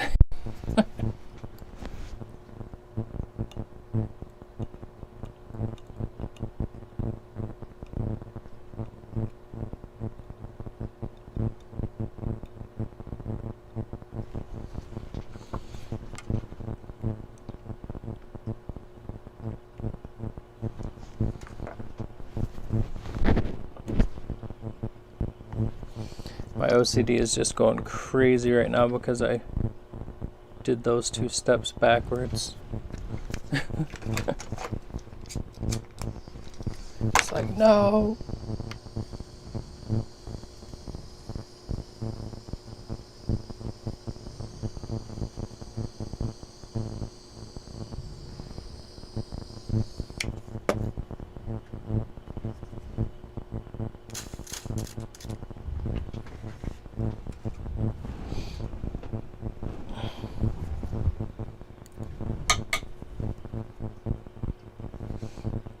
Yeah, you can see how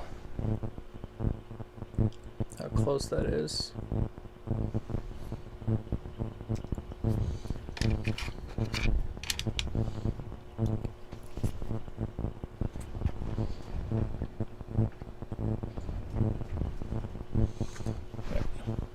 Now we'll get this right.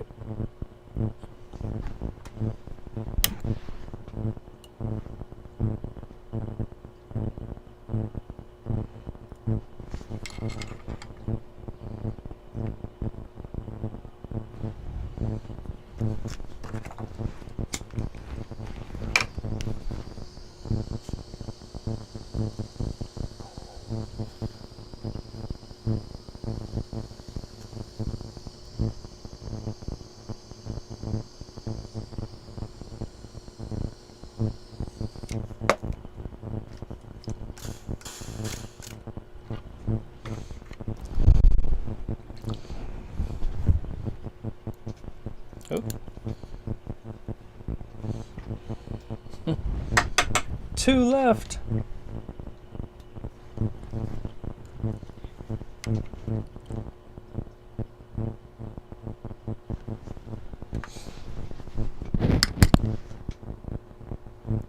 That's 2.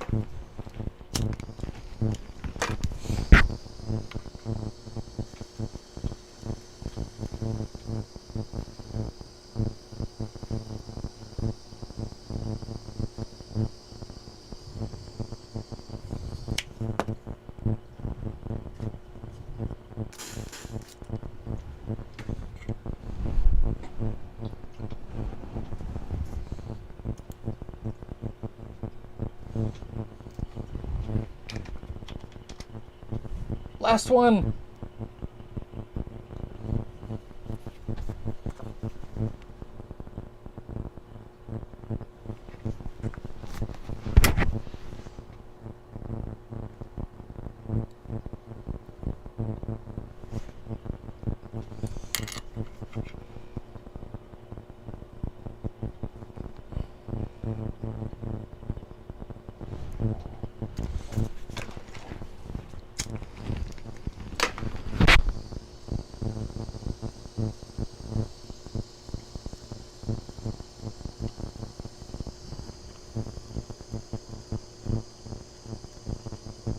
Come on. Drop down. There you go.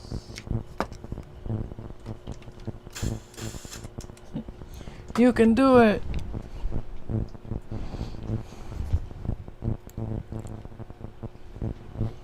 Awesome sauce.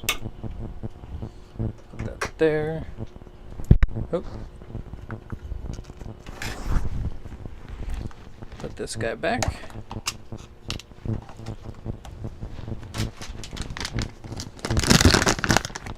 So now I have to figure out how to drill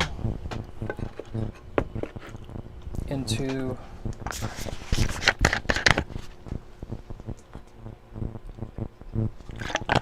the discs.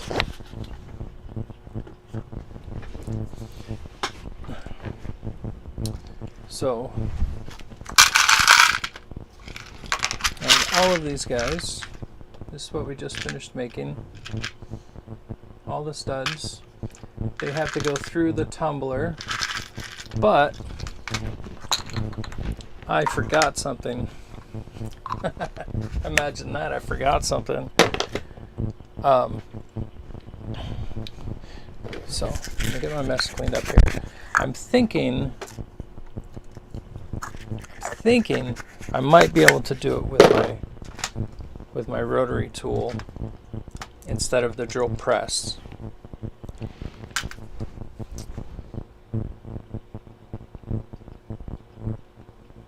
It would give me more control, and I wouldn't have to worry so much about it just getting spun and thrown across the room.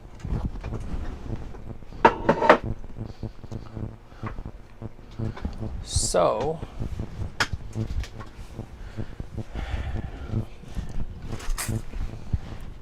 let me read my directions.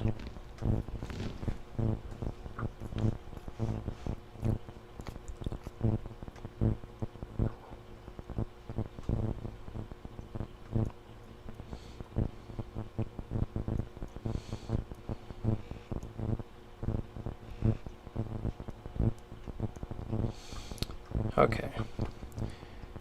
Messenger.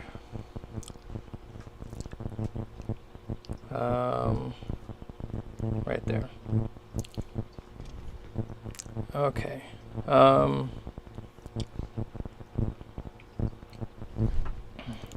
few pairs without holes. Maybe like 10. Okay. So I need like 10 of these guys. So let's get this moved.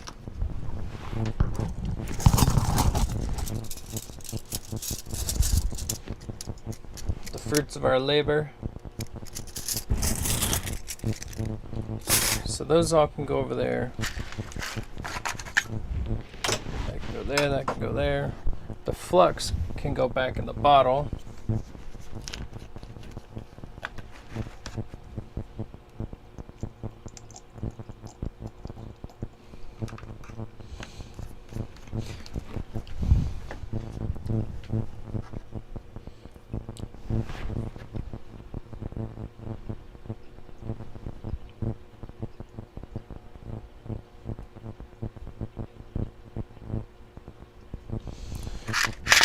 Okay, so they said I'm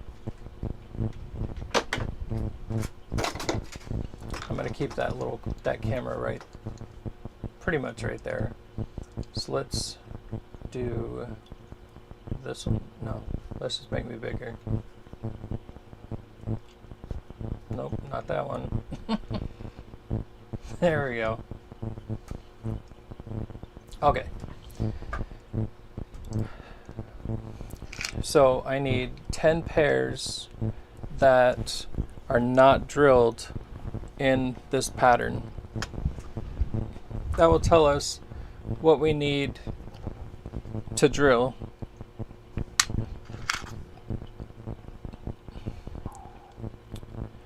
The smaller ones are definitely going to be harder to drill. So let's try and get, let's just see what we have here. That's not one. That's not one.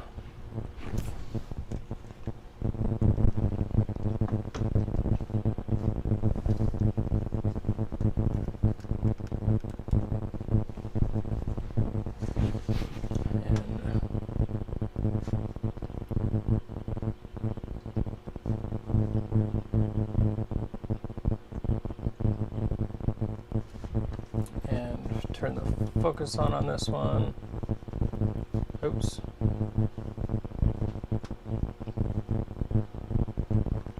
Where'd it go? Properties.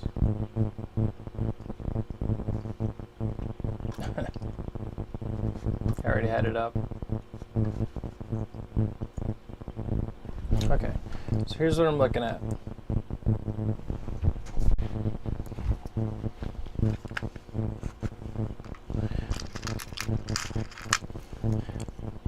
So there's definitely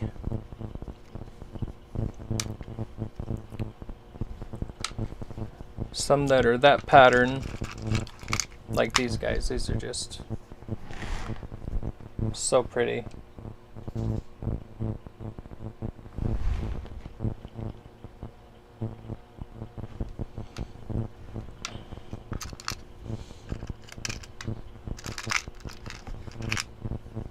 So that's this pattern, that's this pattern.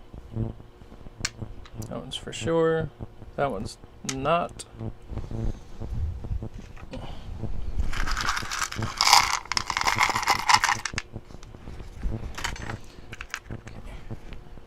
Not. Yes. Not. Not.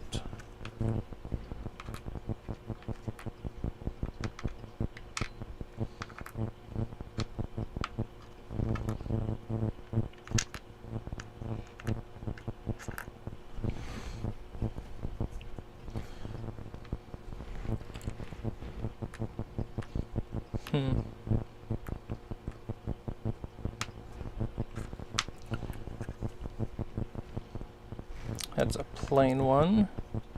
This one definitely can't be drilled, because my little bits are not going to drill through the stainless. So that one needs to go up here.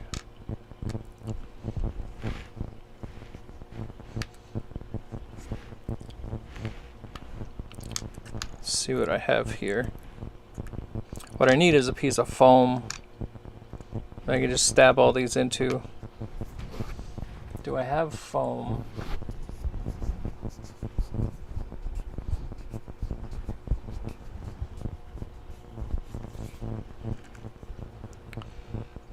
Nope. Yep.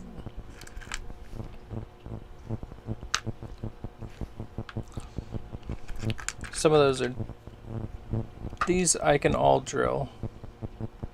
I can drill that one. It's just these real small ones. Wasn't even thinking about drilling. I was just thinking about getting the pattern out of them.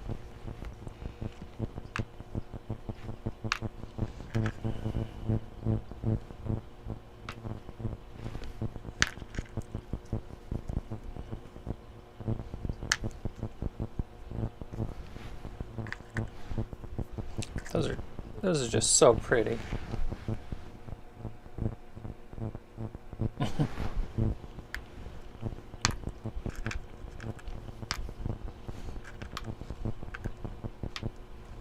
And these are pretty too.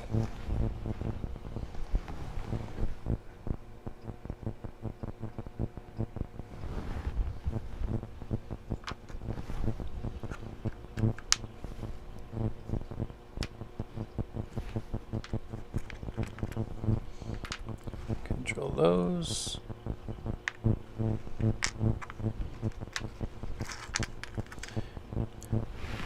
Then I just have to make sure I have the correct matches. I think that one's right there. Oh, that's bigger.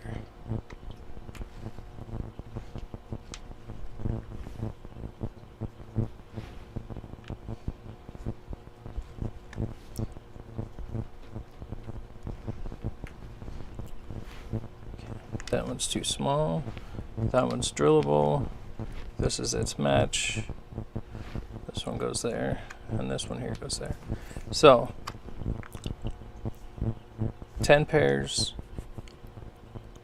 not drilled. So let's find some matches here, especially in the smaller ones.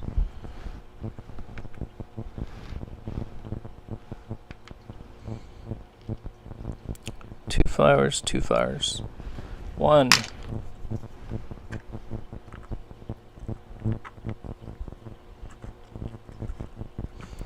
2.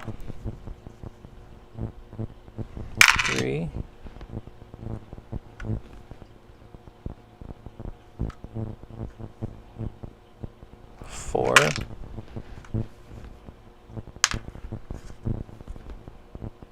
5,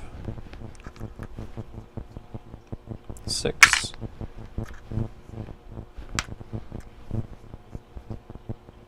7,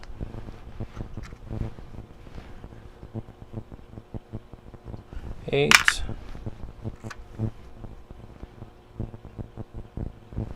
9, is that one? That's 10. Okay.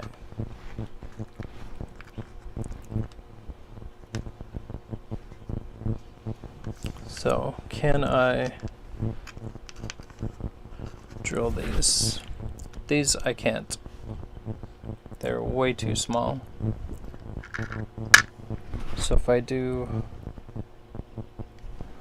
this, I can drill, put that, so there's 10. Okay, now I just need to pick out where I'm going to drill and use my little punch here. I gotta sharpen it. So where am I gonna put these? I'll just leave them there. Glasses. So I'm gonna take it and I'm gonna sharpen this with my sander. Get all my glasses off of here. Always need glasses.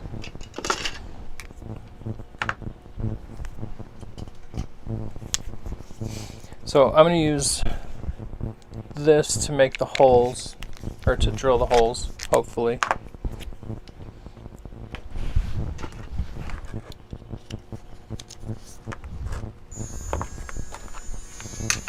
So let's sharpen this guy.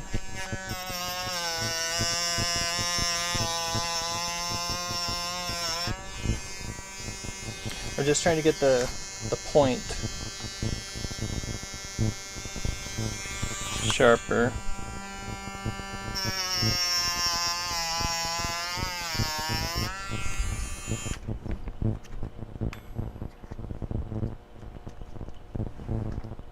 So what I'm trying to get is just a real fine point here so that it doesn't slip off on me. So I'm pretty much just working on the tip. There we go. So it's a nice pinpoint. It's not going to last, but we'll keep sharpening it as long as we need to. The other thing I have to think of now is orientation of the flowers, because these are going to have pieces hanging off of them.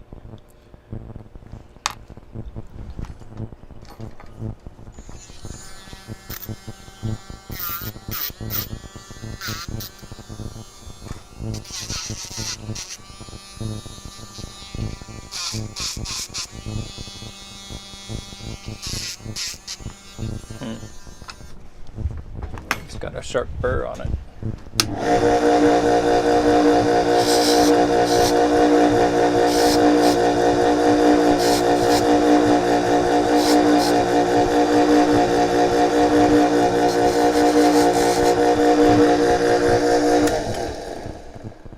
Okay, that'll come off in the vise, or the. So let's put it right here.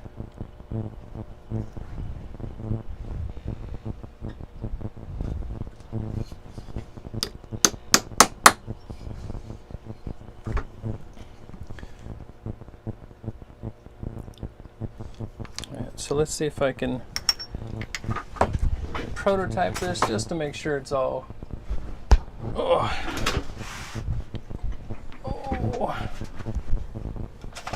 Where is it? I just got a ton of new drill bits. Where'd they go?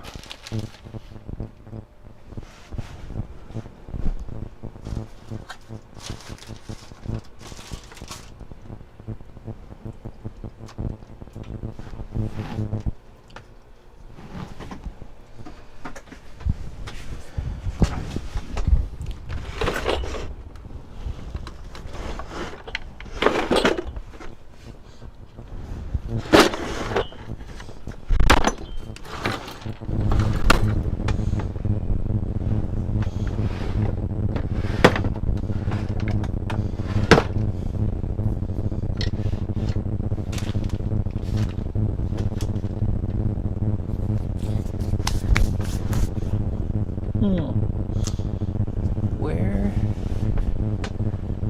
did I put them? There's a whole bunch of them. I think I bought 60 drill bits.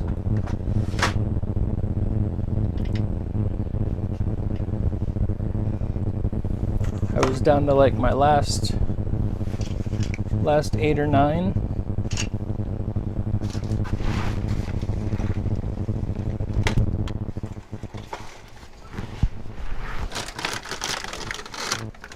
Sorry guys.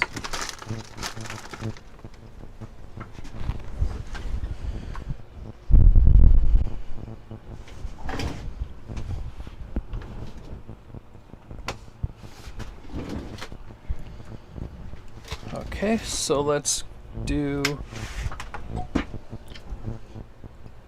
there's a box up here that has full of drill bits.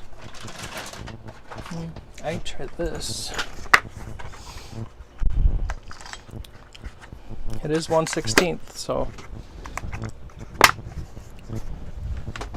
if we can keep from breaking it, we'll be all set. Oh no, that camera froze.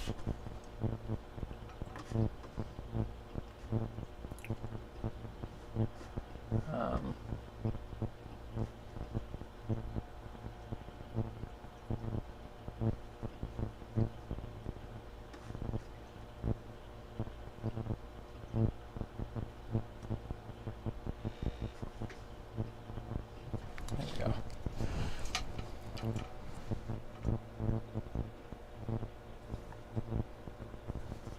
I don't think this one's even sharp.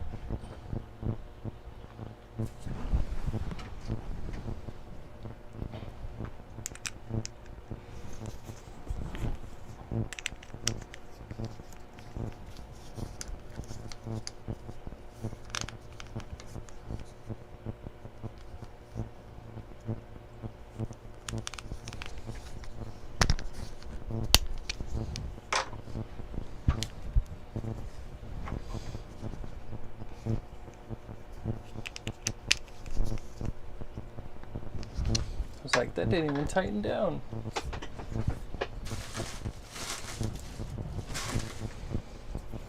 Alright, let's see if this works. Let me get the pin up here. I'm going to switch you over to there.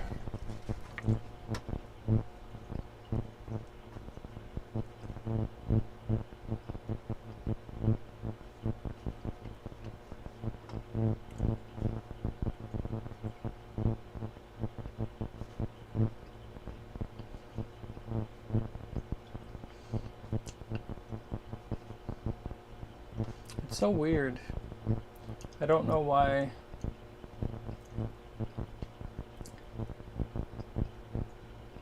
Why it's not cooperating.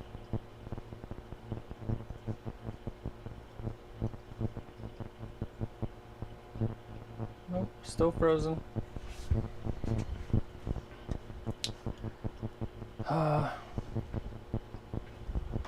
It's probably tired, like me.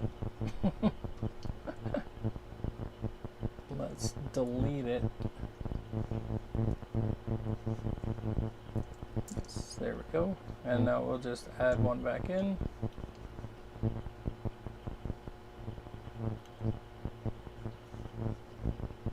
Okay, and oh, it's gone.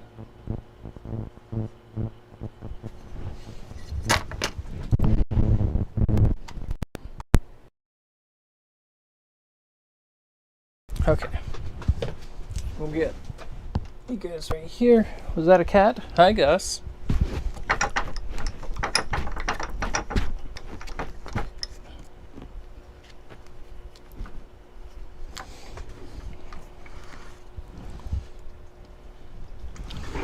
Get my foot pedal.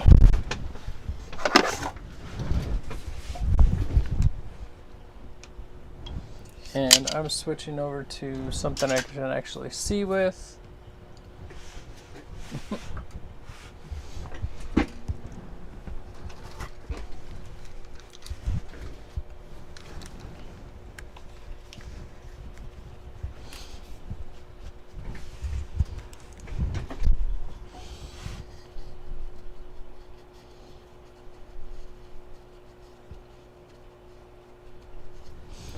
there's my hole.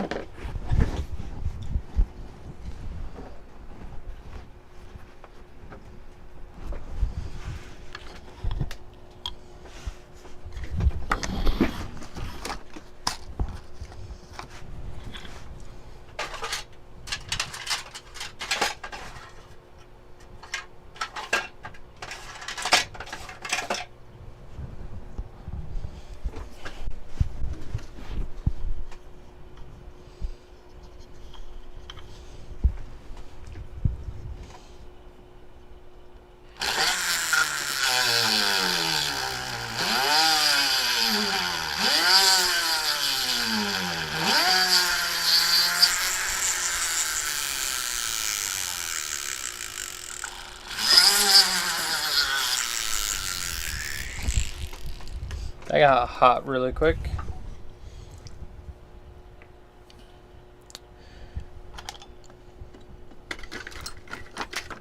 So I need my wax.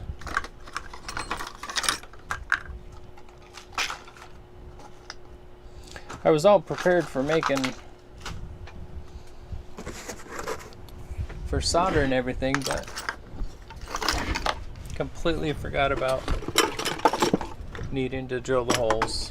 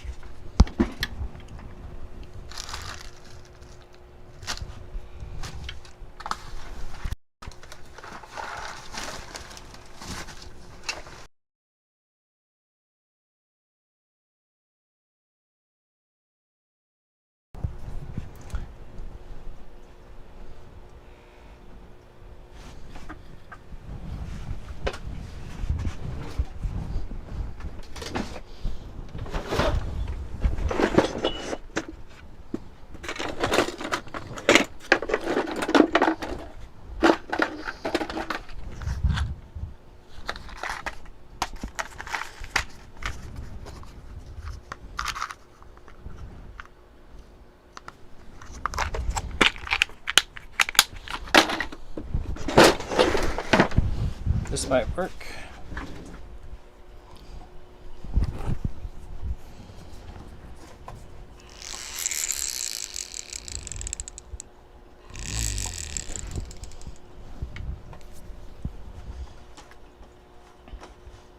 Sorry, Wayne, I didn't get the message. Let me see if the camera will load up again.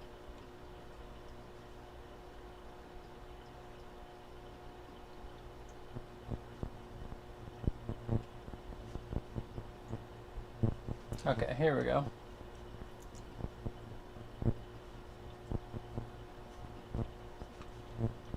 Transform.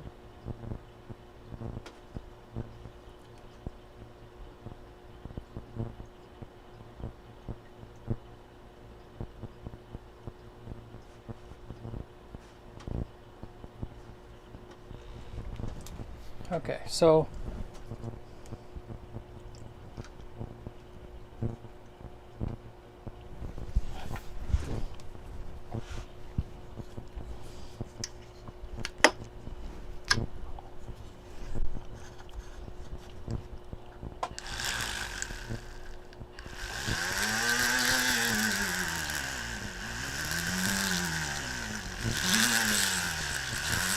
yeah, this bit isn't even sharp. Okay, well, I think I'm gonna have to call it for tonight so I can get all my stuff found and organized so I can get this done tonight. Switch this back over.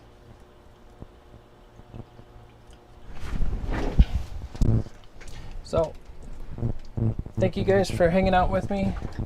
If you haven't yet, please subscribe and hit the bell so you get notified of new videos and new live streams that are crazy 4 hours long.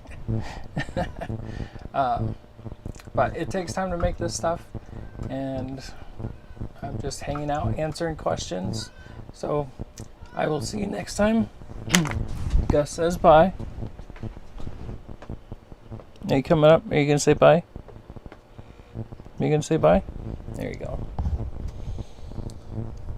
All right. So